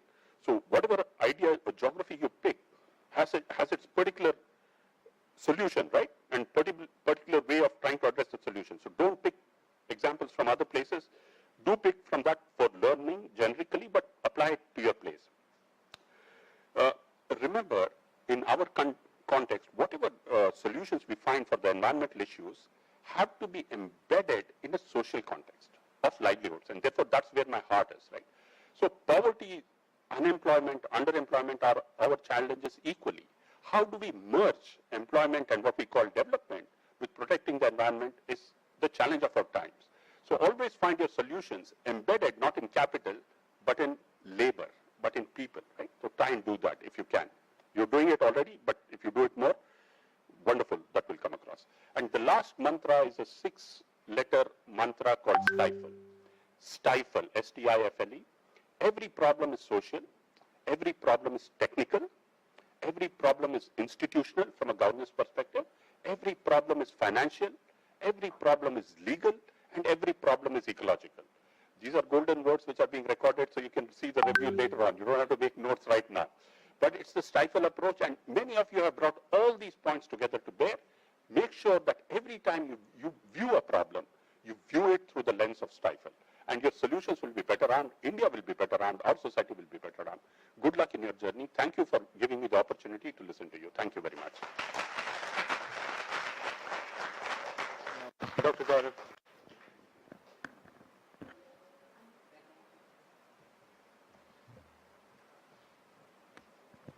I think I am the final devil who stands between you and the lunch.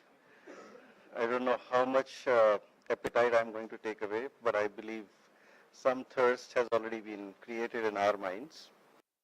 Want to make few short-term observations based on today's experience. Actually, I must be very, on one side, thankful to NIUA for this whole organization and the way we are here. But I must also confess, sometimes sitting on the seat of a juror, we are also placed on a very high pedestal. While in our hearts, we are actually much lower than you. So I've taken some notes from you and knowledge on water. Number two, Naji has already mentioned about many aspects that through STIFLE as a concept. So I thought in STIFLE, if I can add one word D, which has actually shown the way now forward, and that D is for design. Because design is no longer about one field and discipline design is a melting pot, whether architecture, technology, etc. And I believe most engineering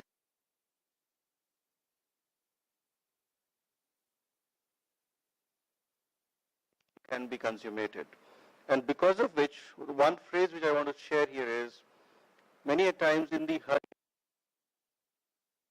ask a question, I hope my solution is not a new problem. This is what happened to me when I went into a BMW factory. After a 2.5 hours of trip of a robotic world, I realized, wow, wonderful, but I was too tense that how are the humans behind the wheels actually managing the whole thing? Solution is that new problem on the street, and that's where the world of context comes into picture.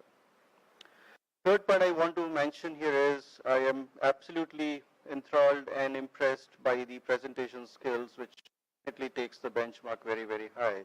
But I want to use one word, many a times we are using, which I believe could be a connect between the generations of the past and the generations new. One word is value, right? We're talking about quality, we're talking about numbers, we're talking about impact, but to whom does it make a value?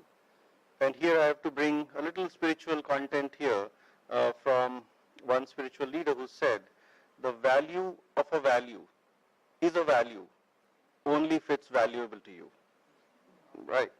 So unless we find value in water, in the context that we are dealing with, it would not make a valuable proposition. And in order to do that, I thought I have a habit of simplifying complexity because I consider, though I have not been diagnosed, but I believe I must have a slow or a low learning disability. So I try to simplify all complexities. So I thought let me also address some ABCs which I just scripted now. So one is the A for, I would say, addressing the issue of accessing the water and building an adaptable future around it. The B is, which we observed as a challenge, is about the buildings of a behavior around water, which is another complexity. And the C is about the context of collaboration and competition, also around not just water, but around everything around. So it is a competitive way of finding the future collaborators to resolve and invest into the context of future, so that we perhaps, knowing these ABCs, could bring together the agenda of sustainability together. The next point I want to mention here is, friends, and I must say this, I wish and I believe in a very disruptive pattern of education. We cannot any longer sit in these classrooms, air-conditioned spaces, to resolve the problems of the future. The world is getting warmer, the world is getting into bigger challenges. So we must meet on sites. So I believe my discussion with Madam Amritaji is about how do we take all this onto the sites. Do our youth have the capacity and inertia to spend hours together and see a solution not working? Because we get very fast frustrated. We get happier with the presentations, but we get kind of jittered away. So because we need more Dashrath Majis. I believe you remember the case, who have the persistence to pursue a solution. And there I want to mention to you is the role of leadership, right? And I think I must advise on the last presentation, this word kindled in me is SKE, Social and Knowledge Enterprise.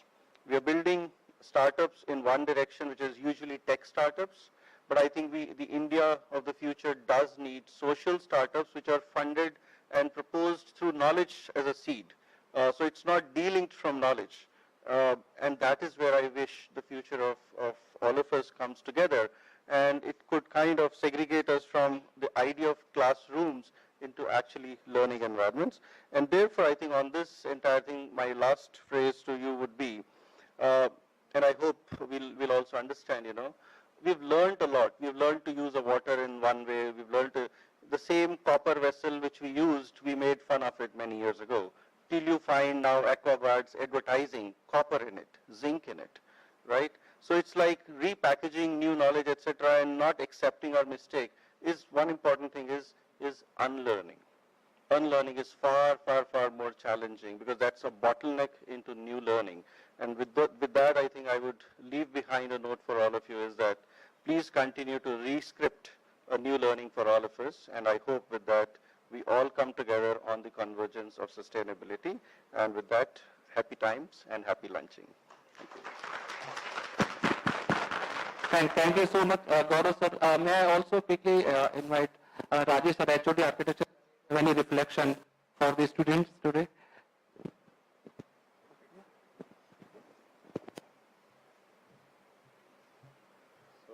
I was thinking for the lunch.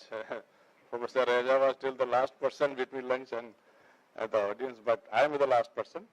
So I think nothing is left. All of you have already rightly said to all the participants and the gathering here. So one important thing that I always mention to our students, that once you are planning something for implementation at the site, it should be very clear from your mind that it should be implementable at the site. And for making the implementation at the site, one has to start from the site itself, not from the lab or not from the classroom. So every juries have told regarding the implementation parts, and having understanding of the problems from the sites, like one student have presented of the specific village, and she has rightly said that she has gone to the village, she has took the data, and she is presenting something which is very useful and can be implemented at the site.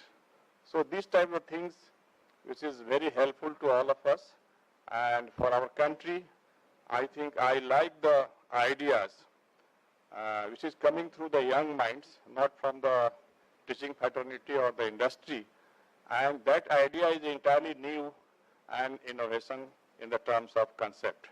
So once again, I will congratulate to all of you, those who have presented their views on the theme is given here, and also I want to thank to the NIUA who has given opportunity to interact with all of you. Thank you very much. Thank you. Thank you so much, Rajesh sir. We also had Dr. Anita with us, who closely works and her research also revolves around the water. So quick reflections from Dr. Anita, if possible.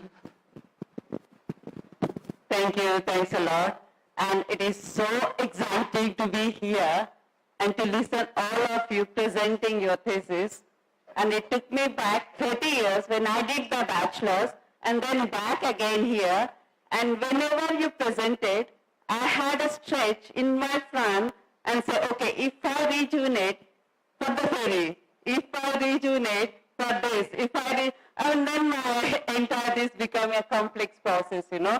So maybe if I bring all of you together in one room and ask you to develop a stretch, I think the sky is only the limit. Then how you come out and say this is how the river has to be rejuvenated, because all the ideas are so good, but as you know, it's so complex and involve the real people and have everything together. And I think that would be a wonderful process that would come out. And really looking forward to that, where you all have the same space to work on, together come up with an idea. That's my final word right now. Yeah. Thank you so much, Anita. Just another 30 seconds between us and lunch.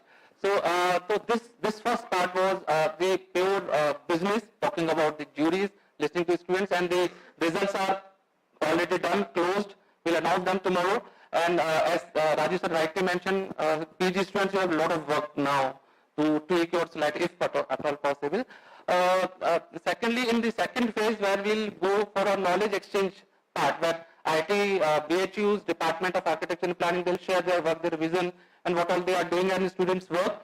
Vis-a-vis NIUA also, water and environment at NIUA. We'll also share our thought process, what all type of work we are doing, and our vision plan further. How to manage the rivers professionally. We have whatever little we have learned, we'll share that. To jury members, this is purely our fault. Don't get scared. If you have finished your credit today for the reflections, because tomorrow again new set of the students will come and we'll request you again to reflect upon their works. So अगर credit लगता है कि ज़्यादा खर्च हो गया आपके comments का, please उसे replenish करने by today, and we'll get back to you on that again further. Now we'll break for lunch. We'll get back to the session, next session after the lunch too. So thank you so very much all, and let's go for lunch. Lunch for the students will be served here, so please all of you be stay back here, and we'll break for lunch now. So, thank you so much. So in 1 hour we'll recollect here. Just after, right now in an hour we'll get back. Thank you.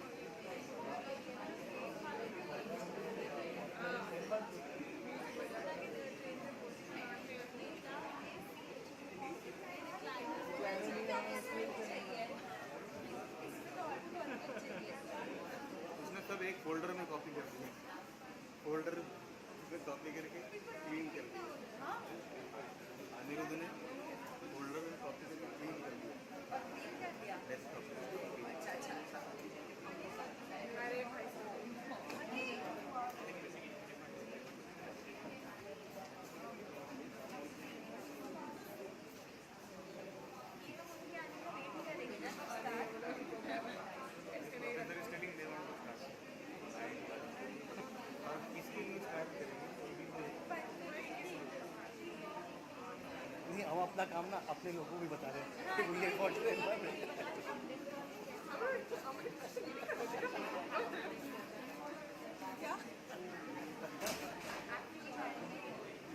अपने जो question है answer हमको सबको पता ही नहीं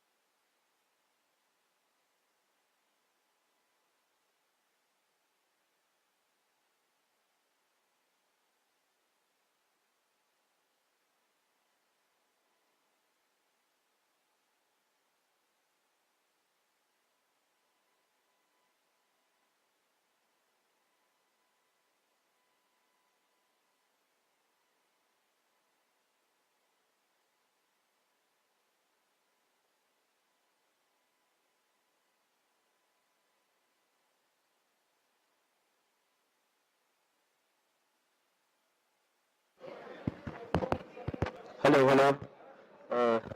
So hope you all had a nice lunch. After this lunch, so here now we have completed our undergraduate participants. A huge round of applause to all the participants, please. Now I would like to call upon Dr. Anurag Ori, Associate Professor, Department of Civil Engineering, IIT BHU. He'll introduce the work of Civil Engineering Department of IIT BHU. Please, sir, join us on stage.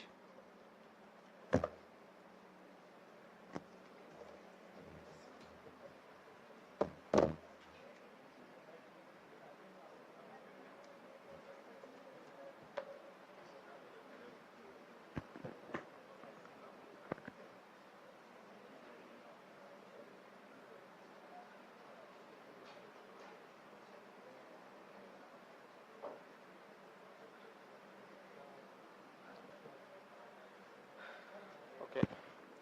So good afternoon to all of you. So today I will present the various works which are going on River Ganga in Department of Civil Engineering, basically Geoinformatics Division. We at IIT BHU Civil Engineering are doing lot of work in environmental engineering, water resources management, geoinformatics, and many other small works in other divisions also. So basically I will mainly present the work which we are going on Geoinformatics Division. Geoinformatics means this is remote sensing, GIS, all of you know very well about all that things. So maybe some of the works may be of interest of you, or maybe if you are here or somewhere else, maybe you will going to take that further on. If anybody is interested, they may come also. And from almost all the works, we have presented some papers or something like that. If you want to go in the detail of any of this work, you will definitely, there's an essay, journal papers are there for each and every work, in which you will get the details about all that works. So the major work which we are doing are regenerating the tributaries of River Ganga, river health, thermal study of River Ganga, algal bloom intensification of mid-river Ganga basin, river aquifer exchanges, and drone mapping. So out of this I will discuss few of one. So the first one is regenerating the tributaries. So the thing is why we have taken this work. Because if you want to clean the Ganga, so first thing what you have to do, from where it is getting the water? It is getting the water from groundwater, from tributary, like river Vanna, river Assi, if you will see in Varanasi. So there's lot of tributaries are there in the river watershed. So from there it is getting the water. And if you want to regenerate your river, then first you have to think of river's tributary. And even Namami Ganga also now mainly concentrated on its tributary. So this is a very important work which we have taken with the in collaboration with Manrega. You know that Manrega is the agency which is going to which has reach in each and every village. Clear? And this rivers, if you will see, they will pass through some rivers. So what we have think that if we collaborate with the Manrega or some such agency, then definitely we can do some good work in regenerating this river. Because there are many problems in the river which simply suppose there is some sedimentation is somewhere, some small problems sometimes comes. So that by very minor interventions, we can easily solve that. And Manrega is the best thing for that. So what we have done, we, IIT Kanpur, then National Institute of Hydrology, 3-4 organization we meet, means we collaborate together with the Manrega. And what we have done, we have identified 62 rivers, tributaries of this river Ganga. And then, so our main objective of this study is to restore the river channel, to restore its linkage with feeder streams, tributaries, and surface water bodies. Even ponds also contribute towards regeneration of rivers. And then to revive the hydrological cycle of the watershed for a sustainable flow of water. And for this what we have done. Now the challenge is how we know that up before 40 years, one thing is you must have some maps, Survey of India maps, this agency, it has maps, but it also gives you limited information. It will give you the track, but it will not give you where is some encroachment because the scale is not so good. So many things become, means identify exact encroachment, exact problem, it is difficult. So what we have done, that we have taken corona images. Corona, I think all of you means, that is not that corona, that is another corona, that is the satellite name is there. And it will, you will get the images of very high resolution, 4 to 5 meter resolution of this corona images. If you want of 1965, from 1965, it is available. Basically, earlier, for your knowledge, US means has done so many, is doing so many works, which you don't know. So it has this high resolution images. When we have images of 30, 40 meter resolution, it has images of 5 meter resolution at that time. And recently it make it public. Okay, that we have these images, and if you want to use, you can use. So we gather this corona images of very high resolution. 5 meters is quite high if you are going for that natural resources mapping. Means if you have to map river Ganga or tributary, then 5-6 meters is quite good. So by using that thing, what we have done, we have demarcated the watersheds, we have demarcated the river boundaries, we have demarcated various pond boundaries, because if you will see, the major encroachment is last in 40-50 years, urbanization and all that things. Before that, things are still means in a very good shape. So what we have done, by using all that things, we have means that type old imageries and then latest imageries. And by interpreting all that things, what we have tried to do, that we try to identify the critical stretches. Critical stretches क्या हो सकते हैं? These are on the basis of fragmented channel, chain of water bodies, oxbow lakes, encroachment, eutrophication, algae bloom, slit deposition. Due to all that things, these critical stretches develop. So what we have done, we try to find out, and then we visited the ground. And once we visited the ground, then we come to know the exact picture, what is the problem and all that things, and then that things we are giving to this Mandega people, and then they start working on that particular point. So this is in this year also, in 2022 also, almost I think around 400-500 villages, they have worked according to our this recommendation. So this is a very good work and practical work which is going on in the field. And now we have a plan that we will make one this type of this, which we can implement on all over the India if possible. Means this is a pilot type study. Now we are doing pilot study, and it will go to the means if it is possible at least in the UP and then other states also. We will make some guidelines with the help of the IIT Kanpur, NIH. Clear? So these are the few of the photographs which we have taken ground to think, like this mid-channel bars created. So first we have identified it from the remote sensing images. So that is a big thing, means how you will find out, that requires some little bit technical knowledge. But we have find out, and then we went in the field and then identify if we will do intervention here, we will get some good results. Then next is the thermal study of the river Ganga. So what by just like if you become ill, then what you will do? First you take your temperature, na, if you have a fever.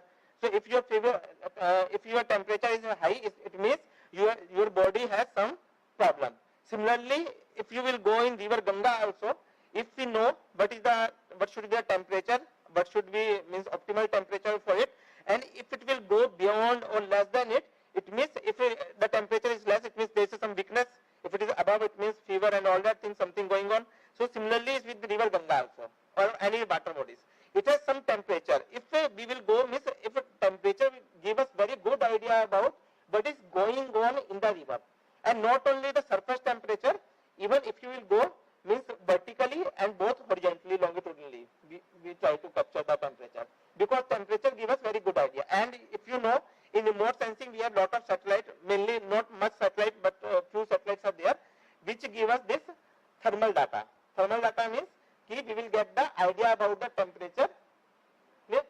So one of the satellite is Landsat 8 and 9. These two satellites give us this thermal data. So what we have done, that we have, so where is the main source of pollution? When suppose some tributary or some nala or some drain will meet the river, then what happen? This is a major source of pollutant, na? Something like that. So if so what we have tried to done, that we find out, means we identify 3-4 such confluence points, and we try to, and we have taken the reading in the field and then through that remote sensing images. So these 3 nalas, and this is the one portable thermal sensor. This is developed by our students only, and this will give, means it has that depth sensor also and thermal sensor also, means vertically and horizontally both profile we can take with this sensor. So by using this remote sensing images and this field observations, what we have done, that we have generated the this thermal pattern of river. So this is the satellite and our sensor temperature. If you will see, there is a very good correlation among two, because until and unless you will not verify in remote sensing, if you will know, there is one thing is ground truthing. If you will not verify, otherwise satellite will give you any result. Means either your temperature is 97, it will give you 100, 101.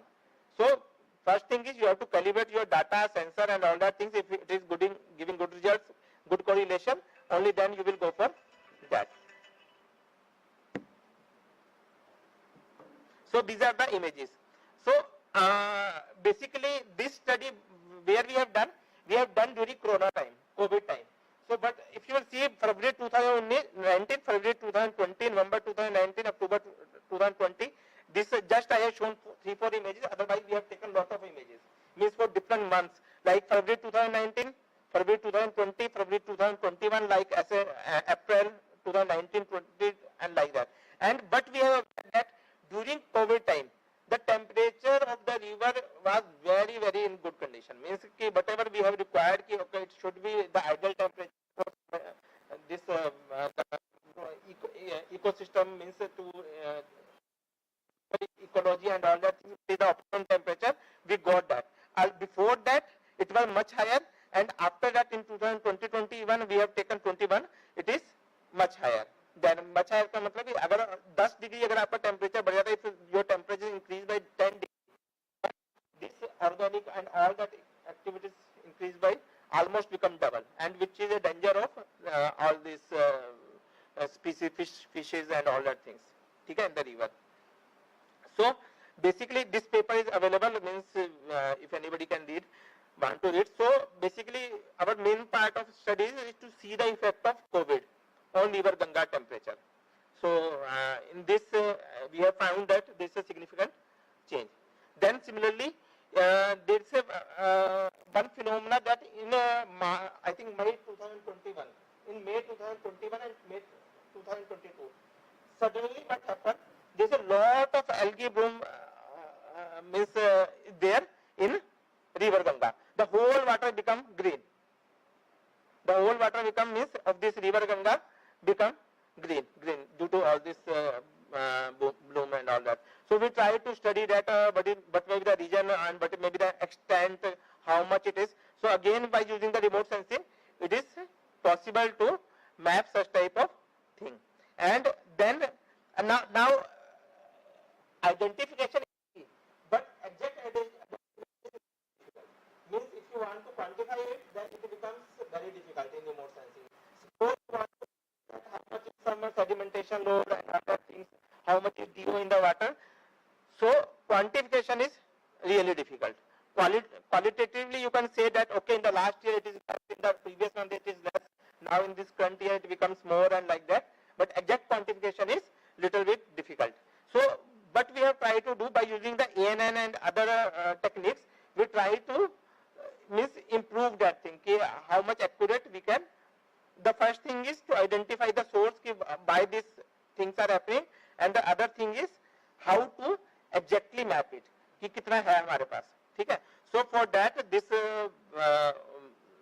if you see, there are few photographs of river Ganga, इसमें थोड़ा clear नहीं आ रहा, तो but it is the water become green, and this is the whole method. We use the Sentinel-2 data for identifying the all that things. In this also we have taken samples in the field. We have instruments.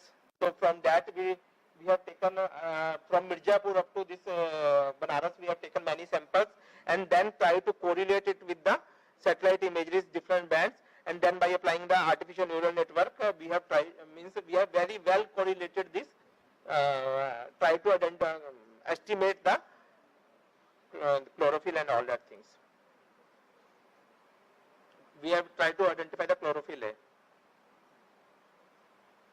Then another, sir आप थोड़ा बोलोगे river.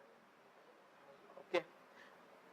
इसका थोड़ा river. So now the another topic is river aquifer exchanges to the river health. This is also a topic in which very few people in the India I think are working.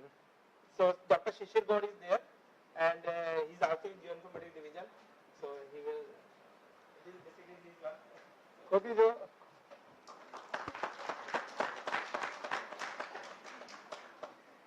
Okay, we just try to understand the RA exchanges. RA exchanges is called river aquifer exchanges, and this is very important phenomena for the overall ecosystem. Normally, RA exchanges word is very common word, and we normally heard about it a lot of time. But really, the working on that topic is really very challenging, and there are a lot of dimensions to work on the RA exchanges. It starts from the quantification of the water, proper quantification. And in the RA exchanges, particularly in the river zone, that is the zone where the groundwater and river water mixes, and that particular zone is very biodiverse, and it is very much dependent on the river health. Okay, so major challenge for the RA exchanges study is to quantify, and once you have the proper quantification, then you can go for the modeling or something kind of transportation, which is simulation numerical models we created for that. So these models can be possible, and further we can use those models to understand the impact of agriculture or other landfill site or something like this, that how they are changing the environment near the rivers or the part of the river. So this is we are collecting some data related to discharge of the Varuna river, and we are trying to identify the exchanges on the field, and same time we are developing the mathematical model, and that mathematical model we will calibrate with the help of the field data, and that model further we can use, as I explained you, for the quality and all purposes. So RA exchanges have a lot of other dimensions, like you can work on the biota of that area, and you can bacterial growth and something like this. But we are working on the numerical modeling or something on those topics more prominently. So this is all about what we are doing in that area related to water resources and all.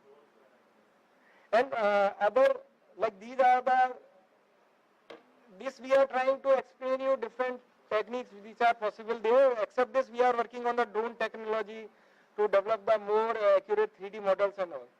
They have all different dimensions, lot of possibilities are there. Okay.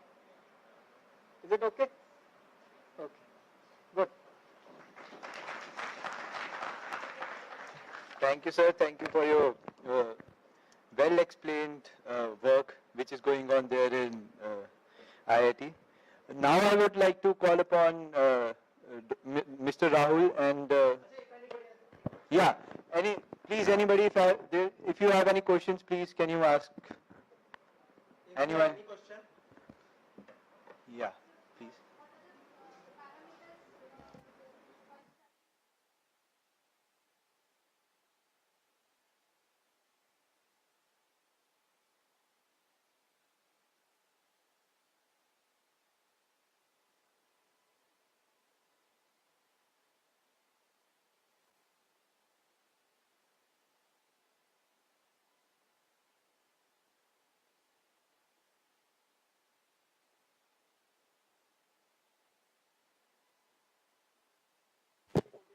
Around 30 samples. We have taken around 30 samples in the field from this Mirzapur up to the Varanasi. And then the main challenge is that how we can exactly find out try to correlate it with this remote sensing band, because no band will giving us very when we try with the NIR band, red band, and already if you will see in the literature so many things are there that how you can find out. So ultimately what we try to first we have taken different band ratios.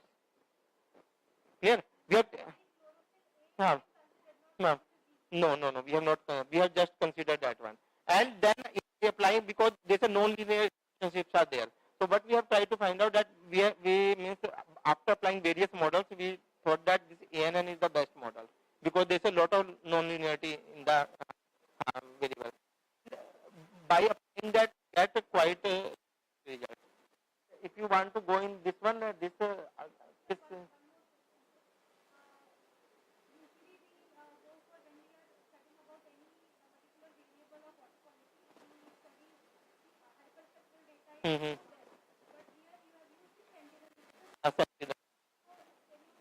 Notes are basically note. We have not gone. Sentinel 2 we have done, and this is this red, green, blue, and that. RGB, NIR, and all that combination. We have went for that, and details you can. So.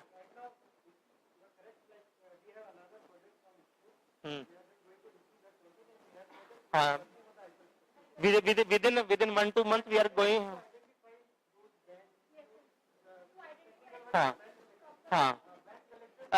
That band selection part is there. Means we have a one project.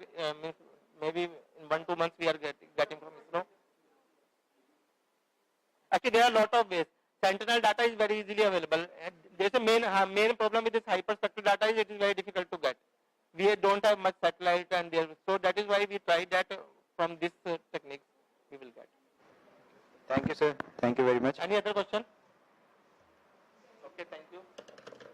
Thank you, sir. Now I would like to call upon Mr. Rahul Sachdeva and Uday from our Water and Environment team from NIUA.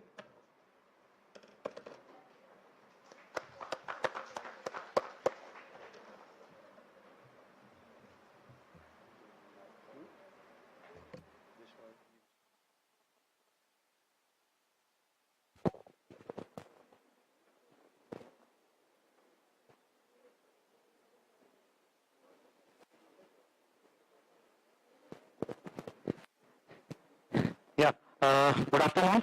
So, as Anup mentioned, I am Rahul Sachdeva. I am part of the Water and Environment vertical at NIUA. So, as IIT shared their work, so now it's time for NIUA to present that what work we are doing in the domain of broadly water and urban river management. And like in the first half, you would have heard Dr. Vishwanath saying that there are a lot of challenges around if we talk about water and environment. But our vertical kind of addresses. But maybe in this session we'll focus a bit more on water because we have been now talking about reimagining rivers, and so we undertake, let's say, try to understand more about water and river at large, because rivers being the main source of water.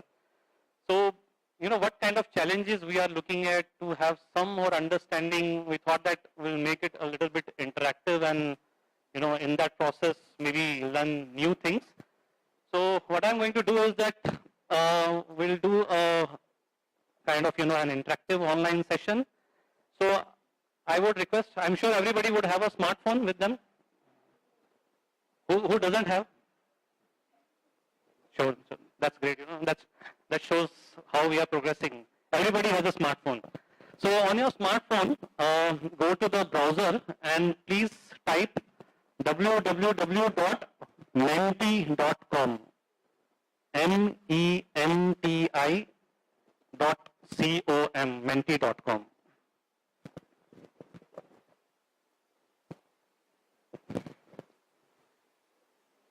Everybody there? Done? Not done? Yes? You can see this screen on your mobile? Oh, sorry. Oh,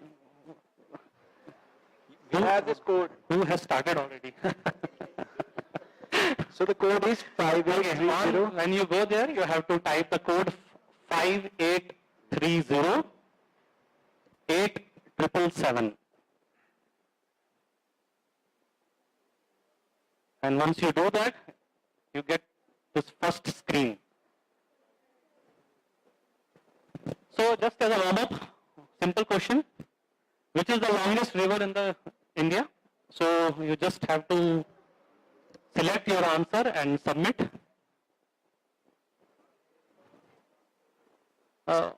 We have almost 24 responses, 25.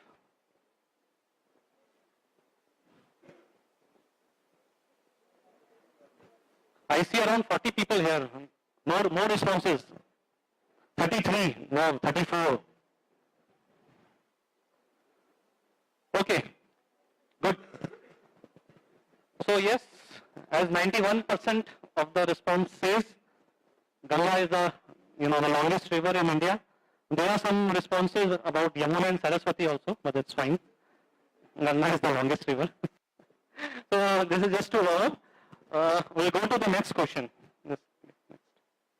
Okay. Very interesting question. How much water is needed to produce 1 kg of rice?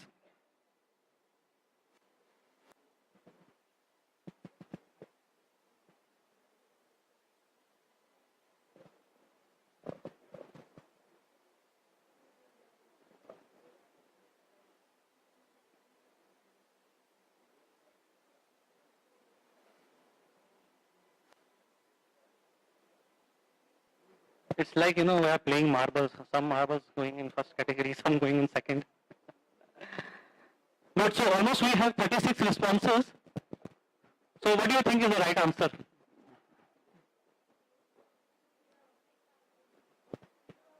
Yes, almost 15% have answered it right.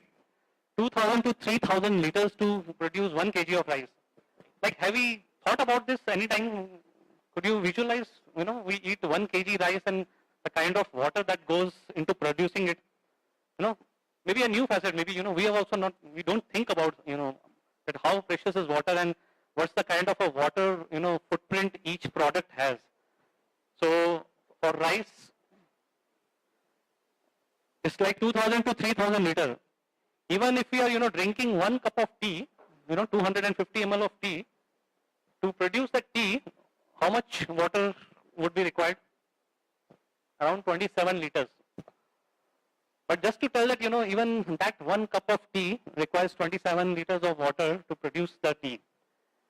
And when we now talk about, across the world, now we see that many people say that, you should switch to, agriculture produce, fruits, vegetables, and, go less on non-vegetarian thing. Why so? Because maybe to have 1 kg of beef, the water that is required to produce it is almost 10 times what is required in rice. So, everything has its water footprint, and as we move ahead, as we now talk about water, all these things, we have to start, thinking about these aspects, that what amount of water that we are thinking about goes into producing various things. We go to next question. Wow, people are very fast. Okay, so Ganga Basin contributes to what percentage of India's GDP? I guess almost 30 responses.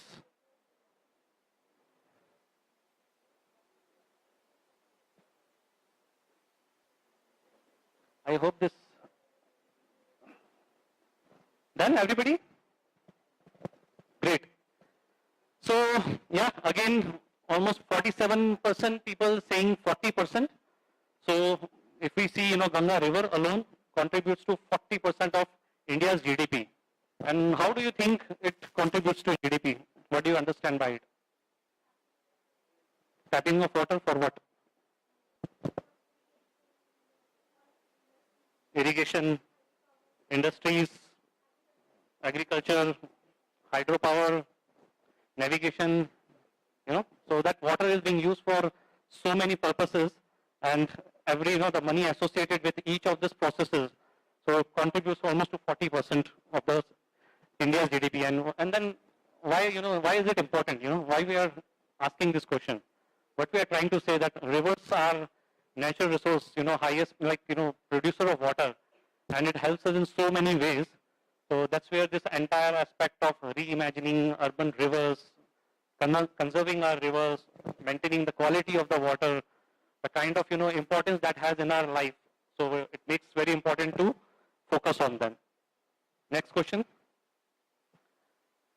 Okay, which country is the largest extractor of groundwater?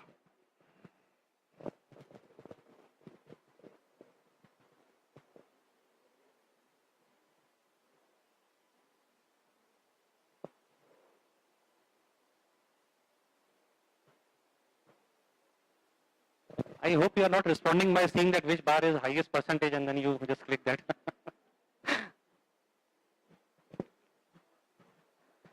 Okay, almost 34, 35 response. Again, yeah, correct. 70% people saying India. Like when I heard it for the first time, I was really surprised.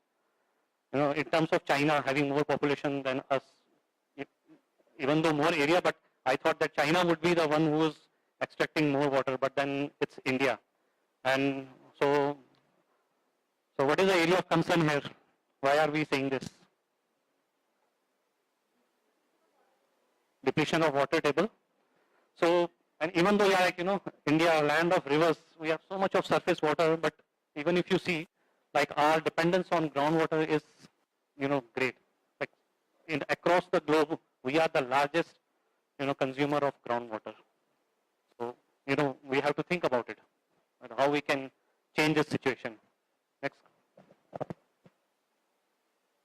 Again, simple question.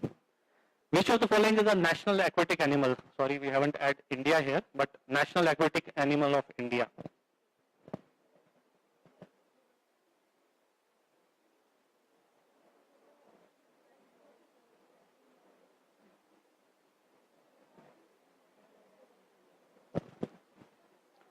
No responses yet. Are you seeing this on your screen?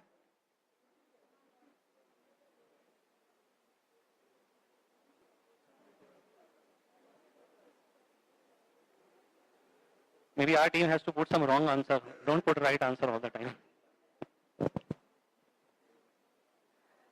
Okay.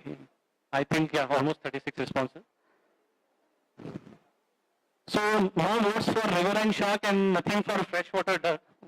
11% says it's river horse. Yeah, but as result suggests, is the freshwater dolphin.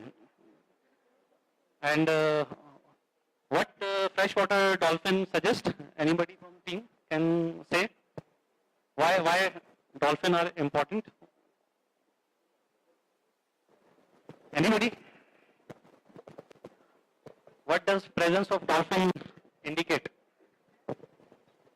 It's a keystone species. So keystone species are those species that whose presence topples means the entire ecosystem topples. So presence of gangetic dolphin is an indicator of the river health, and you don't have gangetic dolphin, it means the river is dying, declining, and ultimately the entire ecosystem as such will crash. So that's why, you know, the dolphins are very important. You see them earlier and then one fine day if you don't see them in a particular stretch, you should understand there's something wrong with the river there. Next question. How much percentage of untreated wastewater find its way into Indian rivers?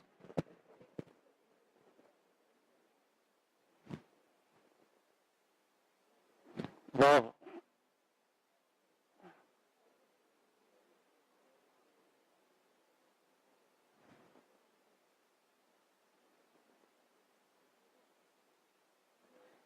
Huge number saying 80%. Why 80%?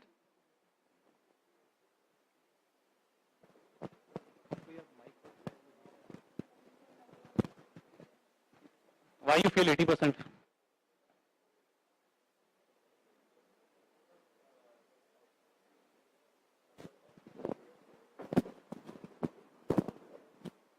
So, I think according to the standards also 80% of the total water consumption is thrown out into the wastewater. And the point here is, I mean, apart from the domestic water waste, there are industrial water waste also that are let into river without treatment and other. So I think 80%. No. So what you are saying is that's right. So if we consume 100 liters of water, 80% of that ends as wastewater. Yes. But the question here is, what percentage of the the wastewater untreated finds its way? So it's generating it, but it enters into river without the treatment. So that's the question here. So the correct answer here is given by 37% people. So it's 67% as on date. So only 33% of the total wastewater that we generate in India today is properly treated, and then it finds its way into the river. But 67% still goes untreated, and that's the biggest contributor of pollution when we talk about rivers in India. that's why it becomes very important to understand that. Next question. Okay, which city of India has recently achieved the status of being, the first to have 24/7 drink from tap water? No, not here. You can answer there.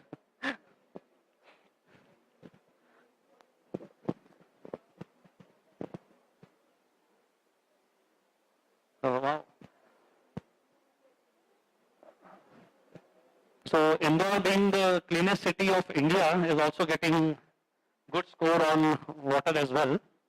But yeah, unfortunately, it's not Indore, it's Puri, the first city in India. And, it's great distinction that, even the slum pockets in the city now have a direct access to, drinking water quality, and that too from tap in each household.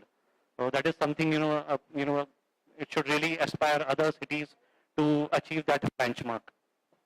Next. Again, very important aspect. What percent of treated wastewater is reused by Indian cities? So we say only 33% of the total wastewater generated gets treated.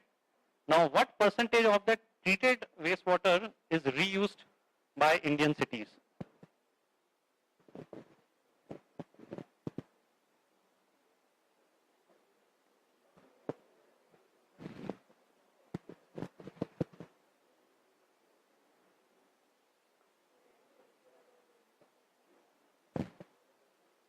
None?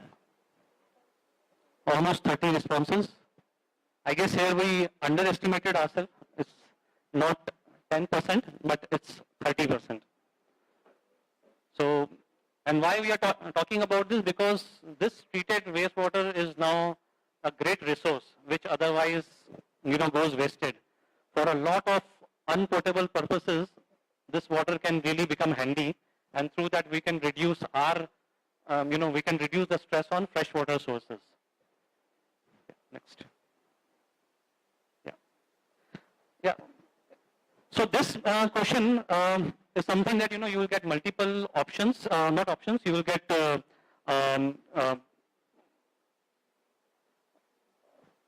so as per your understanding, what are common challenges of urban rivers? So you can give multiple answers. So what do you think that our rivers are facing challenges as on today? So whatever comes to your mind, maybe preferred as, one word: pollution, encroachment, siltation, all valid points. What else? Species invasion, interesting. Groundwater abstraction, dams and barrages. Wow. So you see that the option which is now becoming more bigger and more bold is something which has been answered by many, so that's why it gains more prominence. So if you see, pollution is at the center, encroachment is also being said by many people.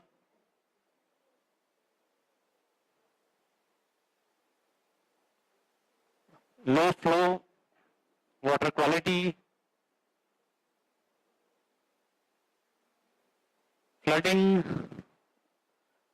religion, loss of green, finance, mismanagement. Wow.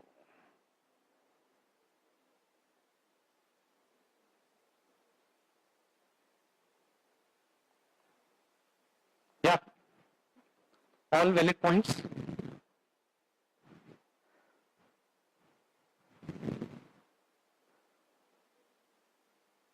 Okay, I can see here dams and barrages. How dams and barrages are a challenge for rivers? Who has written that question? Can you explain why dams and barrages?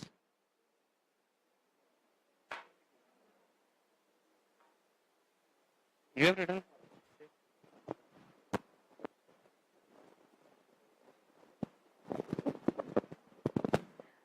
Dams are a really good thing dams and barrages are really good thing from human perspective, but from the ecological front, they do cause problems. For instance, this is a little debatable area, the Farakha barrage. Farakha barrage is one of the reasons why a lot of fishes that spend one half of their life cycle in the northern part of the river system, and then when they have to come down south for the rest of the life cycle, they are not able to do so because the barrage is inhibiting their pathway. So that is one challenge of urban rivers, I would say. Okay, okay. Good. So I think like we have nicely captured. So a lot of these challenges what we are looking at, and maybe in the next part of our presentation we see that some of these aspects, how how we address these issues, and we can the way we can contribute to rejuvenating the rivers. Yes. So we come to the last question. So in this we have couple of statements here. So as per your understanding, what is more important for making cities water secure? So there are a couple of the statements. So you have the option of strongly disagreeing with that statement. If that is the case, you score it 1. And if you strongly agree with the statement, you give it a score of 5. So for all the statements, what do you think that, to what extent is that important if we want to, if we are looking at water secure cities?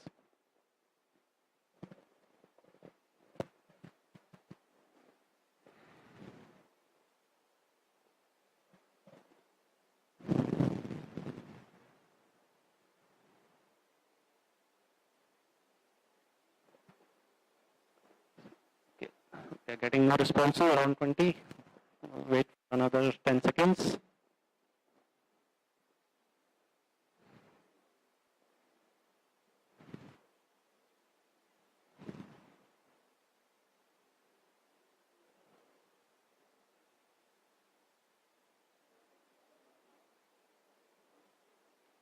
Yeah, I guess we have a lot of responses.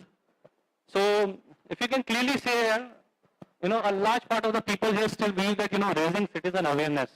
I think it's about, how we see water, the kind of wastage that we do, the kind of, importance we associate with water. So I think there's a great deal of work that needs to be done in that area, and that's kind of, reflected here. Followed by, if you see, reduced burden on fresh water usage, and that becomes very important. So as I mentioned little time earlier, we have a lot of this untreated, wastewater that can be used for various non-potable purposes, which can greatly reduce the burden on fresh water. So that could be a good kind of a strategy if cities have to, look at water security. Okay, so increase in water tariff. I'm surprised that it has kind of, got very low votes here. So if anybody can say why so kind of, little less importance on increasing the water tariff? Or if I put that way, what we can achieve by, optimally pricing water.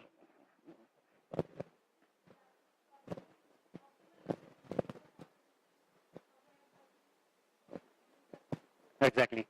So I think in today's time what happens is that, everybody feels that water is available for free. Water as a commodity, everybody has right to water and everybody demands it free, and that's why we don't value it. And that's why the more wastage and everything. Maybe one of the strategy could be that, if you price the water properly, then that could deter kind of, people from wasting it and then, use it more optimally. So just to give, this was to get understanding that, how we look at, how a city can look at various strategies if they have to become water secure. Maybe some cities would look into some aspect, other city would look into other aspect, but at the end of the day, everybody has to see that, how they become water secure. So through this exercise, we just wanted to kind of, have your kind of, reflection, share something, and build a kind of, a common understanding about this commodity water, which is so important in many ways. And so to take forward from here, the kind of work that we do and how we associate with various challenges that what we have discussed, I would now call my colleague Dr. Uday, and yeah, he will share with you that what we do at our water and environment vertical at NIUA. So, Dr. Uday, over to you. Thank you, Rahul.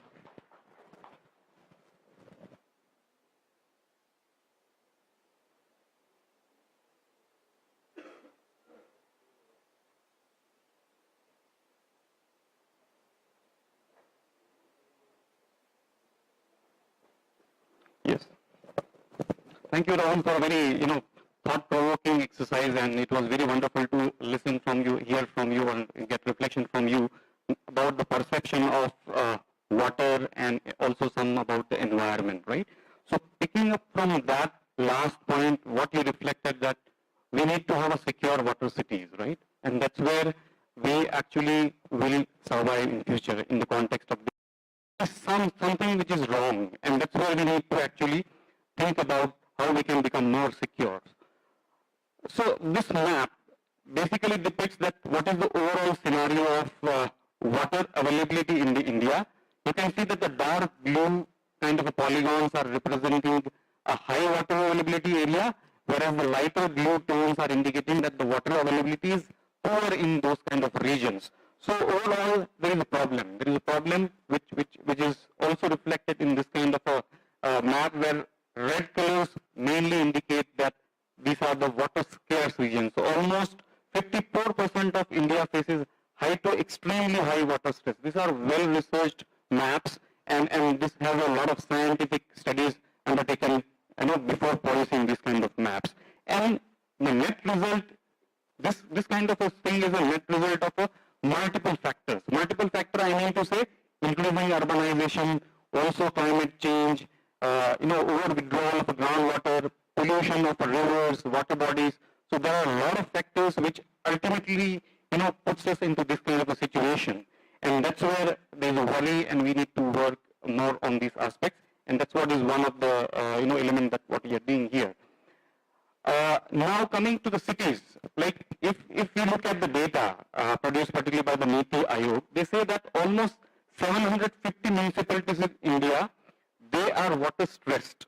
And if you look at the water demand and water supply, that particular is not in a balanced state. But it's like you can see that water supplied is almost less than the demand is, right?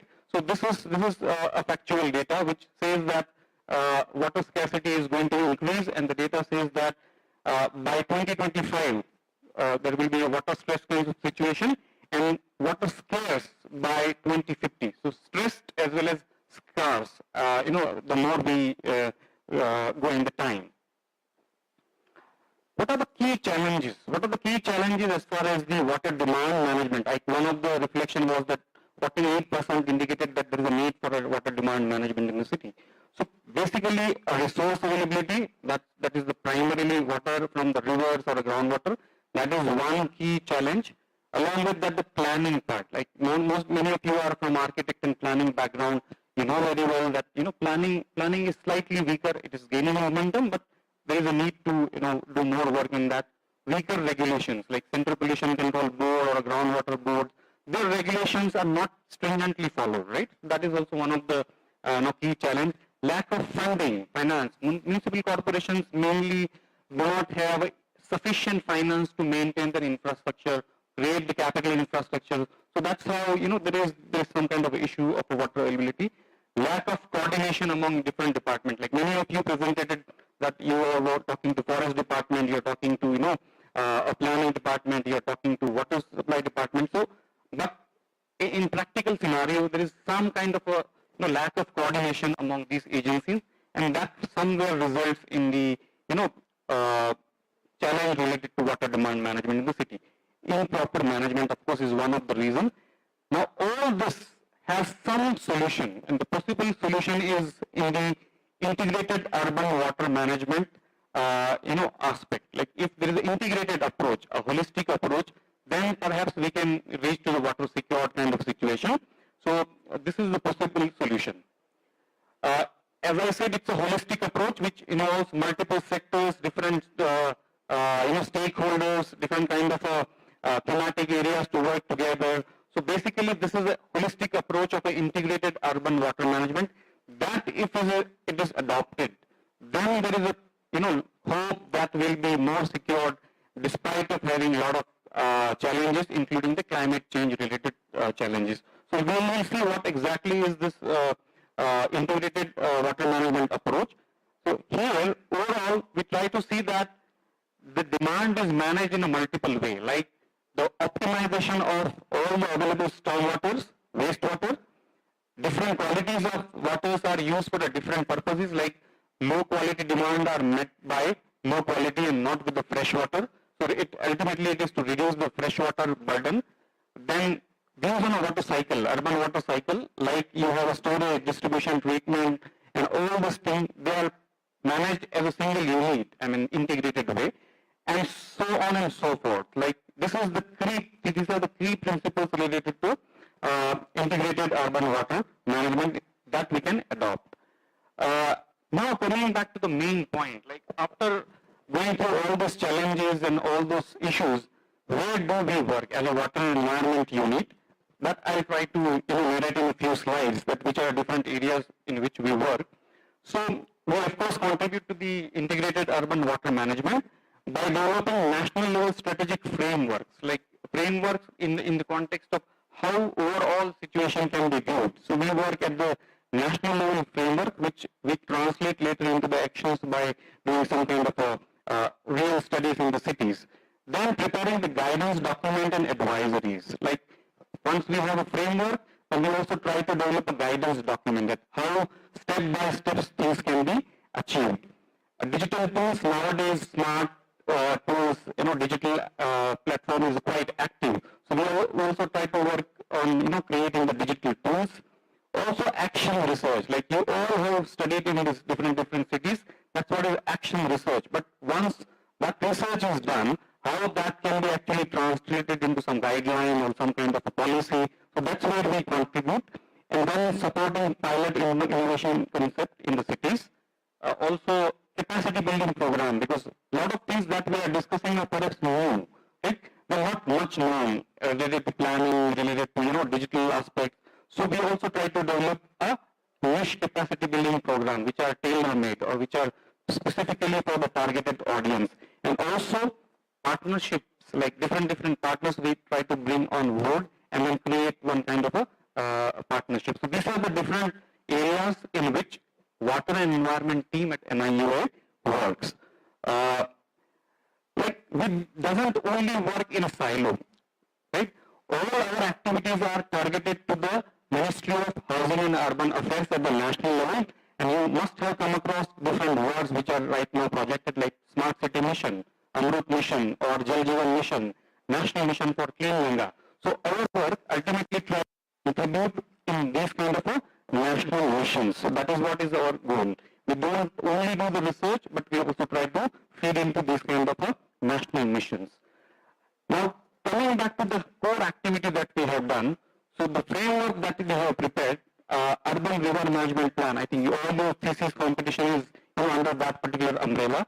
So Urban River Management Plan framework that was developed by NIUA's Water and Environment team. This is perhaps first of its kind framework in India, which works on environment, social and economic aspect and tries to see how holistically the rivers can be managed. And in that, we have a 10-point agenda. If you look at the framework, it's basically a 10-point core agenda in which we have an environment wherein we have 6 objectives. In the social, we have 2 objectives, and in the economy part, we have 2 objectives. So that way, it is a 10-point core agenda in which we work and try to see how holistically rivers can be managed. So this is the framework that we have developed at NIUA. And apart from this, like we have cities, like the core thing is the planning. You must have heard about the master plans of the cities, right? So master plans, like how they can be more river sensitive. This is one of the guidelines that we have developed under the activities that we do.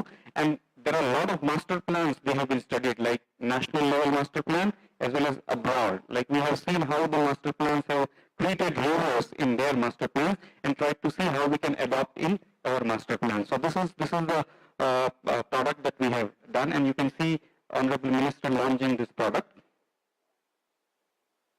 Yes, this is a very important thing. Like we have done framework, we have done kind of guidelines, but then if you look at the our Honorable Prime Minister's sentence that there is a need for a new thinking for rivers. We have treated our rivers like you see, rivers are pristine in the upstream areas, but as soon as they reach to the city's proximity, then the situation becomes deteriorated. And upstream and downstream linkages you are very well aware. So picking from that, we tried to create a national level alliance. Like we have tried to see that how we can bring the cities together which are actually responsible for the reverse pollution. In that context, we have created River Cities Alliance. Like you must have heard about a lot of alliance, right? In which different stakeholders come together and try to work in coordination. So we have created River Cities Alliance, which has environment, economic, and social kind of interlinkages. And this is the River Cities Alliance. Like we have almost a consortium of 30 cities. Majority of you can see in the Ganga River basin, but there are also some like Udaipur, Aurangabad, or Hyderabad, and these kind of cities, Bhubaneswar. So all these cities now they are part of one single alliance, which is called a River Cities Alliance. In this alliance, we have different activities. Like we have basically a cross-learning kind of platform, capacity building programs, also technical hand-holding support that NIUA's water environment unit is extending to these cities. We are helping them to prepare urban river management plan. We are also trying to help them to map their water bodies and so forth and so on. Like these are the River Cities Alliance activities. And then when I projected different missions, Amrut 2 is a very important mission because a lot of cities are covered under the Amrut mission. Like almost 500 cities are there which are covered under the Amrut mission. And the Amrut mission basically has these all components included in that, like universal coverage of water supply, recycle, reuse, septage management, also a green cover. So there are a lot of elements that they basically make city more sustainable and water secure. So these are the Amrut 2 key components. In that, actually we have picked up one key project that is called as City Water Management Plan. Now why that management plan is prepared? Because the municipal corporations, they have been asked by the federal ministry or the central ministry that you need to develop city water balance plan, action plan, and aquifer management plan. So we thought that there should be a comprehensive management plan that actually incorporates all these aspects. So we are working on a city water management plan. So we are working in 2 cities under this plan. One is Varanasi, the city in which right now we are sitting, and other is the Udaipur city, which is located in the semi-arid zone. So the key aspect that we are covering in the city water management plan are that, we see that the city builds on the water balance, because if you see rainfall, if you see the infiltration, the runoff and all those things, there is a net balance available, right? So we see that, there is a city builds the water balance and targets entire urban water cycle. It's not only extraction and discharge, but also management of the groundwater, recycle, reuse, and all those aspects. So that is what we are trying to do in these 2 cities. And also we will try to set, like we have created the framework for the rivers. Similarly, we will try to see that we develop a framework that can be used by the other cities, a city water management plan. Another interesting thing, like a lot of people, we just now saw that India is the largest extractor of the groundwater, right? In that context, there is a need for managing the groundwater.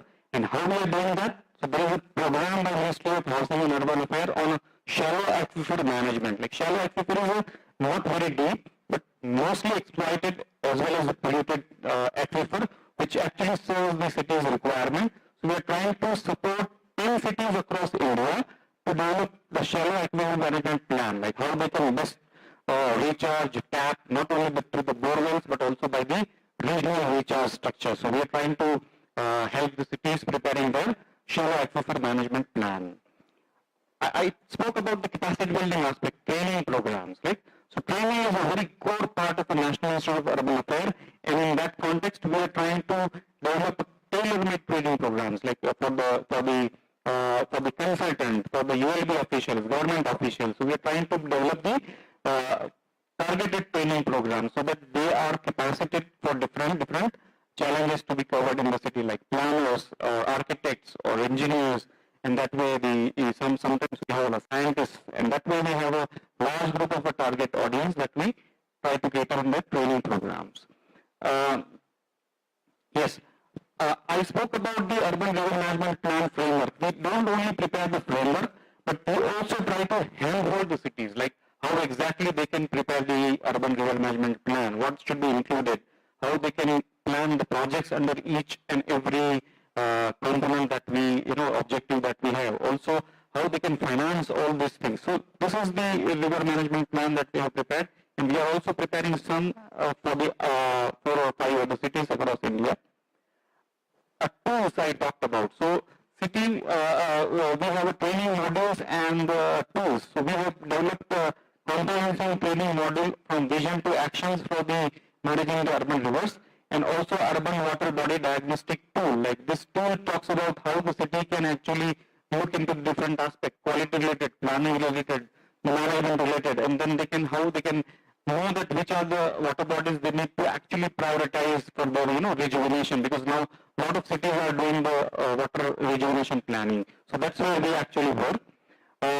Interestingly, I mean, you all might be interested, particularly the student groups and some from the IIT also. We have developed online course modules, like in the time of internet, very easy internet access. We have tried to prepare 2 online course modules on urban river management as well as the river and city master plan. So these 2 core modules will be launching on the National Urban Learning Platform that NIUA has hosted. So we'll try to launch it as soon as possible. So these are the 2 certification courses. If any of you are interested, you can certainly undergo for this certification course. And finally, knowledge products, because they help in enhancing the knowledge. We try to see that what is the latest knowledge available and try to collate them and prepare a quick knowledge products which can be easily read. There's no comprehensive, they are not comprehensive, but at least provide some new insights. But they are used mainly by you look at the government officials, they're not much updated because of the daily routine work. So we try to develop some knowledge products that they can sensitize, they can sensitize these officials. So that's why we actually work. And all of our this work, like coming to the conclusion, all of our this work, we try to see that how cities can be more sustainable in terms of their water management, environment management, like extracting the water from the industries, how they can recycle, reuse, the extraction and entire urban water cycle, some greening areas along the river bank, fecal fluid management, and how organic farming can be promoted, how the afforestation can help in controlling the erosion. So that's what is our overall contribution. So this is what is the overall water sensitive city which we can call, and that's where we are trying to actually contribute. And this way, ultimately we try to contribute to the sustainable development goals, because that is the ultimate goal. By 2030, all the cities are expected to achieve, and India has also committed that we'll achieve this.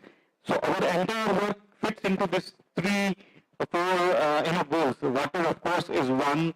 Then we have our sustainable cities, life on the land, and also climate action. So, and all these are interrelated goals. They are not standalone, right? If one goal is strengthened, it ultimately tries to contribute to the other goals. So that's where we actually try to work.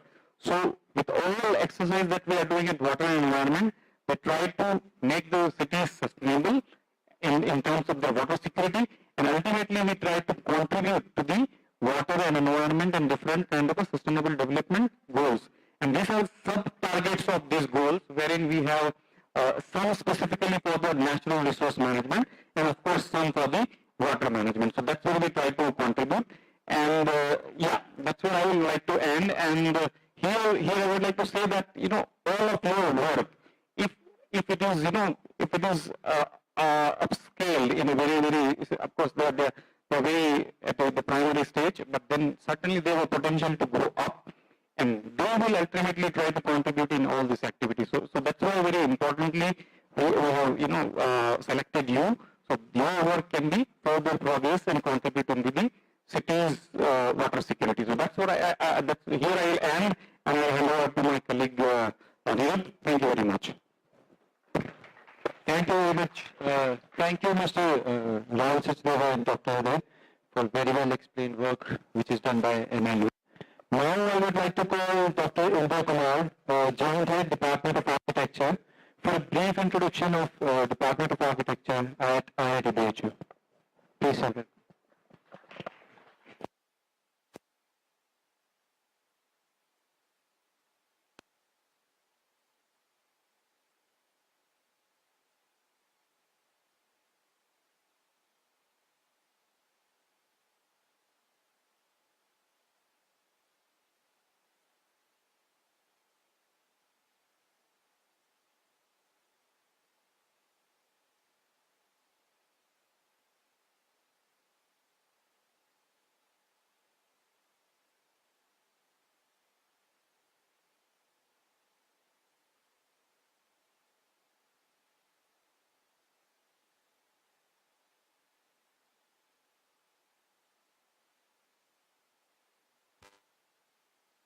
audible now?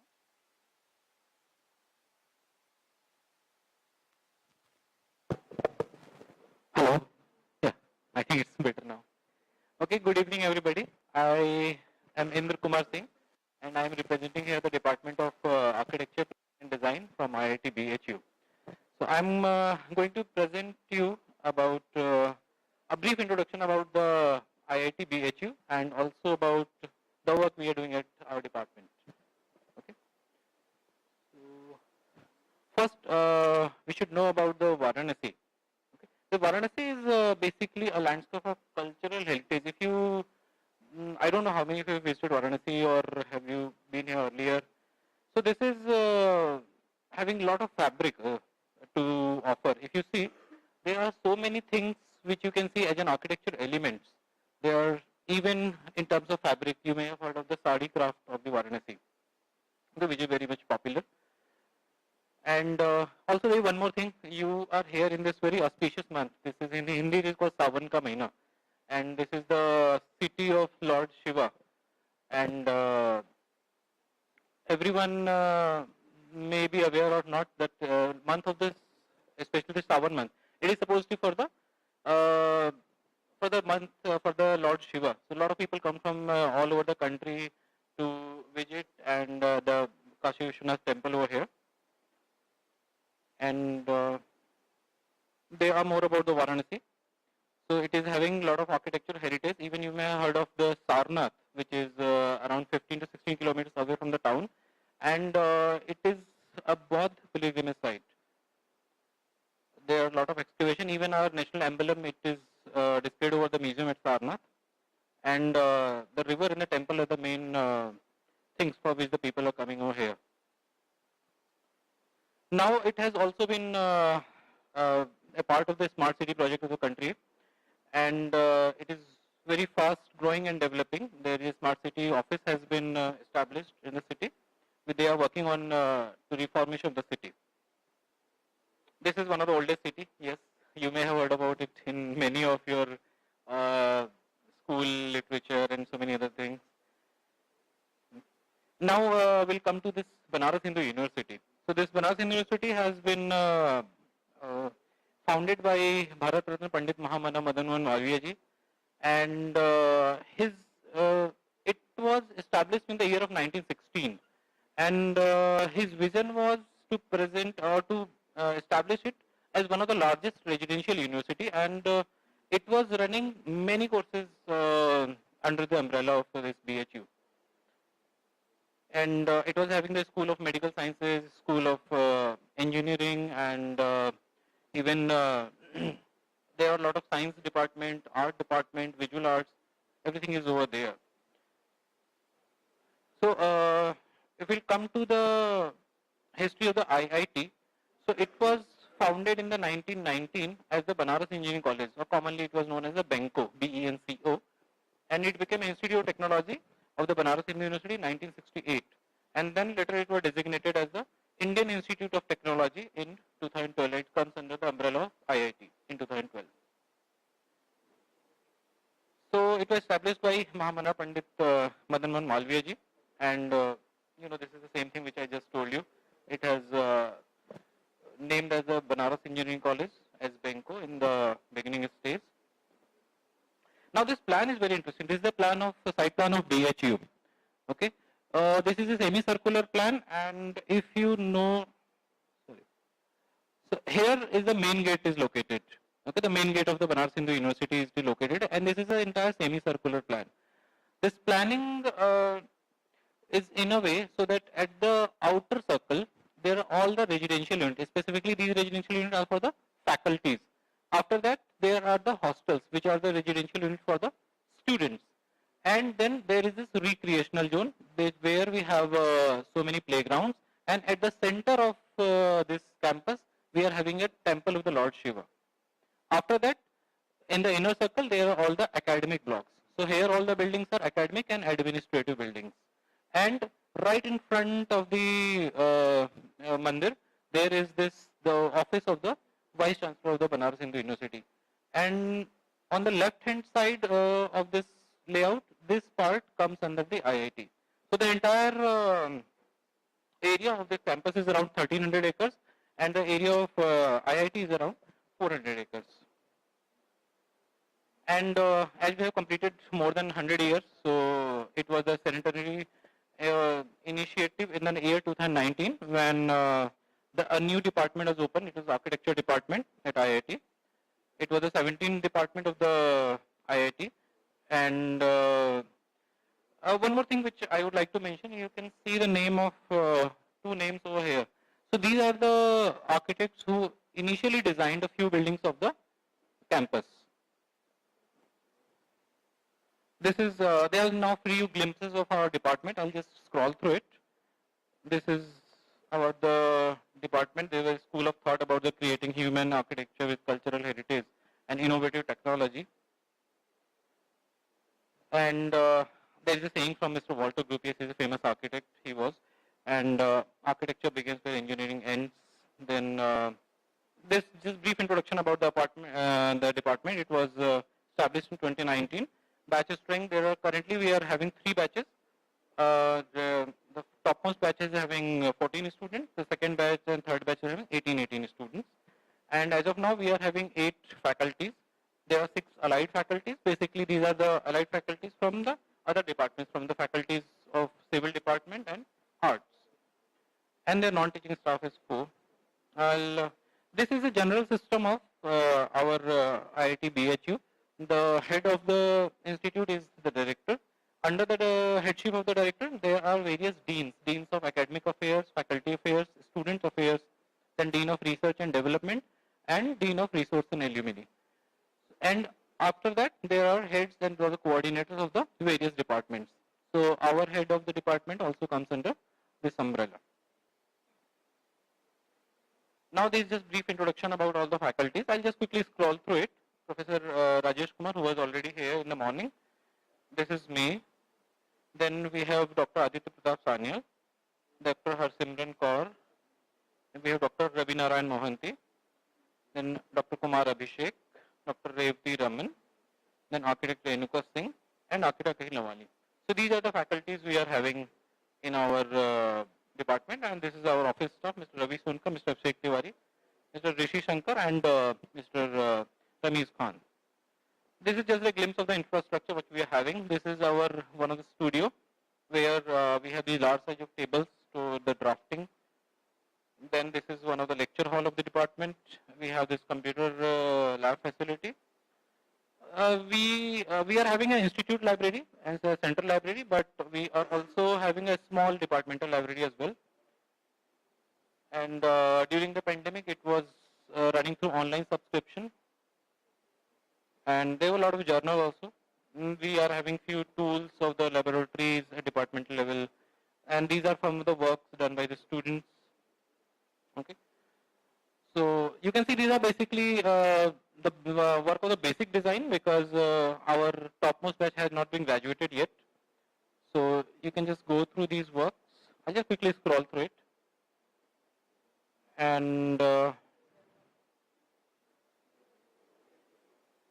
apart from this, there are some additional activity we are doing. We are also working in the field of heritage consultancy, because we are based out of Varanasi, and Varanasi is a very city famous for this heritage culture. So we have also been nominated as an expert body for the heritage consultation by the National Monument Authority, which comes under the Ministry of Culture.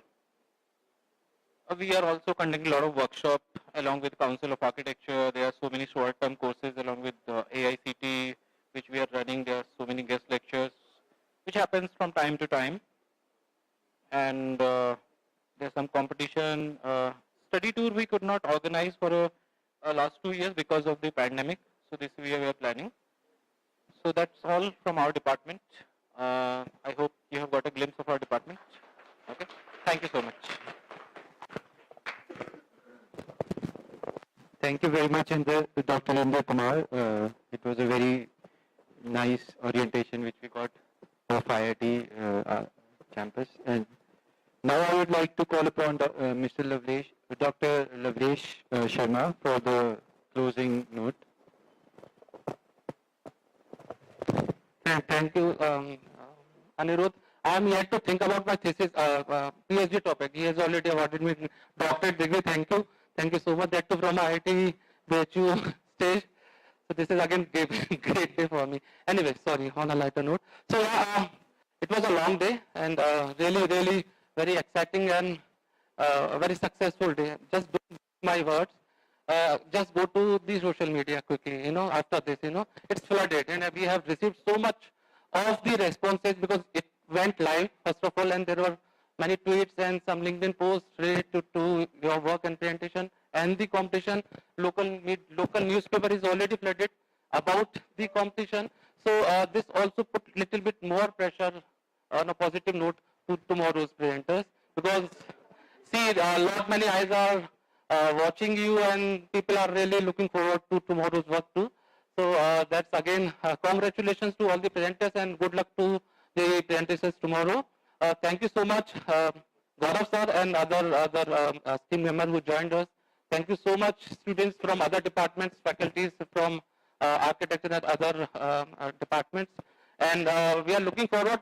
So the batch one who presented it today and batch two who will present it tomorrow, they will be for sure be there. So batch one who presented there, they need to be there again. So don't forget that. We have a grand award ceremony.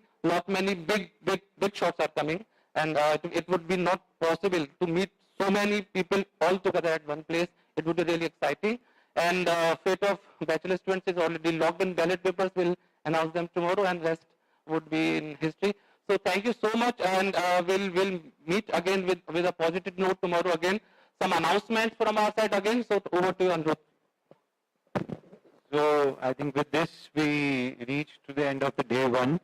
Now I would like to ask all the participants, UG and PG, they are requested to stay back for the day two briefing, and high tea is being served outside. So please everyone grab a cup of tea while going back, and thank you very much. That's it.